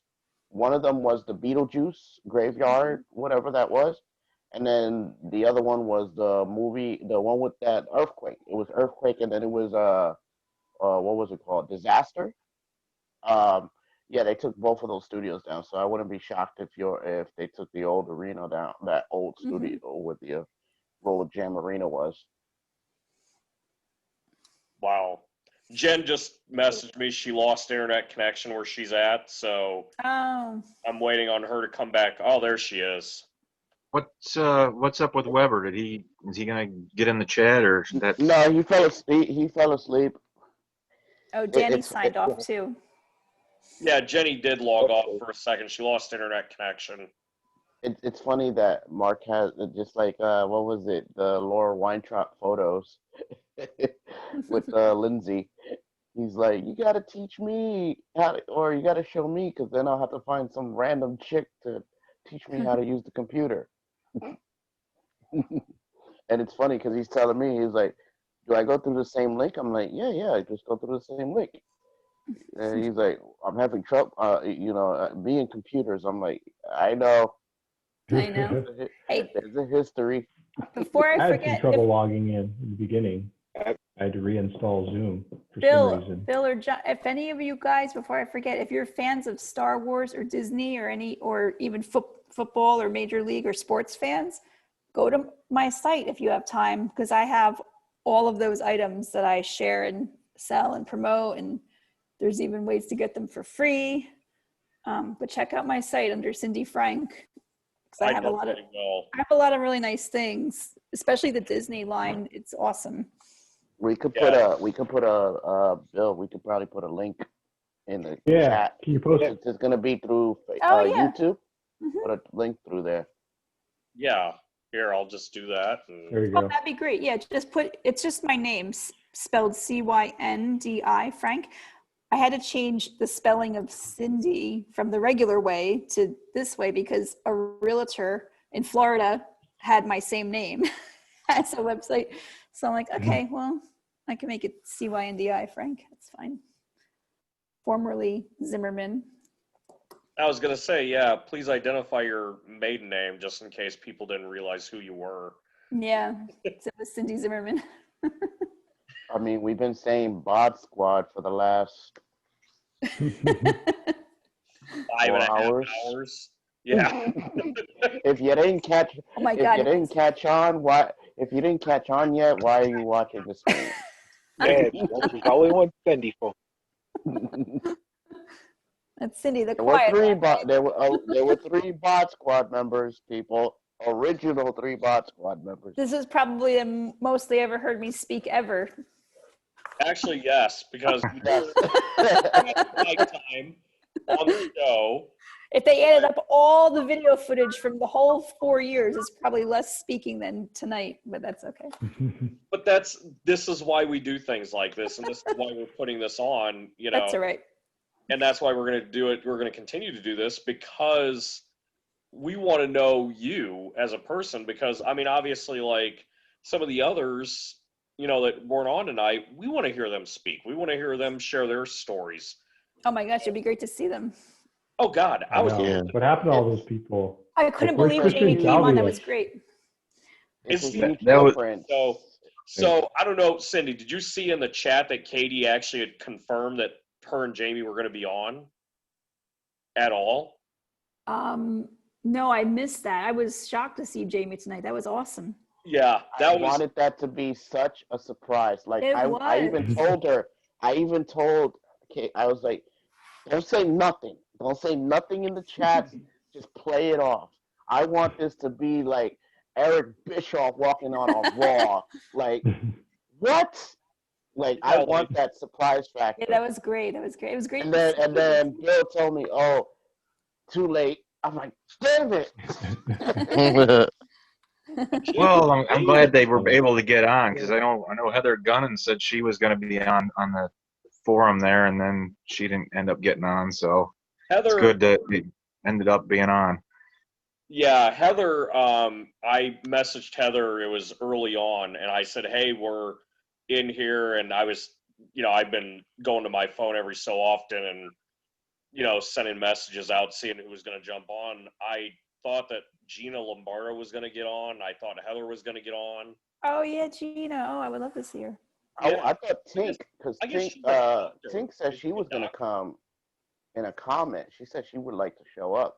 But Yeah, that's why we need to, the next time we do this, we need to plan this like 3 weeks out and really get like Cyndi, have you, Jen, Shawn, really get to the other skaters and say, hey, this was awesome doing this. We need to do this again for the fans and pack Zoom, you know, with. Well, to be fair, Eric Slopey did pop in for a hot second. He was working though. Oh yeah, he's working. So. But he did pop in. Well, that was because of Jen having him on the phone, if I'm right. Yep. We'll give him half a point. We'll give him half a point for that one. Yeah, we'll give Slopey a half point. And you know what, guys? I don't know. It's possible just because it's a Saturday night. Like I happened to be home tonight, so it was fine. And they were watching a movie, so they didn't really care. But maybe next time do it on a Friday night, because maybe you'll get more people. We were going to do that. Me and Bill discussed it. We were going to do it, but we figured that Saturday would be better because, one, maybe people are still working that day. Mm-hmm. You know, because we didn't really know anybody's schedule. Yeah. Yeah, we So- need to open Yeah. it up and say, hey, what day would be best? Yeah, like do a poll or something. Options, Mhm. and let's all vote on the next option together as a group, and then that way we can do this again, and that way we can have a lot more people on. Mm-hmm. I'm okay with any next, like like I said, I'm not working at the Jason airport. really wanted to come. Jason wanted to pop up, but that man hustles like there's no hustle left to get. You know, he works. I think he said 14 hours or something like that. Wow. He The really. the people that got to meet Jason when he first joined Rollerjam and what he was like midway through Rollerjam, if you didn't get to experience that, it's a shame because it's amazing. Do you remember, Shawn?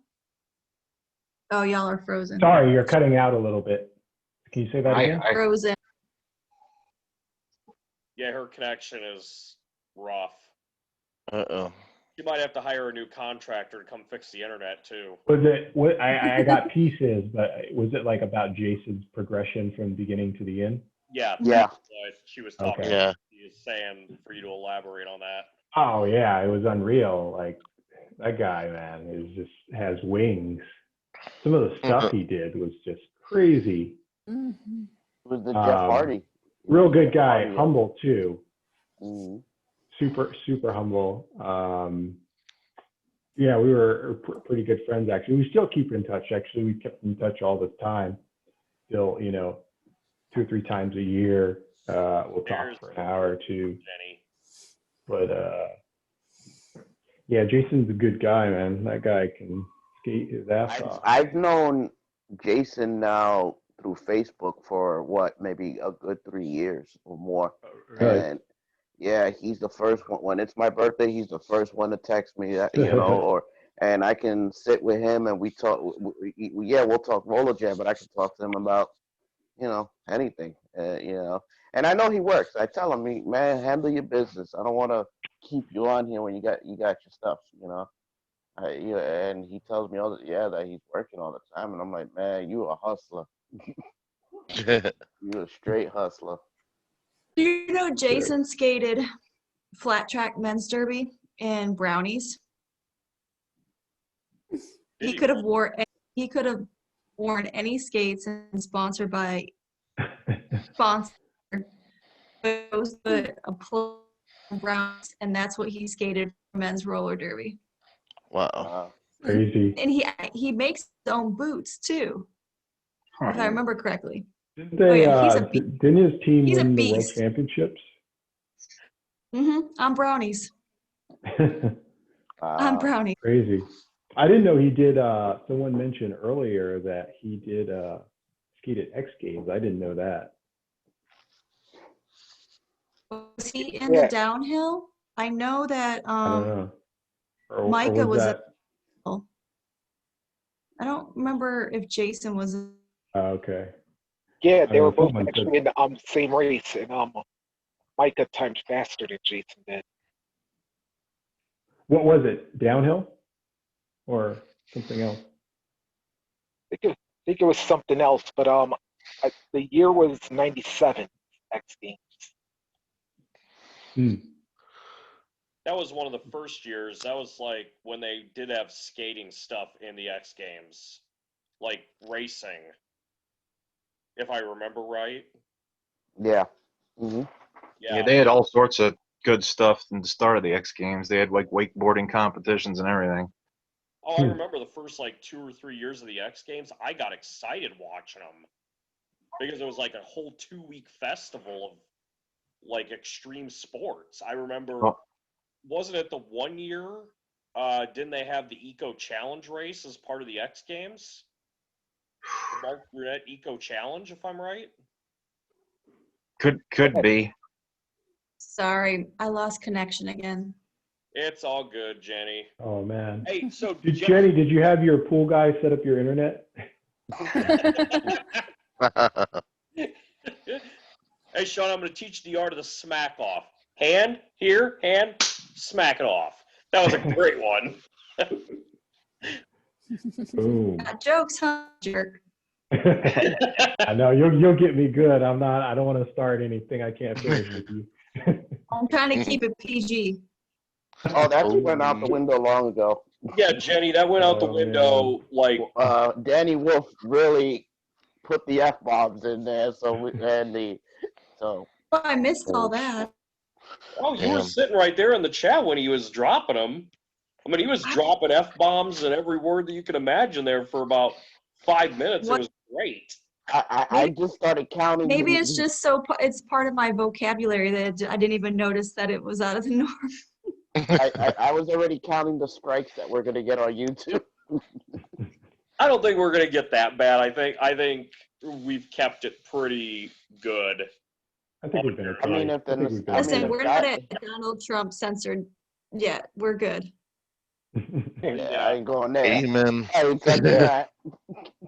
We'll put it to you this way. Started on that. If YouTube wanted to come after anybody, all we got to do is get like one of those Temple Guard uniforms from Legends, put them on Shawn, and they would like scare the hell out of everybody. I got an idea. If we have to go bleep some bad words out, I have an idea of putting Donald Trump's face over the person's face as they say the bad word. Or you could do what they do on what is it? Up, up, down, down. They put the dolphin noise when somebody curses. Does YouTube really censor cursing?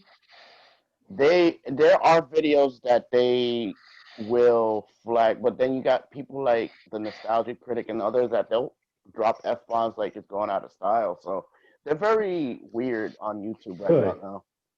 I think we've behaved enough that we're not going to get flagged. Like, put it this way, I'll tell you one thing, Shawn. You know now, like, let's say you collect figures.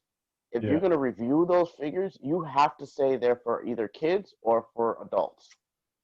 And if they're for adults, you have to put a warning that they're for adults. Yeah. Well, I think in the disclaimer on the YouTube video, I'll put warning some language. Blame Danny. Really? Blame Danny. Thanks, Broadway. We couldn't contain him. I knew he would. If anybody was going to break it, I figured it would be Danny, because when him and I talked on the phone, our one phone conversation was almost 2.5 hours. And I told the boys earlier where I was sitting when him and I had one of our conversations, and they got a big laugh out of it. I'll tell you, Shawn, later. I'm not going to say it in front of the ladies because it's kind of bad where I was. But but him and I were chatting, and he kind of let loose with me on the phone. And I was like, oh, great, this is going to be good. If we did anything like a get-together or I ever got to talk to him in person where I could let loose. And then, of course, him tonight, just kind of let loose on the language when we were talking about that. I curse like a sailor on a normal basis, so. I work in transportation, so anything anybody says in this chat is something that I probably have heard and I probably have said. It's just, from the standpoint of, posting this on the internet for everybody to see, obviously language, needs to be somewhat professional, Jenny said, I'll go with somewhat. Yeah, somewhat. Jenny's sitting here, I see the look on her face like, damn it, I want to start teeing off. I want to say what I want to say. I gotta uphold my good girl image.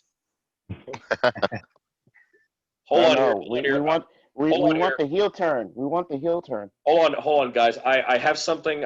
Hold on. I gotta sneeze. Hold on 1 second. Oh shit. Anyway. Corona. Who said Rona? Don't nobody want that. There's the shoulder pads. There's the shoulder pads. Wow. Is that Cyndi there with the shoulder pads? Who was that? That's Amy. That's Amy. That's Craig. Oh, man. You still keep in touch with Amy? Jen? A little bit. A little bit? Not as much. Okay. Not as close. I'm more close with Debbie and Talisa and Denise. See them a lot. Photo bombing was a thing. Nice. I haven't seen. Aw, there's Jenny. Before photo bombing was a thing. See, she was ahead of her time. Jenny, is that modified Jaime Conemac pigtails that you were wearing there? What was it? Oh no, they're braids. They always gave me braids. Oh. I always had a different braid. But I had to have a braid. All American girl image. That's what they wanted you to have. I don't want an all-American girl image. I want a heel turn. Let's go. I would love to see Jenny make a heel turn. If I were You want to read some of the text messages to the pool contractor? I know you got some good one-liners. Heel turn, not condemn us to hell. Careful with twist there, John Boy. Man. Hi, Karen. I mean, Jen. I went as Karen for Halloween this year. Oh, So you went as yourself, you're saying. I'm sorry, but Tom Smith. I have the wig and That's everything. McLovin right there. McLovin. That is McLovin. You put glasses on him? Yes, he's McLovin from Look, Superbad. Oh my God! Please do a side by side of that and put it on the page. Yes, I agree. Tom Smith, he's not in the group, is he? Oh, but we'll get it to him. Slopey will tag him or something. I was literally like watching. I'm like, why does he look like somebody? And then I watched Superbad that same day, and I was like, McLovin. I would have rolled over P and I would have seen. Oh, this is the storyline I was talking about. See, that woman power thing, whatever that thing was called. Oh yeah. Which I don't I remember think that should have been this girl's big babyface turn, but they squandered it. I think saying earlier, if we weren't directly in the storyline, we really didn't know about it. Right. Yeah. Things were pretty hush-hush, right? Yeah. I think that's where I would do things a little bit different too with the skaters. I would let the skaters have more creative control over their presentation of how they can be as people. Because I tried to call that number recently, and they kept asking me for a credit card, and if I was over 21. Uh-oh. I guess that was the wrong pack. So what kind of place were you trying to get a hold of, John? I was trying to get a hold of what they were saying here. You were trying to join the pack? Yeah, but unfortunately it was the wrong pack. That's a frightening thought. Mm-hmm. So Sean, where do you get the nickname Snuffy from? Oh. Shut up, Jen.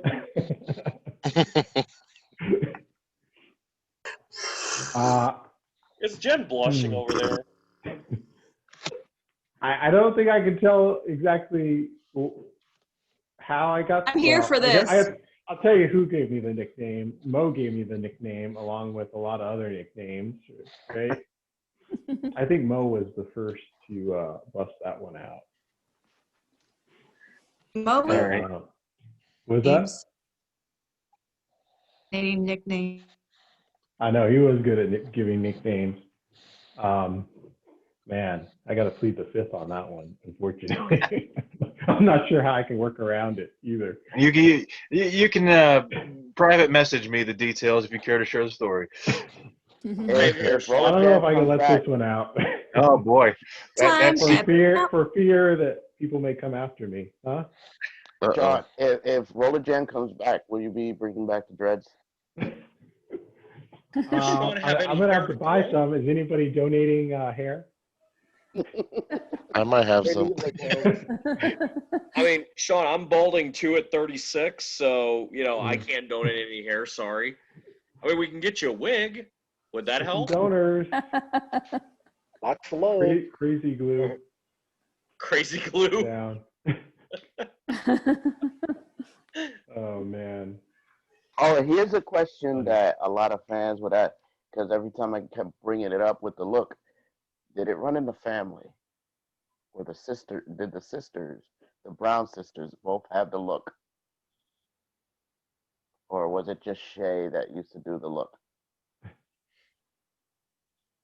That was scary when she would do that. When I saw that side by side, I think that I think it's more Shay had it.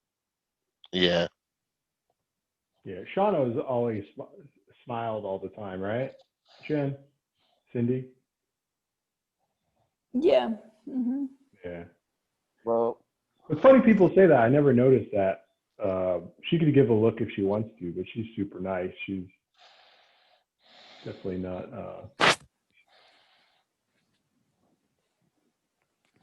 The heel type in real life. You said Shay is not the heel type? In real life. Shay or her sister? neither one. They're both super nice. Mm-hmm. I was gonna say, was that hard for Shay's sister to be on the Enforcers and skate against her own sister and have to storyline, go after her own sister? Or was there kind of, like sibling rivalry where, okay, I'm going to enjoy beating up my sister a little bit on That would be a question that we need to ask the girls on next time we do this. We need to have them both on. That would be one for them. If we get censored, we'll put Yeah, this that'd up. be good question to ask. Oh god. Oh, let's not forget that they did it when Shauna was on the riot too. So That's so funny. That's some Yeah. good stuff right there. She There you was go. on the riot too. That's where she did because I took a screenshot and Shay is like putting up the crying sign to her sister. And she was Yep. like, oh, can I get that? Send that to me? So I sent it to her. Oh, that's savage. I remember that game. That's savage to do that to your own sibling. I mean, but then again, Micah and Sam Martin wanted to kill each other at one time. So, I mean, that was good stuff. That was I crazy. forgot Kenneth Logue had the Batman phone. Anyway, guys, I have to say goodnight. You're taking off, Cyndi? It's way late. Yeah, I Good was gonna night. Thank say, you for joining us. Thank we you have for been at organizing this. This was a for lot of fun. over 6 hours. Yeah. So I Yeah. Get some think sleep. let's just go ahead. I'm gonna Safe to shut her down. Yep, for all the fans out there, thank you very much for this for YouTube. So the YouTube people that got a chance to watch this, thank you very much for viewing. We will be doing this shortly, probably in the next 2 months or so. Once again, we'll have more skaters on, more fans on. You guys are all welcome to be a part of this. And we'll look Maybe forward to we could seeing have you. an actual reunion one day. That would be wonderful. I At know. Jen's house. I'd fly out for it after all this is over. I just stopped. Yeah. Cindy will fly you out for free.